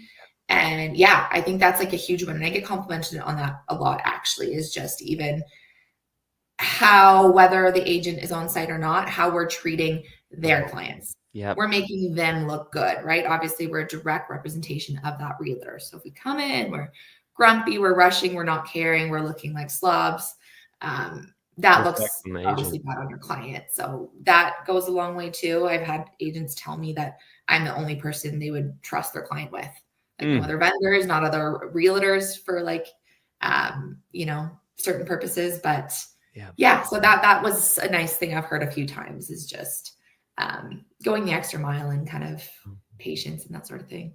And also not like nickel and diming. I learned that from you though, right? There's so much bad advice out there. And now I just like laugh when I see it.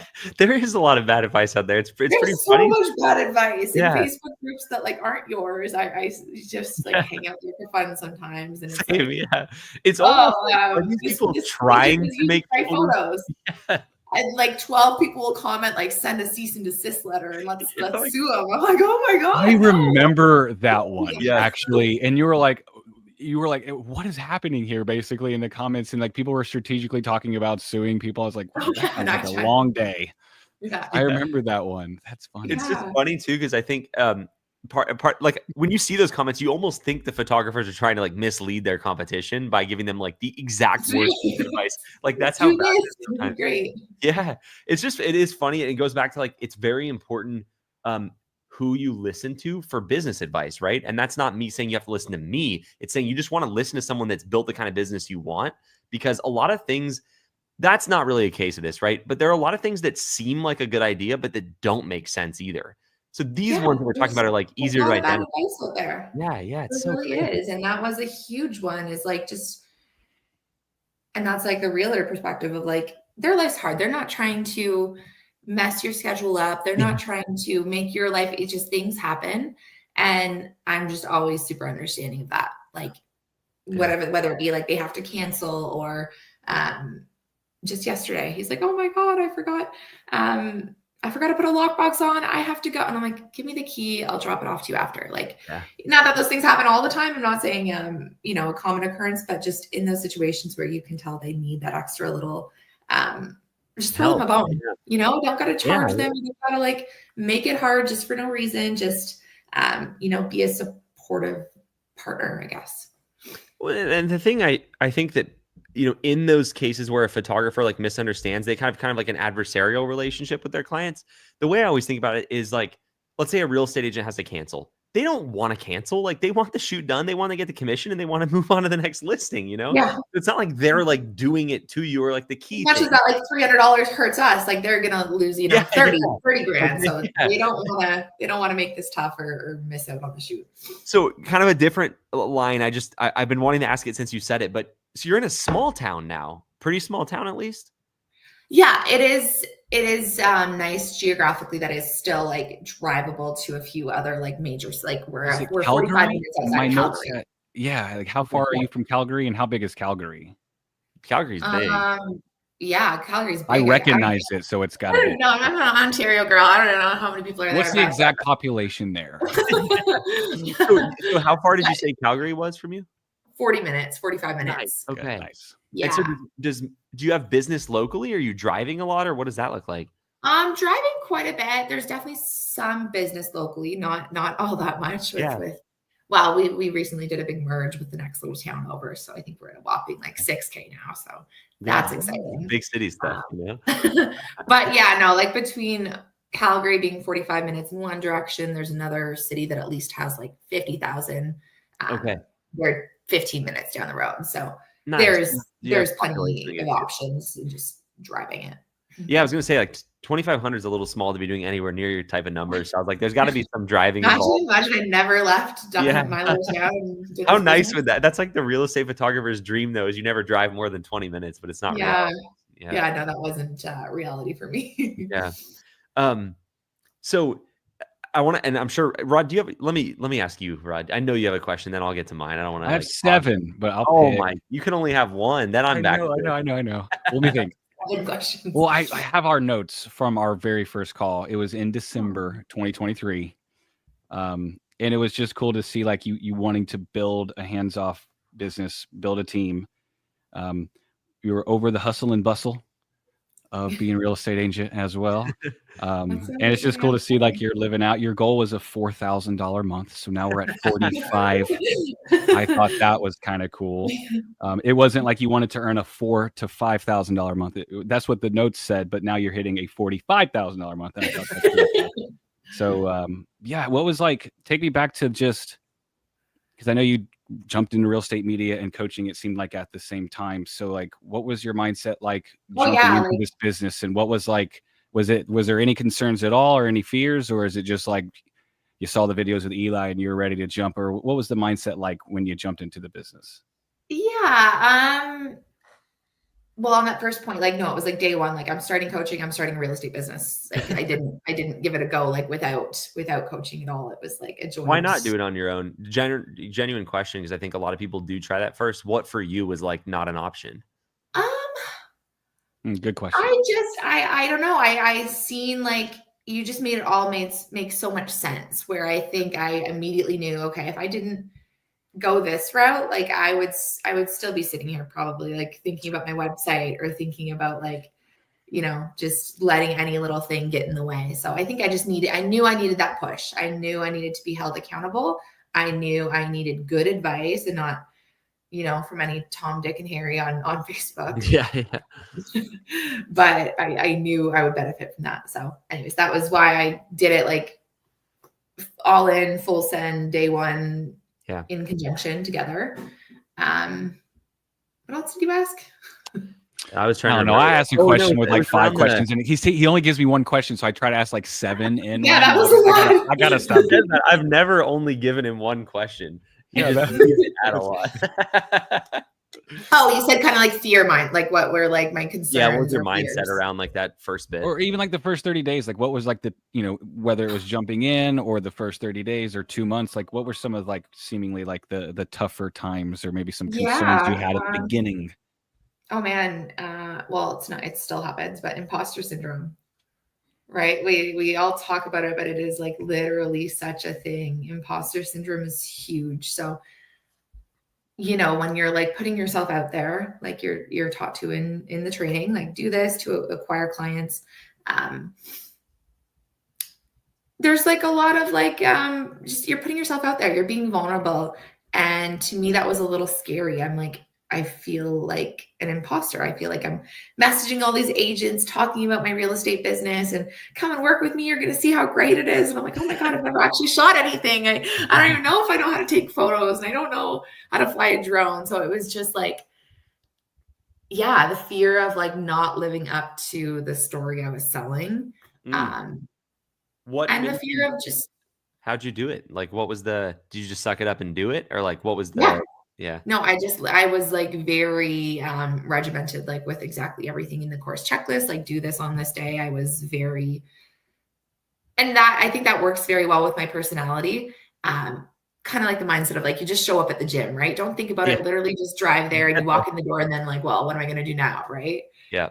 But it was similar with that. I'm just like, I'm just doing the checklist. I'm just okay. Without letting myself like, you know, have too much thoughts regarding it, because I probably would have been like, no, don't say that. Don't do that. You're not, you know, you're not a videographer. It is a weird thing because when you look back, it's like, it seems so silly to think that, but when you're in it, it feels like it's like a very real obstacle. A lot of people in the comments are saying the imposter syndrome too. It's like, and so for you and for everybody listening, like, what's your advice on how to get through that? Is it genuinely just do it? Or like, what were some of your tactics, I guess? Yeah, honestly, just kind of do it. Yeah. And then slowly, like, you'll get those rewards. You'll see that, okay, you're not an imposter. But at the beginning, you just have to do it when there's no proof to show. There's no validation really externally coming to you. So you just kind of got to like trust in the process, envision like, you know, manifesting a little bit. But envision like where you want to be in a few months and know that this is the roadmap you have to take. And then like slowly things start trickling in. You do your first couple shoots, then you get your first compliment and somebody says it was awesome, and you get your first Google review, and then like suddenly over time it starts snowballing into like real validation. Like, okay, I'm not an imposter. I guess I am a real estate. Not anymore. Yeah. Was there a moment in your business where you think it dramatically reduced? Was it the first shoot, or was like your first 5K month, or has there been that moment? Yeah, I think like not the first shoot, definitely not the first shoot. It lingered around for a little while longer than that. I think it was probably just more when I was starting to get repeat clients, right? Okay. Like I would do something for somebody once, and then maybe they didn't have a listing for like 3 or 4 weeks. So I felt like that was sort of an uncomfortable little period. Like, okay, I know I shopped with this guy last week, and where is he? He's not calling me again. And you kind of let that spiral into, he hated me. I'm an awful person. The photos suck. He's, and then like it's just patience. And then like a week later, he's like, hey, I got my next listing. I want you back out. So I think it was when people started calling me more than just the one time. It was like, okay, something brought them back. Yeah. It's funny because that phase is so stressful. And I'm sure you get a lot of questions about this, but I do as well. It's like, do I need to follow up with them? It's like, no, they just don't have a listing. Like they want another listing. I promise they do. Like you just have to wait. And it's almost, maybe the first time they say something, but almost no news is good news. Even if you send the photos and don't hear back, it's just, they got the photos. They're trying to sell the house now. That's normal now. And I know that now, but in the beginning, it's like, I'm expecting some like love letter from them. I'm like pacing the floor. Like, okay, I sent the stuff. Like, where's these are so awesome. Yeah, but no, they're busy. I should have known that from being an agent. Like, okay, you got the photos, list it, sell it, go, go, go. Yep. No, it's funny how much that stuff can play into your thoughts of like, I told you so to yourself, where you have this imposter syndrome, you do something and sometimes, as the cards have it, the first agent doesn't like your photos, or the fifth. And it's like, so you really have to be focused on the, like, other people have done this. There's no difference between where they did it and where I'm doing it. It can work here. So I just got to stick with it. Rod, you have something. What else do you have in there? I kind of want to shift to like, and Dan asked in the comments too, as well, about you building your team. I kind of want to find out more about your team. And then just from okay, I'm going to try not to ask 5 questions in one question, but I was like, hold on. Let me write them down. How was it shifted? Actually, what Dan asked is actually a really good question. Like, let me put it up here. How did you adjust to the shift of doing everything yourself to then building a team and building out the business? Speak to that a little bit in that shift. And then I'll ask probably follow-up questions to that. Yeah. I think the biggest shift for me, like, wasn't necessarily the work itself. Like my first hire was somebody who was experienced, and he's awesome. He's my right-hand man. But so it wasn't like I was worried he couldn't do the job I did. In fact, I knew it would be better. It was like getting over my own concern of like, people are choosing to work with me because it's me. So that was something that was really kind of making me nervous. And in the beginning, I was a little bit stressed about like, I don't have the best photos in the world. I don't have the best anything in the world when it comes to media. It's good. But is it the best out there? No. So I told myself like the only reason they're working with me is because we've built a relationship. We've built a friendship even. So I was kind of convinced that like, okay, if I throw somebody else into the mix, that could all disappear. They could say, well, like Harley's obviously not on the road anymore, and move on. So I was worried that would dramatically kind of interfere with growth and the customers I did have. But, jumping ahead, that didn't happen. People were able to then build relationships with that person. And in the beginning, I was making sure I was still paying as much attention to them as I could, like by doing a couple of things, like just still showing up on shoots, whether it was like just to pop by and say hello. Even though somebody else was like physically doing the shooting, I'm like, hey, I'm in the neighborhood. Here's a coffee. Or just like being it allowed me to be more hands-on because I had a little bit more time suddenly, like calling them before the shoot, like, hey, it's actually not me today. It's Justin.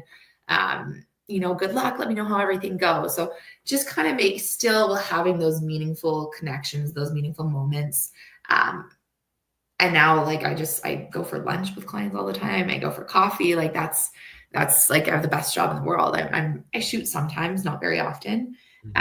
But those relationships have shifted to like either going out and actually doing something fun together or phone calls, emails, all that kind of stuff. So it was a leap of faith in the beginning, but now it's like, it's amazing. I couldn't go back to not having a team.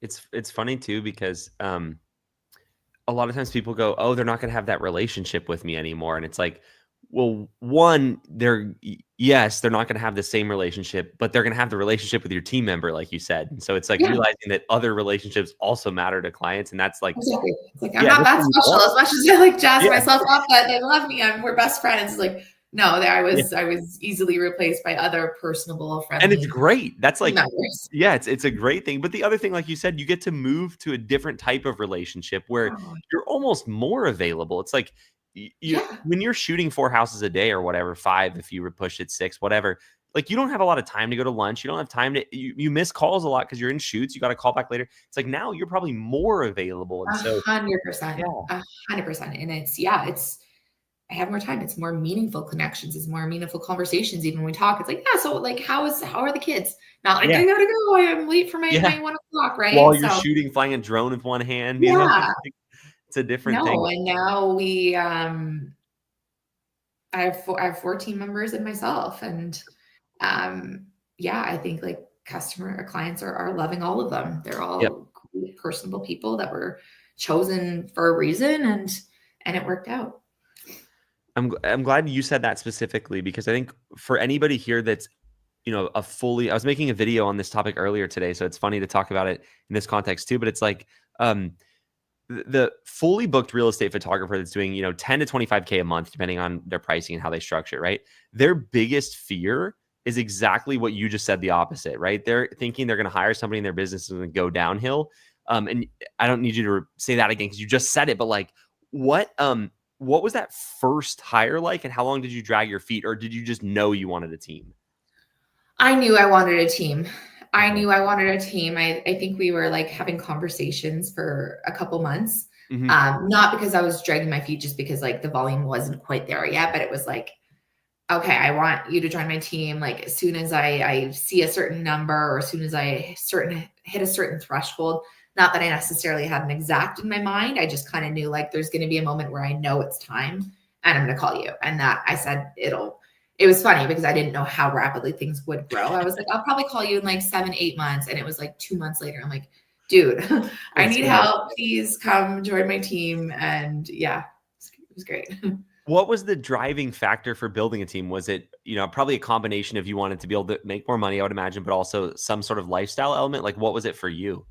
Yeah, huge. Everybody has different kind of goals and ambitions, and mine was never like, okay, I'm going to go hustle and work 12 hours a day. And I have kids. Like I want to be around to do whatever I want to do. I even in real estate, it's been a long time. I've been like anchored to a desk. I don't have that in me, I don't think. So I knew I needed something that like I can make my own schedule. If I want to go and volunteer at the school, I can go do that.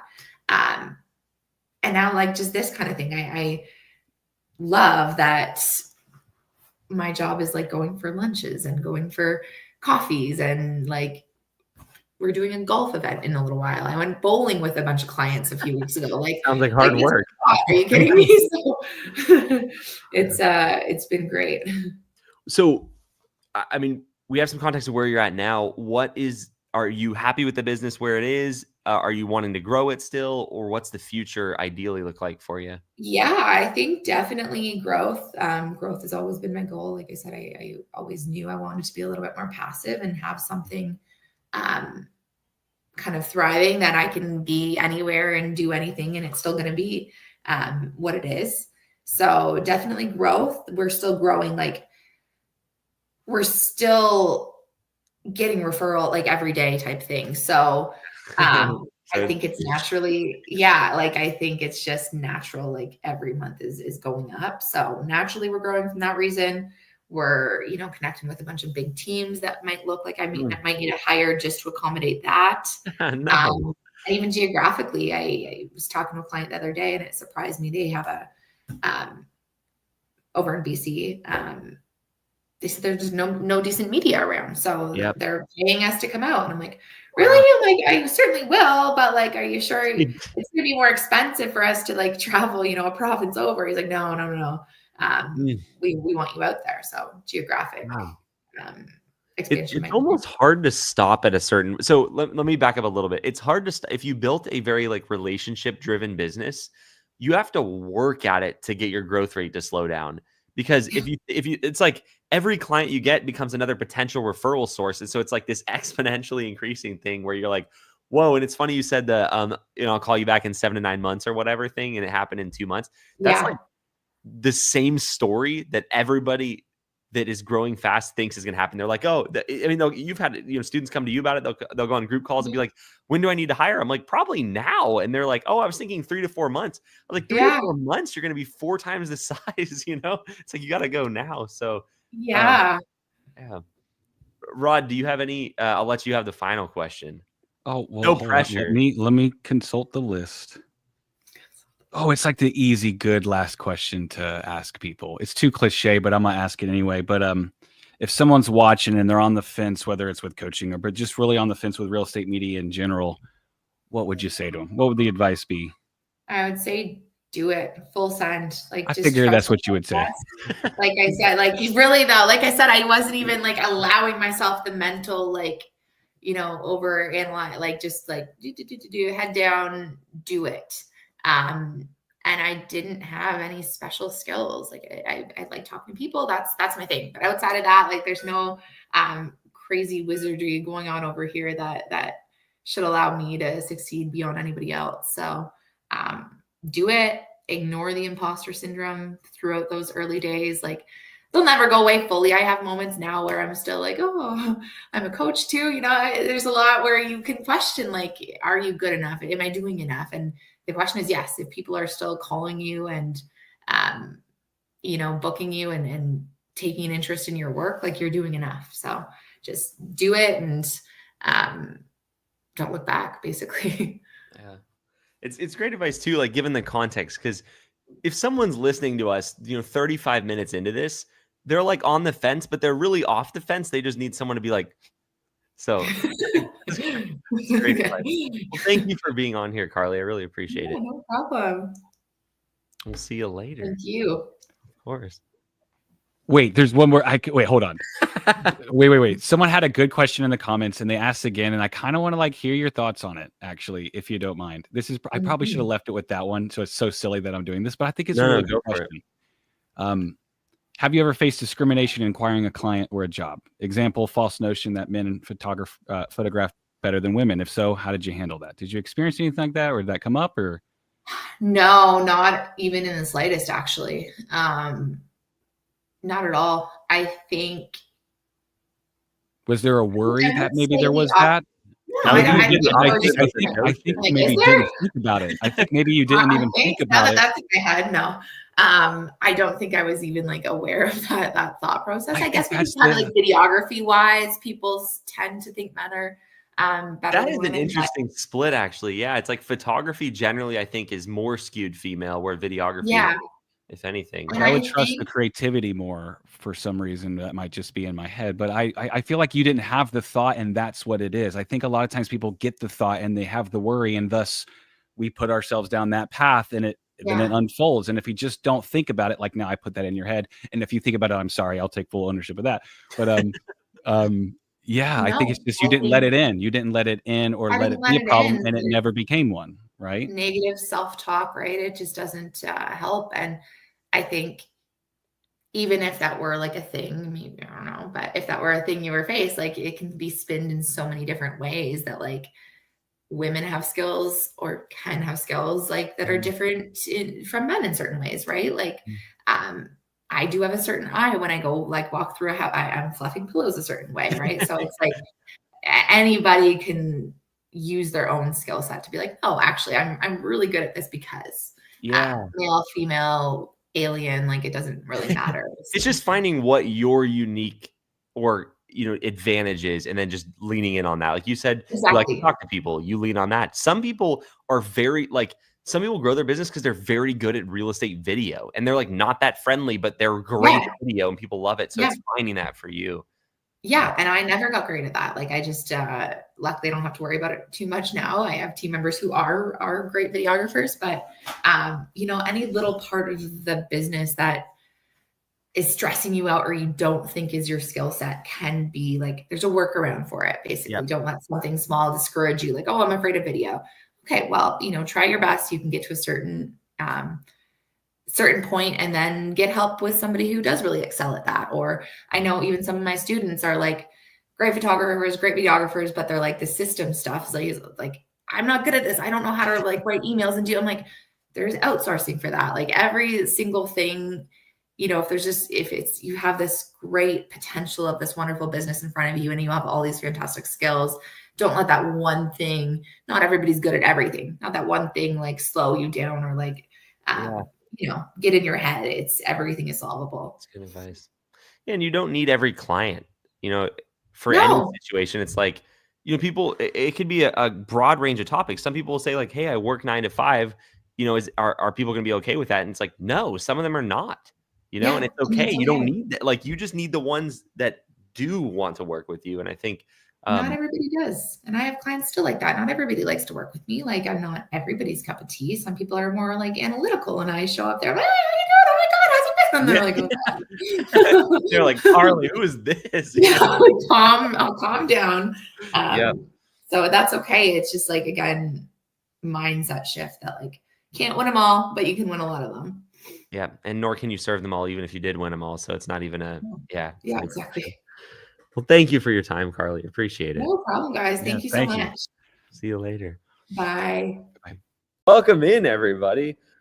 Rod, good to see you. Ruby, thank you for being on here. Hey, Eli. Hi, Rod. Good to see you all. Thank you so much for having me on here. And I'm excited. I'm excited about today. So. Well, we are too. Yeah. And for everybody that didn't get the text, or I guess you'd had to have read the title at this point, but we're super excited to have Ruby in here. We got to work with Ruby as she started this business, grew it, quit her teaching job that she's been doing for a while, and grew an awesome business. So we get to talk with her today. I guess, Ruby, if you don't mind, I'll just dive in with the first question and take this wherever you like. But how did real estate media even cross your radar, or what started this whole thing? Sure. And how long ago was this? Yeah, like... So, I never even thought about, real estate, doing real estate photography. So I'm just going to kind of rewind and give people a little context or where I come from, my background. Excuse my notifications going off here. It's agents that want shoots, I imagine. What was that? It's agents that want to shoot, I imagine. They're just blowing you up all day, aren't they? Actually, yes, one of them was calling. But here we go. So just a little bit of background on me. I was an elementary music teacher for the last 12 and a half years. And, I enjoyed music is a passion of mine, one of my many passions. And so I did that for a while, didn't see myself in the classroom very long, but I gave myself 5 years and it turned out to be 12 and a half years. And in that got my, master's degree, thinking I would go into counseling. And, that just after COVID, things kind of changed for us, and just felt a kind of change in career. And I was, praying into it. What could I do, do something different? And as well, along with what we do, both my husband and I pastor a church. We planted a church about 7 years ago. And so I was wanting something more flexible and something that I could, just take the time off and help him out and run, things at the churches. And so with that, it was like I came across one of Eli's videos last year. I believe it was maybe about a year ago or so. And I kind of went down all his videos, and it just really, I enjoyed seeing them. And it was something that I knew that I could do, right? A little bit, I didn't have too much experience with camera. I did more phone photography, and put it in on portrait mode and that type of thing. And, it was funny because I always got, hey, your pictures come out so well. And I'm like, I'm using the same phone that you're using. It was just like, composition type of thing. And it was something that's kind of self-taught or, and so was not able to ever purchase a camera of my own, as far as like a DSLR type of thing. And eventually during COVID time is where I borrowed one of those cameras, and it was kind of then where I began to explore it a little bit more and learning, the f-stops and, everything else in it. And so, there just began, I purchased a drone. And one of the things that kind of came up, it was an opportunity that I just, said yes. One of my friends reached out and said, hey, one of my friends is needing some drone work, some photography. And this was a company out of Dallas, and they do roofing. They wanted pictures of a roof down where we live, which is about 9 hours south. I got on the call with them. I said, hey, you know what? I'm willing to do this. Let's do it. We planned it, got it done. And they were very impressed with the photos. And from there, I think it just sparked like something as well. It was just like, hey, something that I could do, use my drone. At that time, I did not know about the whole license and everything. And so it was quickly then where I said, you know what? If this is a potential, client, then I need to get my license. And so I took that test and got it out of the way. For those of you who, do struggle with exams, that's me. I'm not a great test taker. It did take me a few tries, but I was persistent and got that out of the way last year. And so going back into that video that I came across of yours, Eli, it was just, something that I wanted to do and try out. And probably like other people here that have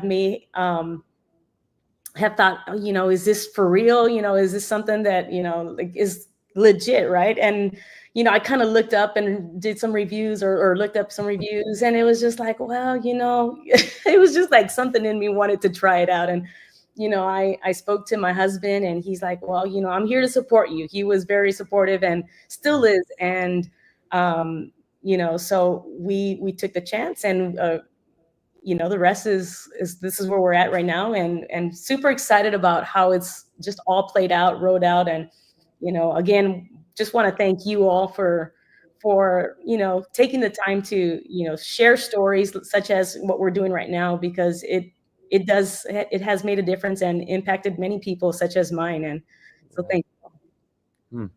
Well, thank you. Yeah, and I'm so curious right now. So like, I want to pinpoint down, and Andrew is in the chat right now. I love this joke. You were happy to graduate school and never take a test again, but then now you're taking 107 tests. But and I know you spoke to Andrew. Speaking of Andrew, on our team about a year ago, and I kind of want to go back to that moment because it seems like you jumped into coaching, but also jumped into real estate media kind of around the same time. Mm-hmm. Right. And I think there was some uncertainties probably at the time, which I think are the big common uncertainties we'll see a lot of times in the front lines with people too as well. So could you speak to, like, let's say it's like you're about to jump into real estate media, you're about to jump into coaching. Like, what was the thoughts to your head? Like, what were the uncertainties? What were the worries? What were the concerns? And just speak to those a little bit if you can, because I think that'll resonate with a lot of people who are also feeling those uncertainties about to make the jump. So could you speak to that a little bit? Sure. I mean, it's, not knowing, everything, I guess, it was, what I did was I really trusted the process. I followed what my coach then, John, was, shout out to John, and now Coach Carly in the forward. They really, guided me, gave me instruction, and I just trusted what they said, and I did what they said. And everything that I did, it was just like, we'd come together, we'd meet, and it was like, yay, we'd celebrate every win, together. And they have just really encouraged me and pushed me along the way. But, we all have, that fear that comes in us, right? Some maybe more than others.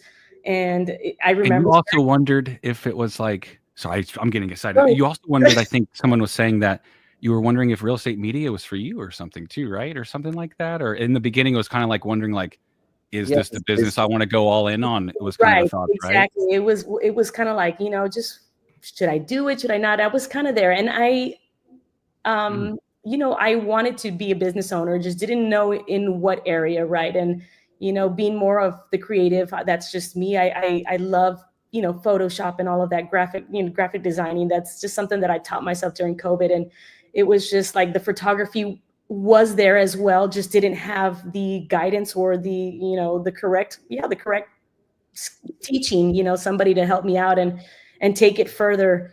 And, so it was only through the REPP program that has allowed me to continue and just flourish and make my business grow. So was there something particularly that stood out about real estate media to you, or like what was it that made you go like, this is the business, I guess, or did it just felt right? Like I really think it was that company that I shot for, took photos for made it feel real. It was really just a couple of photos. And I took it a step further, there's just me doing the above and beyond. I go the extra mile, and it's crazy how, this business is really just that, you go above and beyond, you serve your clients, with excellence. And so, that's just something in me. So I did that, and they were very pleased. And, I think from there, after the feedback came in and, I got paid from that, one job, it was just like, hey, I think I could do something like this. And then when I came across, I think it was probably shortly after that shoot that we had those videos come in, and it was just like, okay, so you'd done the shoot and you're like, that was cool. Right. You'd love to do more of it. You started looking more. The algorithm did its thing. You got a video. Exactly. Then you couldn't escape Eli's videos at that point. You can't escape them. If you see one, it's on now. I'm glad I saw those videos. And so always replace your job. Was it to replace your teaching job? Was that like the goal is to start? Is like my goal is to replace, because you did that in 5 months, which I think was pretty awesome. Right. So yes, I started back in August. Like I said, we started the REPP program, got everything going. And shortly after, I think in September, the month later, second month, we had our first shoot that came in, doing Instagram method. Really 98% of my business has been on Instagram method. Or, I have really I've tapped into the cold calling a couple last month, but it's just been so busy that I haven't really been able to do it as much as I'd like to. So that's where I'm at. I have goals for myself to where, hey, I need to work on this a little bit more this month or whatever. But, most of it has been Instagram method. And, so I think it was that point of that, getting that experience with the drone, the shoot, the feedback, it was, hey, this is really good. I think I could do something like this. And I just enjoy, gear. So the drone was one of my first things before a camera, the actual camera. And actually in December is where my husband just recently purchased and surprised me with my own camera and lens and everything like that. Everything was borrowed before. So, wow. So you built up to quitting your job on borrowed camera gear? Yes. That's pretty cool. Yeah. So we've slowly kind of, built and purchased That's everything. quite resourceful. Wow. Right. That's awesome. So yeah. I love what you said about the first shoot thing. I do think, it's kind of, I've said this like in different ways, and I just see it happen with so many people. It's like, you don't need as much motivation once you get the first shoot. You need it still, but like you have this amount of belief that happens where you're like this. So then you start acting as if stuff's going to work, and you don't start second guessing as much. Right. Specific question I have is, you kind of like, I got my business from the Instagram method, or most of it. I'm sure you're getting some referrals, and that's been a part of it. But, a lot of people just get bored of the Instagram method and they don't really do it enough. Like, what kept you consistent with it? Well, honestly, it was probably in January where business just started picking up because, I resigned December. And so January, it was like, this is tough to keep up with. And I believe we started, I think it was February where we started with the Forward program. And I told Carly, I was telling her everything, where I was at. And she goes, you know what? I think it's a really good starting point this is a good time to start or hire a VA. Yep. In my mind, it was just like an overwhelming, like, oh my goodness, how am I going to do this? What am I going to do? Like, where do I go? And so she gave me all the whole steps and walked me through the process. And, and I jumped in and did it. And we found the perfect person. I would say she's been a blessing to our company. And, so from there, that month, literally, it just shot up from 7,000 that we made January, I believe, January and February. March, we hit that 10K mark. And, so it was, with her, we've kept it up. And so now it's just, finding other ways and being a little more intentional with cold calling and other things that I know that we will do well. We will continue to do well.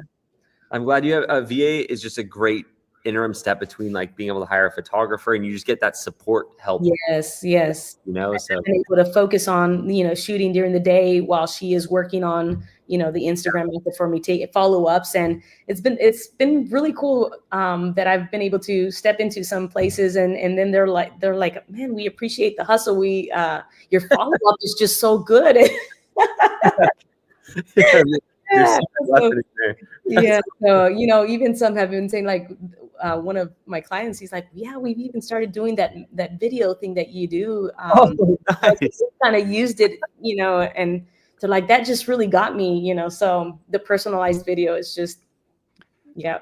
And your teaching job was full time, I imagine, right? Was it like get off work at 5 type of situation, 5 or 6 or? Yes. Well, how's getting shoots in the beginning before? Because I know once you replace a job, it's like peace. Right. But up until that point, it's like, can you speak to that a little bit? And like, how are you getting shoots in with a full-time schedule like that? So that was something that I got a little concerned about in the beginning. It was like, I was excited, but then I was like, well, how am I going to fit these shoots in if, I'm working full time? And real quick, I've interrupted you like 6 times, but you're giving me thoughts and making me excited as far as certain things. But I love what you just said right there, because a lot of people will go, I can't find this out. And you're like, how can I?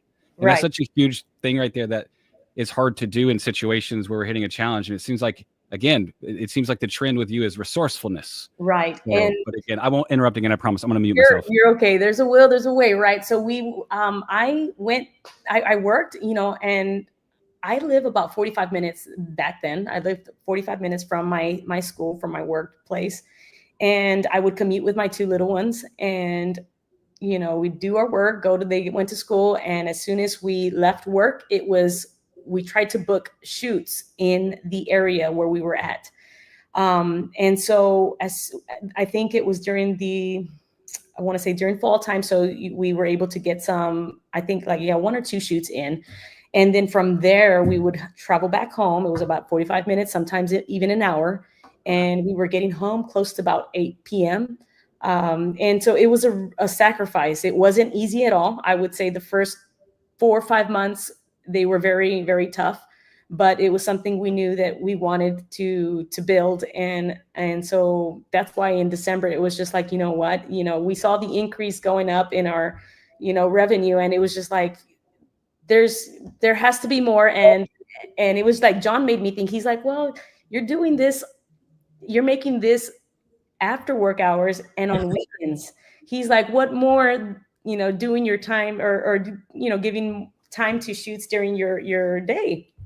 And it just made me think. He didn't tell me go resign, Ruby. He just made me think. He planted the seed, didn't he? He knew what he was doing, didn't he? He made me think. So I then, we prayed about it really and just felt a peace all around. And I spoke to my boss and they were on board and they were completely understanding. And really, I left the school on great terms. And it was kind of like they were sad to see me leave, but kind of had those doors open if I ever wanted to go back. And in my head, I was just like, well, if things don't work out, then, I have a place to go back to, or I have, thankfully a degree to where I can go look for another job in teaching. Right. That was my, but thankfully everything has gone really well. And yeah. So there's a will, there's a way, we sacrificed, but thankfully now at this point, I took the day off today. I was just like, I'm going to take care of myself today. And it was amazing, that feeling to not have to call anybody and say, hey, can I take a day off? I blocked my calendar and I was able to stay home. Wow. Did about my business, did a little self-care, and yeah, it's been great. That's first of all, it's amazing that you did that, because so many business owners won't do that. I'm like, that's the benefit of having a business. You can do that sometimes. Right. Yeah. Wow. That's the job quitting thing, I think is the scariest thing for so many people. But I loved how you brought up how you had a backup plan, and you specifically thought about that. And I think everybody's gonna have a different backup plan. But just taking some time to think about that gives people the peace usually to make the decision, because then you realize, well, how bad could it be? And you can always go back to something, right? Maybe it's not quite what you had before, but it's like if you don't quit when it makes sense and you don't go all in, you for sure are sacrificing what the business could have been. So I think that's almost the more scary thing, is not to think about that. I would always, my backup plan was that I was going to go cut lawns if I had to. And I was like, I know that I can knock doors and get lawn mowing jobs. And so it was not as scary to push forward into stuff, because you're like, worst case, I can just go do that. And so I love that you brought that up. You're about to say something. You can always tell when Rod's about to say something because the mic's here. Squint my eyes. Real close to the mic. Go for it. I was just like imagining an alternate timeline where you have a landscape business building coaching program. Yeah. Another world, maybe. Kevin, so you left teaching in December, right? You were saying? Yes, that is correct. Well, that's a good gift to yourself, I guess. But it sounded like it was also like happy tears. Yes. Like I imagine a little bittersweet at the same time. But how was that feeling though? Right when you left, like did just your calendar just kind of open, or did you fill up your calendar with the Instagram method the next week, or how did that like transition feel? Did it start to like? Because I feel like what happens to sometimes with people is you're so busy and then you're not. You start to feel like you're like lazy or not as productive, but really you've streamlined down things and you're getting more from one source. So like, how was that calendar feel after you make the jump out of your job, and what was that kind of like, and what are things like now in the business? Yeah, I mean, I want to say that it was pretty full. You know, it's fuller now, right? But there were maybe 2 days, 3 days, in the week where it was a little slower. But we just really tackled the Instagram, reaching out to following up and doing all of that. And I publicized it, put it on, hey, I'm doing real estate media full time, and, just kind of pushed it out there. And a lot of my clients reached out and they were excited because when I was teaching, I remember I took my days, I used my days, the 10 days that they give us, or the 5 days that they give you as a teacher, I used those days for my clients, and they were first timers, new clients, and I wasn't getting paid. That was okay. It was just, I knew that I needed to do something to get to those clients and, serve them. And so I would take those days and go and do my shoots. And there was even one time where there was one during my lunchtime, and it was real close. And I said, you know what, I'm going to go do it for you today. I'm able to do it during my lunchtime. Drove 10 minutes, went and did it in probably 10, 15 minutes and headed back. And I was able to get that done. But, I did what I had to. And I was very, honest transparent with my clients. I would tell them, hey, you know what, once it came to where my days ended, I'm like, hey, I'm currently a teacher. I don't have any more days right now. And I'm going to be going full time very, very soon. So, and they were very understanding. So just being transparent with them. And, if you ever find yourself in my position, I was super transparent, and they were very good and supportive. And I still have them to these days that I still, they still work with them. And yeah. Yeah. I love what you said about you basically shared it, that when you were going full time, and before that you shared that you wanted to. And I think a lot of people are scared to let clients know that they have a job or that they do something else. But I think it's one of the most powerful things you can do, because then they start rooting for you. They're like, they're trying to help. Yeah. Very understanding. And one of them even told me, hey, well, you got my business, you have my business. I remember that, very clearly. And I was like, thank you. And like I said, he's somebody that I work with, every month. He does a celebratory video. And so, yeah, just being transparent, letting them know where you're at, and, go from there. Yeah. So let's talk about your first 10K month for a second. I would imagine was that the biggest milestone where you're like, this is crazy? Or it was like your first $1,000? Like, what financial milestone has been the most fun so far? The 10K for sure. 10K was, way out there for me. It was like, my 5K, I was like, I want to get to 5K by December. Well, it didn't happen, unfortunately, but I had to be okay with it. I was like, well, I'm still teaching, I'm doing other things. I play many roles. And, so when that 10K came in, it was like I did this. It was like, I could do it. And so, so we have just, the next goal, 15, and we're going to keep going from there and just but it was definitely the 10K, and that was in March, just last month for us. 2 months ago. Really cool milestone. It's fun. It's just it's like any milestone where you add a comma or move the place in a comma or add another digit is fun. I think the next one, my guess is the next one that you'll really hit is not 20, it's 25. I don't know what it is, but 20, you're like, not 25. That's it. So speaking of the future a little bit, what is, the goal for the business, or what are you hoping happens? Like, do you see yourself scaling this, or what's the plan and hope there? That is the plan, Eli. I'd love to definitely scale, and, just run from afar, run it, oversee it type of thing.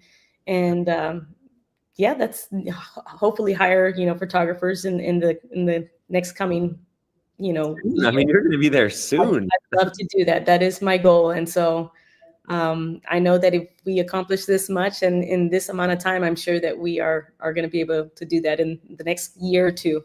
I think so. If not the next few months, honestly, because it's just, we're still moving into the busier time of year. And you obviously have all the work you've done to grow and all those referrals, like those don't stop. You know what I mean? You're still going to get agents that come around from the Instagram method that you used to do. I think your VA is probably still doing it. And then you get all those referrals. So it happens fast. I think that's the fun part about real estate media. I mean, you can do this in other types of photography, but it's just like, it's fairly simple. And so you actually have the ability to realistically scale, which is cool. Cause then you get to, it's more fun having a team. You can make more money. You can provide jobs. It's cool. So, I hate to use these sessions to only talk about like the positives. So we try to have a good balance between like what was exciting and what was terrible. When was it when did you want to quit? What day? Genuinely, that's a rephrasing of what I was going to ask. Like, what's been the worst part so far? Because I don't want people going into it like it's going to be easy. Right. The worst part, I guess the time frame. You hear stories of other people, scaling quickly, and it's easy to kind of just get caught in someone else's story, right? And then be like, hey man, you just and there were those times where I felt like that. It was probably maybe January, because my goal in January was like, man, I wanted to hit, even higher. I think it was 10K for January. And it was just like, just kind of like that disappointment set in there. And, I talked to my husband and he's like, well, you're still doing great, and he was that, that just supportive person there on my side, and along with the coaches, Carly. And so I think it was just that, looking at other people that are scaling quickly and just kind of getting caught up with that instead of focusing on, hey, everybody is, has a different story, a different journey, and it's going to take time. And so that process that, we want things quick, right? We want things, fast. And so it was just kind of I would say during that time, that 7K month where it was in January. So probably about 6 months into the business was where I kind of felt like that. So interesting. So stepping out of the comparison is the thief of joy kind of a thought. Just that you see that and it's like, oh, I'm not doing it. I must be doing something wrong, but you're doing it exactly right per your path. And it's like, it's hard to overcome that, I imagine. Especially, during those times, I think I spoke to Carly and maybe even John about this, but it was like, where we live, the market is so much different compared to up north. We live South Texas border where Mexico is at, and, cost of living is extremely low. So, I'm doing probably about 85 shoots throughout the month just to get to 10K. Right. And, so it's been like, that has been kind of thing. Cause, you see on the circle, which is great. I love the circle, right? The encouragement and all the wins and, but I would see, I had $1,000 day and I'm just like, punch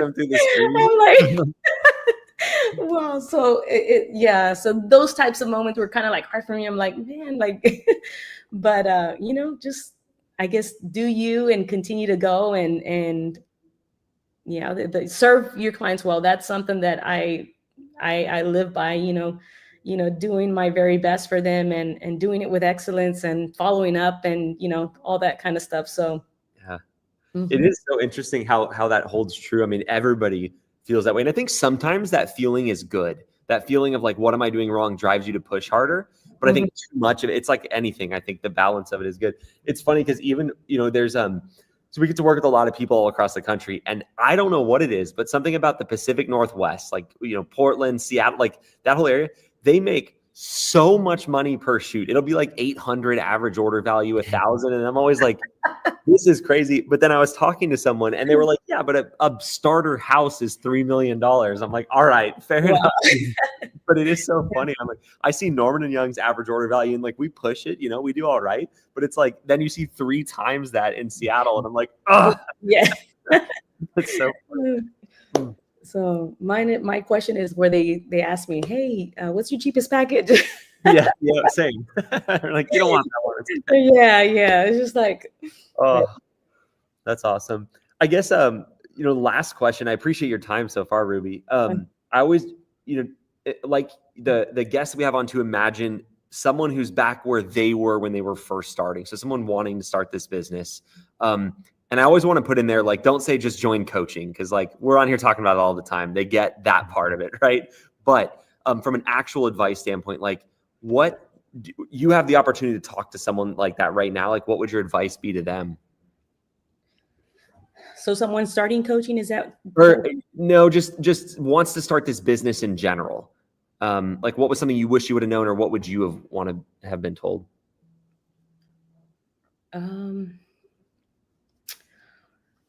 Something that I would have been told. Yeah, no specific angle to take it, just or even think about like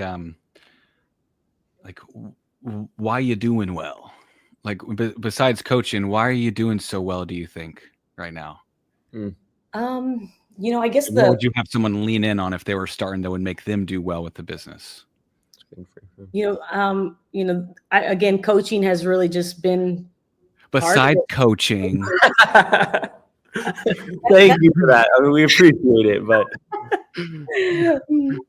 something else that, like, business wise, like, besides, I imagine coaching is a big impact, but you also are you, and without someone putting in the work, putting in the sweat, doing the right, doing the things, coaching gets nowhere. So what besides coaching, what would make you? Do you think it?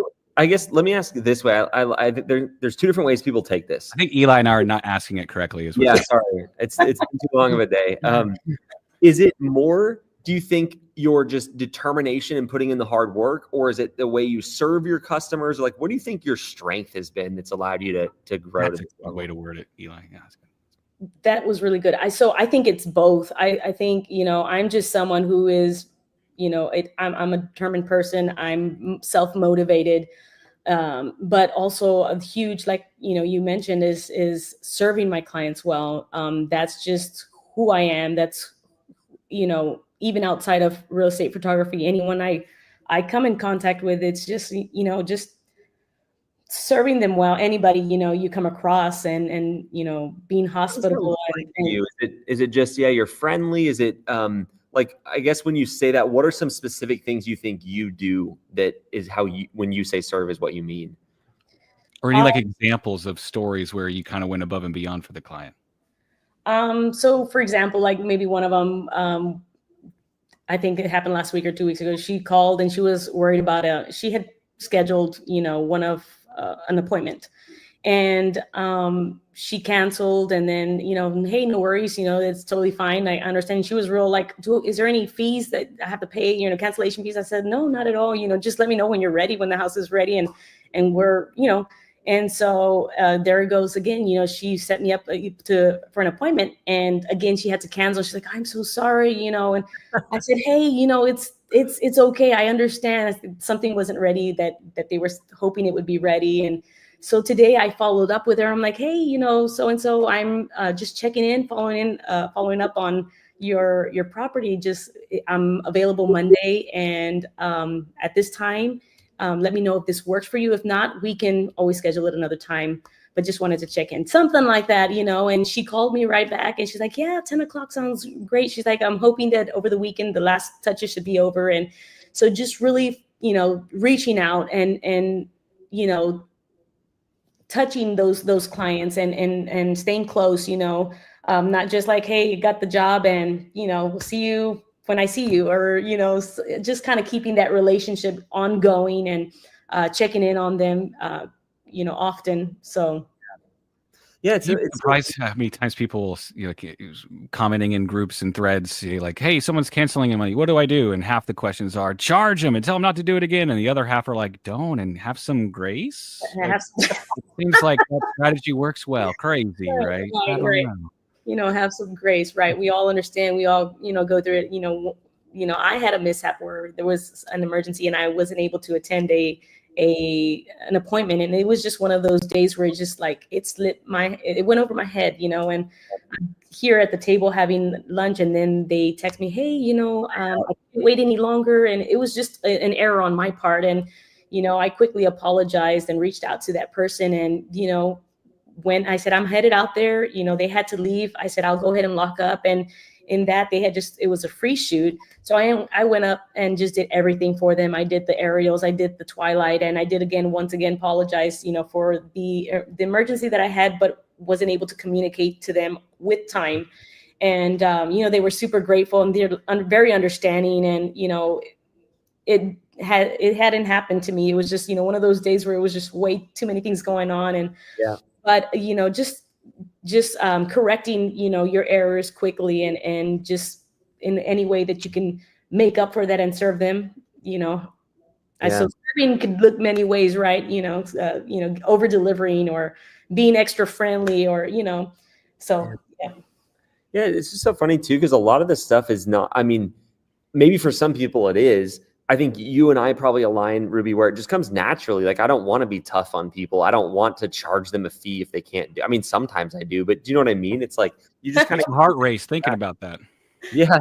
You just, and it's a nice, I mean, not all businesses are that way, right? We're in an industry where you can just take care of your clients, and just that grows your business. Right. You get referrals, they stay with you. And so, yeah, I mean, first of all, congrats on your success so far. It's been super fun to watch, and we'd love to have you back when you've built a team and maybe hit that 25K plus mark. So thanks for Was it worth it? Was it worth it to jump into the business when you were thinking about it a year ago? Was it all worth it to jump in? Most definitely, most definitely.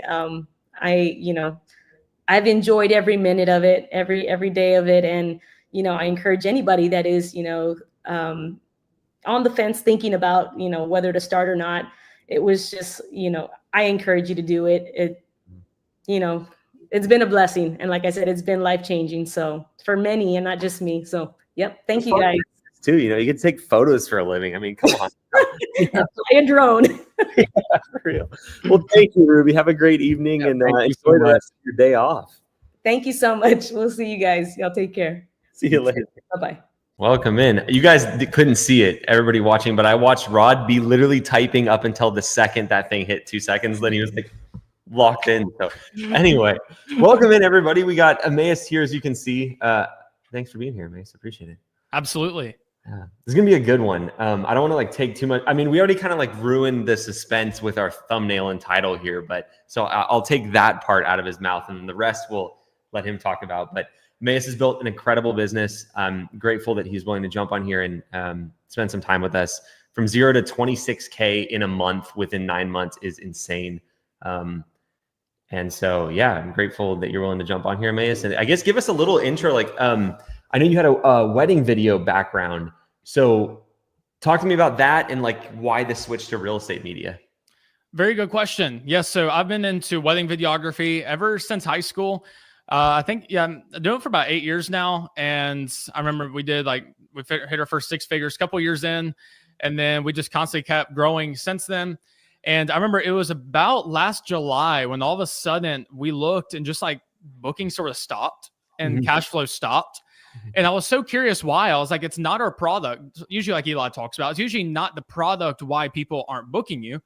And I think the main thing that it was is that in weddings, you don't have the 3 R's, or at least you may have some required, but you don't have repeat business. Yeah. I've worked so hard. I worked my butt off to get that one client, and they paid me thousands of dollars. And at the end of the day, I said goodbye. Yeah. And then the next day I went to go and try to get another one. And my wife and I found out that we were expecting our first child. That's her footprints back there. She's here now. Her name's Olivia. And we're like, okay, baby's coming soon. We want Hannah to be a stay-at-home mom. And I said, honestly, this is just too risky sitting around waiting for brides to knock on our door for weddings. I said, I want to build something that's more sustainable and that's more honoring to my family. Of course, I mean, weddings are great. I mean, God's always provided for our family, but we want something that had more consistent income. And the other thing that was a little annoying about weddings was it was hard to be proactive. For example, if I woke up and I said, man, I want to make $20,000 this month, it's not like I could see a girl with an engagement ring on at Walmart and be like, hey, by chance, hey, my name is Emmaus. Do you have a wedding videographer? I mean, you just can't do that. I mean, you'd be a weirdo. And I realized what I was doing is I took my hands and I sat on them and I just had to sit on my hands and wait for weddings to come in. Yeah, which, I know a little bit about you. I would imagine that especially for you is hard as someone who likes to get out there and get it done. Drove me nuts. Yeah. And I tried anything I could. I tried doing Facebook ads and I tried doing everything. And it worked. I mean, 1 month we peaked at around 30,000 profit in weddings, which was wonderful. And then 1 month, I think I made $1,000 profit. Yeah. With my wife wanting to be a stay-at-home mom and a baby on the way. That sucks. Good combination, That's scary. And that was really the shift into real estate media because I saw the potential through what Eli laid out. It says, wait a second, what's this whole repeat business type of thing? Like where you do the work and then they book you again, like on Thursday and then next Tuesday and then the week after. And I said, that's something I definitely want to learn about. It's it's a very big switch. If you've been in the business where you have to get new customers all the time, repeat business is feels too good to be true. The way I always talk about it is ideally you want a business where you get credit for the past action that you took in the future and not just once. So it's this, Emmaus, and everybody here I think probably knows about the repeat business being a big part of why we're all in this industry. Because if we had to get a client and it could only do one $300 shoot for them and it wouldn't be worth it. But it's funny, speaking of the longer play of it, I have clients literally that still use us from almost 12 years ago. And so it's cool that it just compounds, as you're saying, basically. It's you do this work and you get all these clients, but every month, I use the analogy of climbing up a set of stairs, right? You have one client, you're on step 1, 2 clients, step 2. You don't reset, like you're saying with weddings, back to the ground floor. Now, granted, you have brand name, people know you, they're excited to work, but it's not the same as them booking you over and over. So anyway, you got into real estate media. As someone who's coming from another photography business, what are some things you think helped you be successful? And then what are some things you sort of had to unlearn? One of the things one of the reasons I got into it was my friend Crosby Brackens. He's about 2 hours away from here. I'm pretty sure you met him before. He's wonderful. Yeah. And actually, I'll answer that question in just a second. But to actually lead up to real estate, I was calling him, trying to still play it cool. But I was like, dude, what is happening to the wedding industry right now? He's like, I'm not sure, man. We're seeing some trends. Some other people are seeing trends. You should really do real estate media. I was like, I would hate that job. I was like, I'm not doing these $200 photo shoots. And then a couple of days later, hey man, you should really try real estate. I'm like, this is almost starting to get annoying. And then finally, the third time, the part that just pushed me over the ledge, we're on the phone. I was just honestly complaining about why aren't bookings coming in? He said, oh wait, sorry, I just heard a notification. Oh cool. Now look at that. I just made $2,000. I said, what in the world? I'm like, that's more than twice I made that month in weddings. Yeah. And finally I said, okay, I need to pay attention to what you're talking about. And he started telling me, he said, Emmaus, you can just film reels on your iPhone. And at first I said, no, I am not that dumb. I am who would possibly pay money for videos filmed on an iPhone when I have an A7S III, a Ronin, and all this stuff? And he was like, dude, this agents just don't really care about that stuff. And I was like, what are you talking? And I heard these stories of people like Kevin who showed up to a shoot and didn't even know his settings and was whooping my tail at that point. I was like, but I know all this stuff about cameras. So that was so hard to unlearn. The creative part was that gear doesn't matter. I don't need a Sony G Master lens and all this stuff and backup cameras. What I needed was some passion. What I needed was some intensity. What I needed was some work ethic. Yeah. And ultimately what I needed was someone to hold my hands and help guide me down the path I've never been down before. And it's just like the magic I'm looking for is in the work I'm avoiding. That's what it was in that moment. It wasn't about how do I watch YouTube videos on when the new Sony A7S IV is coming out. That's what's going to make me more. The work was actually in what am I avoiding? And I need to buckle in. I need to do something difficult. Yeah, I mean, it makes a lot of sense too, because I mean, you're rewarded for your skill in the wedding industry for sure. I mean, obviously there's a business element of it too, because there's great wedding photographers that don't get bookings, but like it's more rewarded. So that makes sense, and I think that's a hard transition for a lot of people. So I guess on the positive side, I mean, I would imagine that owning a business before was helpful to you, and so what are the things that like owning a prior photography business you think helped you with? I would have to say at least understanding some of the legal complexities in terms of LLC, business insurance, S corporation. So at least I had that background to it.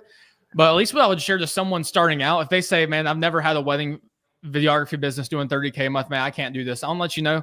I mean, having a prior background experience maybe help me out 10%. If you don't have any prior background experience, if you're working at Burger King right now and you have a desire to do this, you can do the exact same thing that I've done, if not better, with the same amount of work ethic. So it definitely helped knowing what ISO and what shutter speed meant. But as you teach all the time, we don't really change the settings that much. Yeah.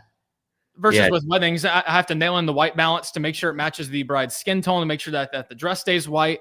And I did all the editing and I realized I was like, cool. I mean, I thought it was going to help me a lot more. I was like, man, I'm a good editor. And I asked my friend CrossFit, said, how do you edit photos? And he just sort of started laughing at me. He said, like, dude, like you don't edit pictures. I'm like, no, I have to, man. I have like Lightroom. I already pay for it. So he's like, dude, you can pay someone like 60 cents and they'll edit. I'm like, dude, what? So it was one of those things where it definitely helped. It didn't help as much as people would think it does. I agree. I think, maybe there's the stuff you said, like just the practical, like setting up the LLC. There's an element to the confidence of it too that I think matters, but like that's all stuff that can be gained if this is your first business too. So I love what you said about it helps 10%, but don't let that be a reason not to start it.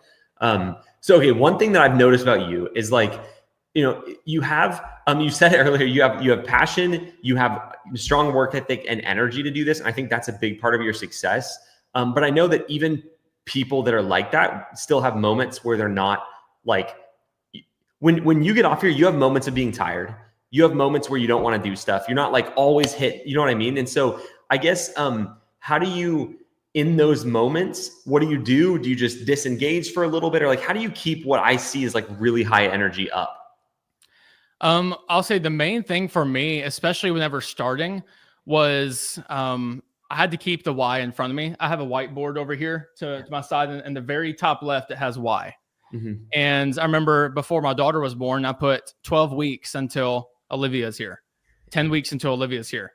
And at the very start, I mean, the truth is, being transparent here, is I said, I want my wife to be a stay-at-home mom. And unless the wedding industry shifts, I'm not sure if that's possible if this doesn't take off. And that's why some people are like, man, how do you get such great results? And I'll tell them straight up, I said, you're working hard to get a new BMW. I'm working hard so my wife can stay at home. Mm-hmm. We have a different why. Mm-hmm. And it was so intense to the point where whenever I started cold calling agents, I told myself, I'm not going to eat today until I get a yes.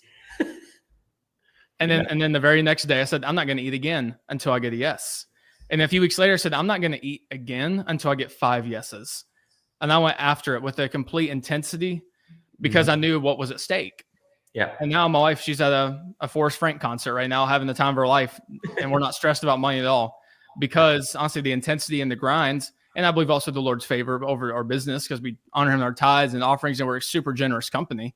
Mm-hmm. But I mean, really, it was the work and the intensity and the drive and just keeping that why right in front of you is what really kept you going because it was so discouraging at times.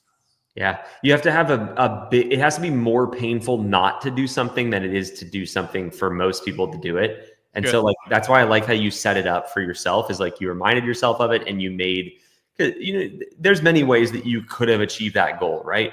And so sometimes making like a decision is just eliminating the other options. So you're like, this is the thing that I want to achieve. And this is the one path I'm going to achieve that because you weren't trying to start 4 different businesses at the same time, which is what a lot of people do.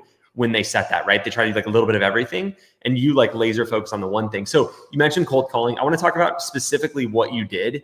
And let's talk about it in the frame of someone who's brand new day one. And let's assume they have a big why. And obviously like coaching's a part of it, but like not even coaching. Like what do you do right now? I mean, you started cold calling. Like what does that look like? Wonderful.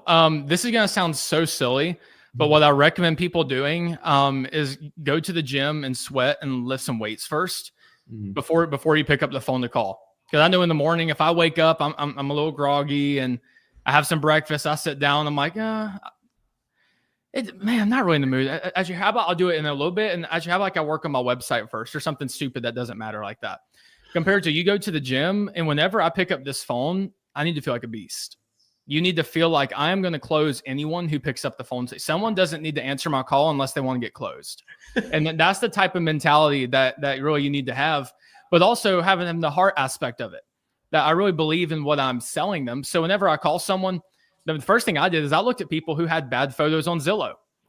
And I said, if they have bad pictures, I didn't have anything else to do that day besides sit around and wait for wedding bookings. So I said, hey, my name's Emmaus. And when I first started, I would not advise doing this because I probably ticked some people off. As I started out, and I didn't say I'm a photographer. So I said, hey, is this Eli? Yeah, what's up? Hey, my name's Emmaus. Are you the agent of this property? Hey, cool. Yeah, can you tell me something about it?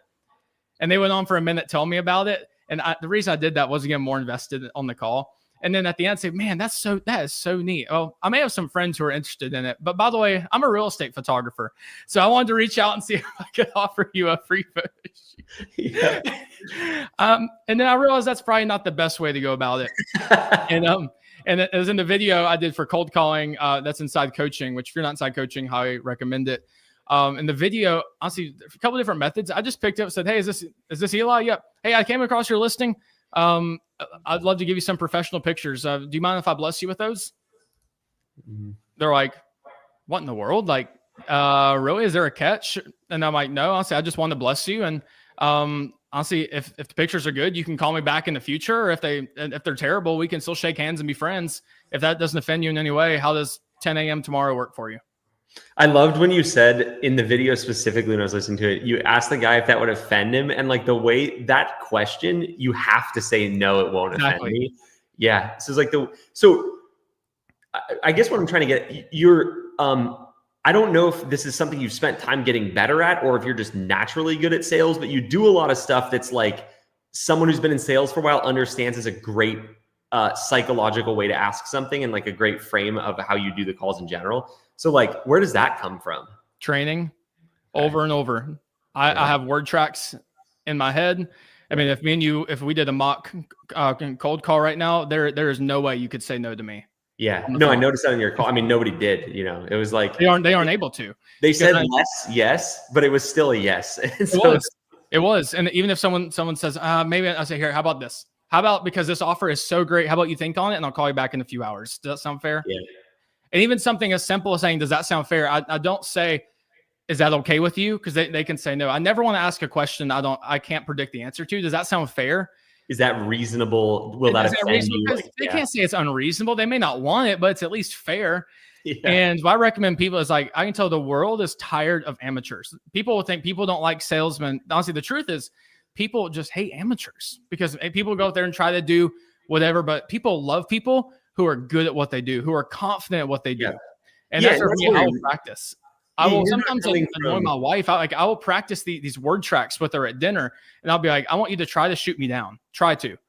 And I'll try these ones, and I'll call up a friend. Hey, I'm going to do a mock cold call. I want you to try to shoot me down. You cannot say no to me.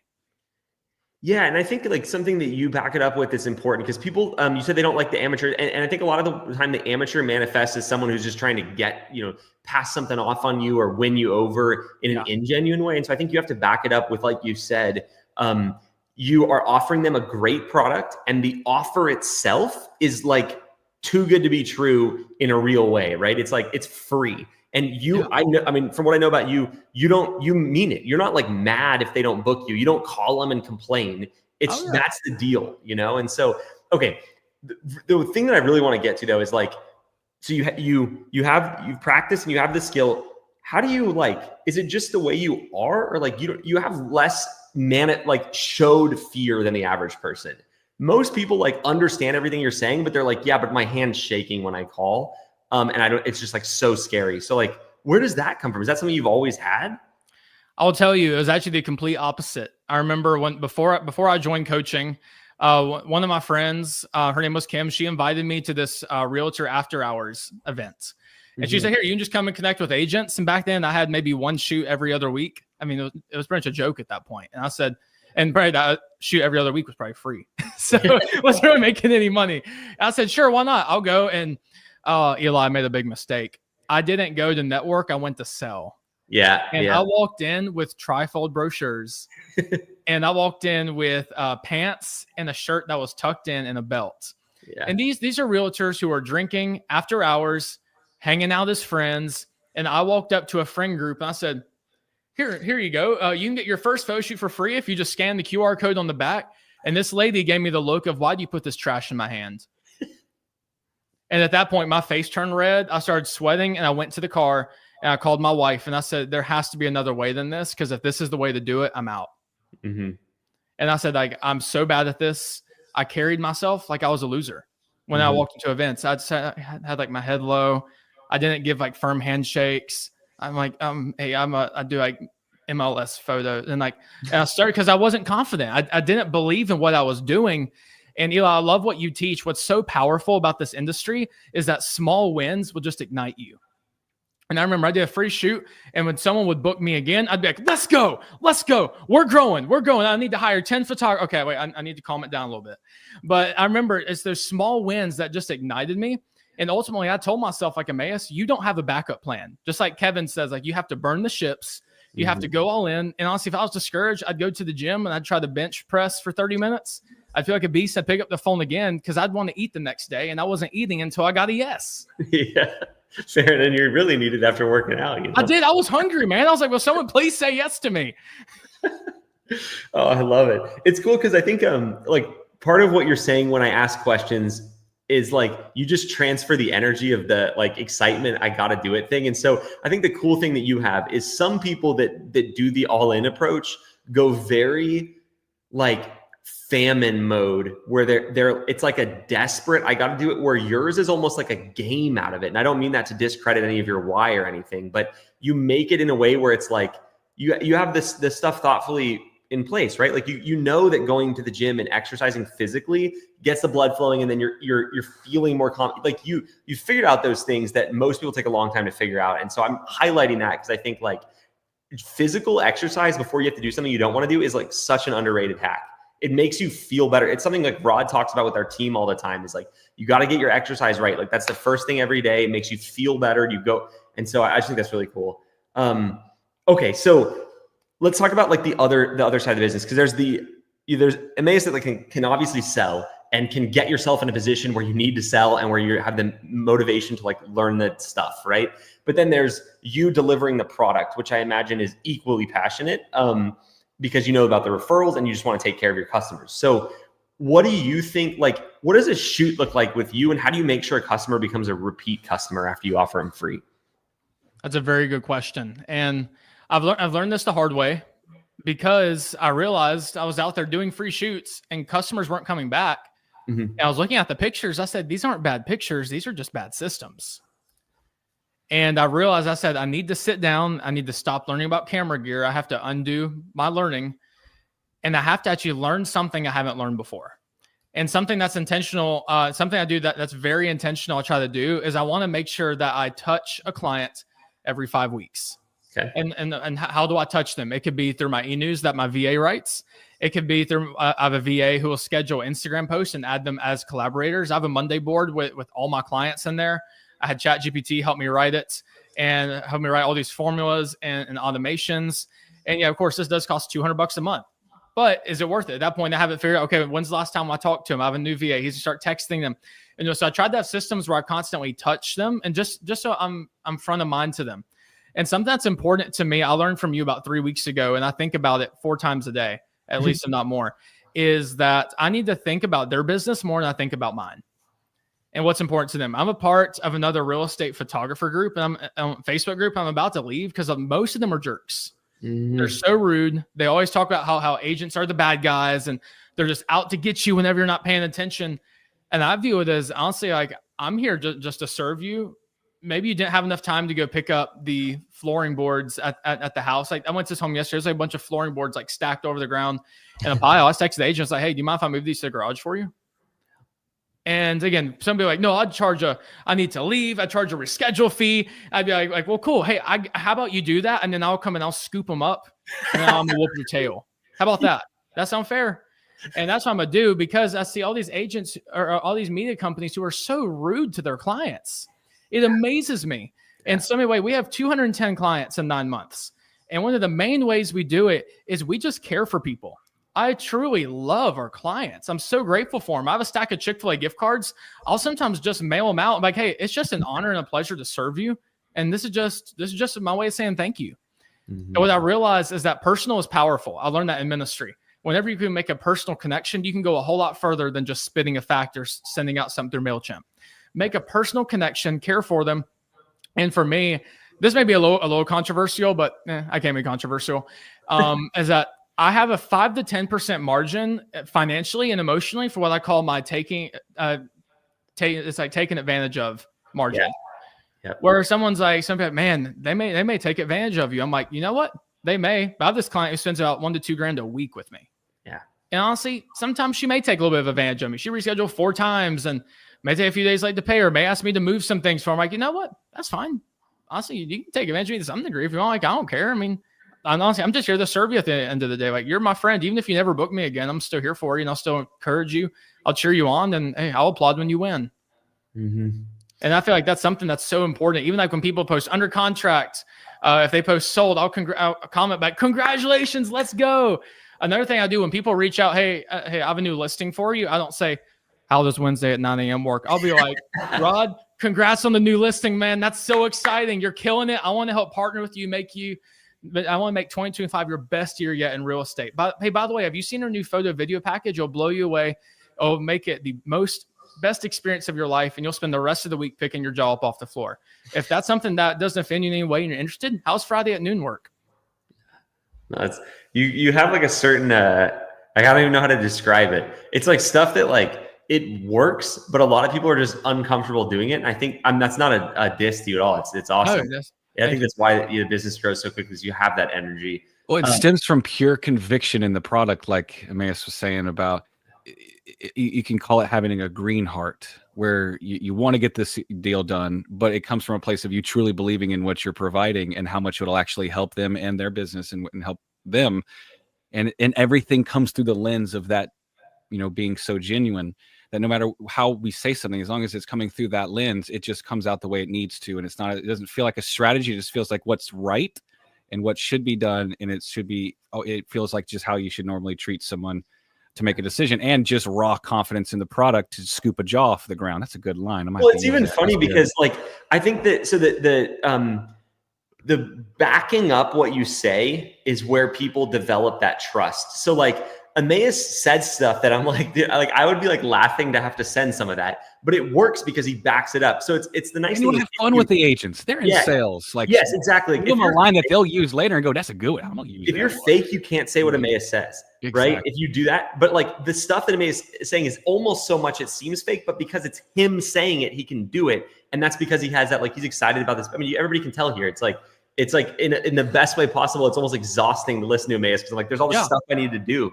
and it's good. Like, it's the kind of feeling you want. So, man, I had a question. Oh, okay. It was about it's basically like the clients that take advantage of you. And you mentioned the other, media. A lot of people in our industry are just, I think what happens is there are those people that do quote unquote take advantage, whatever that means, right? Those 5 to 10% that you said, whatever it is, like those people exist. And what happens is if you're not saying I'm okay with that, then every time it happens, it like stabs you a little bit. And so I think a lot of these people, they're like waiting, and then they have 50 stabs. And now it was 5 or 10% of their clients. Now they hate the other 90% because they associate. And so like, I think there's something really important to remember about that. And it's not just a better way to live, in my opinion. Like, if you're just always waiting to be attacked and like being slighted by, like, that's a terrible way to live. But it also is a terrible business strategy, because then you end up like a lot of these other people they kind of hate their clients. And when you start down the road of hating your clients, you don't grow your business. It goes the opposite direction, and it's terrible. It's awful. Like, I mean, it's not a good way to live, in my opinion. It's painful. So anyway, I think that's really important. Okay, so we got do you have like 5 more minutes, Emmaus? My wife is at a concert. I have nowhere to be. Perfect. Okay. So we've talked about like kind of what you've done at this point and the way you did it. It's just like a lot of raw doing the work, making calls, doing the boring work, as Hormozy says, which is a great quote. Because a lot of it is, it's like cold calls is just boring. I mean, they're a little scary too, but like you have to do it a lot. So anyway, that's allowed you to build the here. What's kind of the future? What would you like to have happen, or what are your goals for the business, like kind of over the next year? That's a very good question. So recently I just hired my second VA. I have one VA who does QC and delivery. He does social media scheduling to get that off my plate. So my new VA, he's going to do a lot of the middle level management projects for me so that I can spend more time doing client acquisition. I just hired my next photographer and videographer. She'll start hopefully within 2 weeks as well, just to really start growing and expanding with that. I actually have some goals on my whiteboard. I'd love to have, I have to adjust it. It says 30K a month by October. I probably got to double that. I have a few other things like 50K in return and retained earnings. I have a goal to pay off our house in 3 years. So we have a couple different goals that way. Another goal that's really personal to me, which I attribute a lot of our success to, is we want to be known as being radically generous in our community and to our team members. Okay. Something as simple as, who knows, maybe even asking one of our photographers in a few months, like, hey, if you don't mind me asking, like, how much is your rent this month? Mm-hmm. Oh, cool. Hey, cool. There you go. Hey, I just appreciate you. Thank you for all you do. Yeah. I mean, even just small things like that for like our VAs, having systems set up where we can just bless them immensely. Mm-hmm. And we have fine-tuned those margins so tight. Honestly, we don't feel it, man. Yeah. We have tightened that thing down like a screw. Yeah. And we have such a well-oiled machine, and just continue working on that. Again, not just for my own gain, not just so we can get a Lambo and all that stuff. I mean, honestly, all that stuff will fade one day. But what really matters is the way we treat people, the way we care for people. Mm-hmm. Honestly, I love it to the point, if there's an agent who I'll know has a listing of someone's parents who's passed and they don't have enough money to pay for me, like, here, absolutely, here, I'd be more than happy to just comp that for you. I'm just grateful for you. I just want to honor you today. Yeah. And just really have some goals where we can just increase our generosity in our business. I'm not going to be the one to say, like, I can't be generous until this point. I mean, we're doing generosity at the levels of like hundreds of dollars at a time. But I'd love to get to the point where we're doing thousands at a time and tens of thousands to bless our team, to bless our community. And yeah, just to make it less about ourselves and more about how we can serve others. Yeah. I mean, it's regardless of like anybody's worldview or thoughts, it's like the businesses that do that, especially like local service business, it's just a good business move as well, because it focuses your brain on, I think, creating like a business that's growing, that's performing well. So you have the means to do that. And so I think that's really cool. I don't even know what to ask next. I mean, Rod, is there anything specifically that you want to touch on for the last couple minutes here? I'm laughing because there's someone in the comments saying there's no money in real estate photography as we're interviewing. Man, I used to be broke. I'm far from that now, man. I'm telling you, this stuff works if you put your mind into it. You're 100% wrong. Yeah, you have to work. That's the key thing. And I understand, Terry, I understand your skepticism, because he followed up by saying the money is in selling courses. And of course, there's money in selling courses too. But I think my thing has always been like, if you have a business that it works really well and you sell courses for that, it's like a dual combo. So that's why I do it. But like, I mean, I guess any thoughts for someone that's like skeptical, not of coaching. Like I'm not saying to join coaching at all, Terry. But Emmaus, from you, like any thoughts on the industry, that'd be good for Terry? Absolutely. I'll tell you, for someone like that, there's usually a lot of haters out there, which is why, I come by that try to squash that pretty quick, because what I just encourage you to do is to, not come at it from a perspective of what's someone doing wrong and how someone trying to scam me, but go into it with the perspective of what could I learn from someone. And I'll say the reason that got me upset is because like Eli has an amazing product. It's not a fraud. And what I would say is if you're a little bit skeptical about if coaching is a fraud or not, Eli could just go back into running Norman & Young, which is making a crazy ton of money if he wanted to do that. He could have stayed there and continued to scale it, but he wanted to step out to help others at that point. So he does have another business as well he's running. But in terms of real estate media, it's something where if you're willing to put in the work and the effort, trust me, you can go. Because remember, honestly, I used to feel broke. I used to feel scared. And if you put in the work and the discipline, I'm telling you, you can be far from broke. And Eli talks about it all the time. He interviews one of my friends, Bo.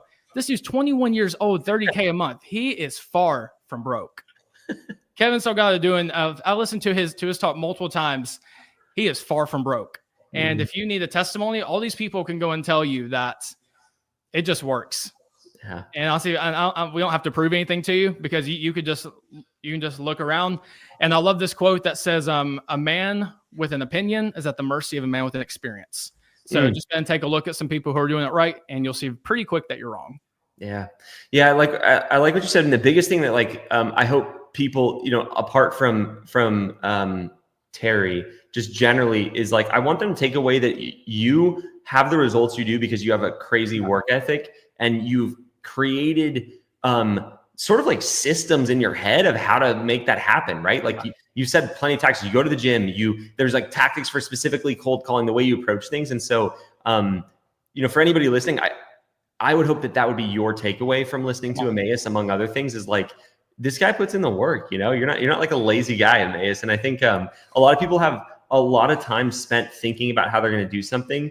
Whereas my take on, you and anybody who's successful really is they just have a lot less time between I'm thinking about how to do something and it's done, or I thought of something and it's done. You push it together. So Emmaus, thank you for being here. That was awesome. That was high energy Q&A. So it's amazing.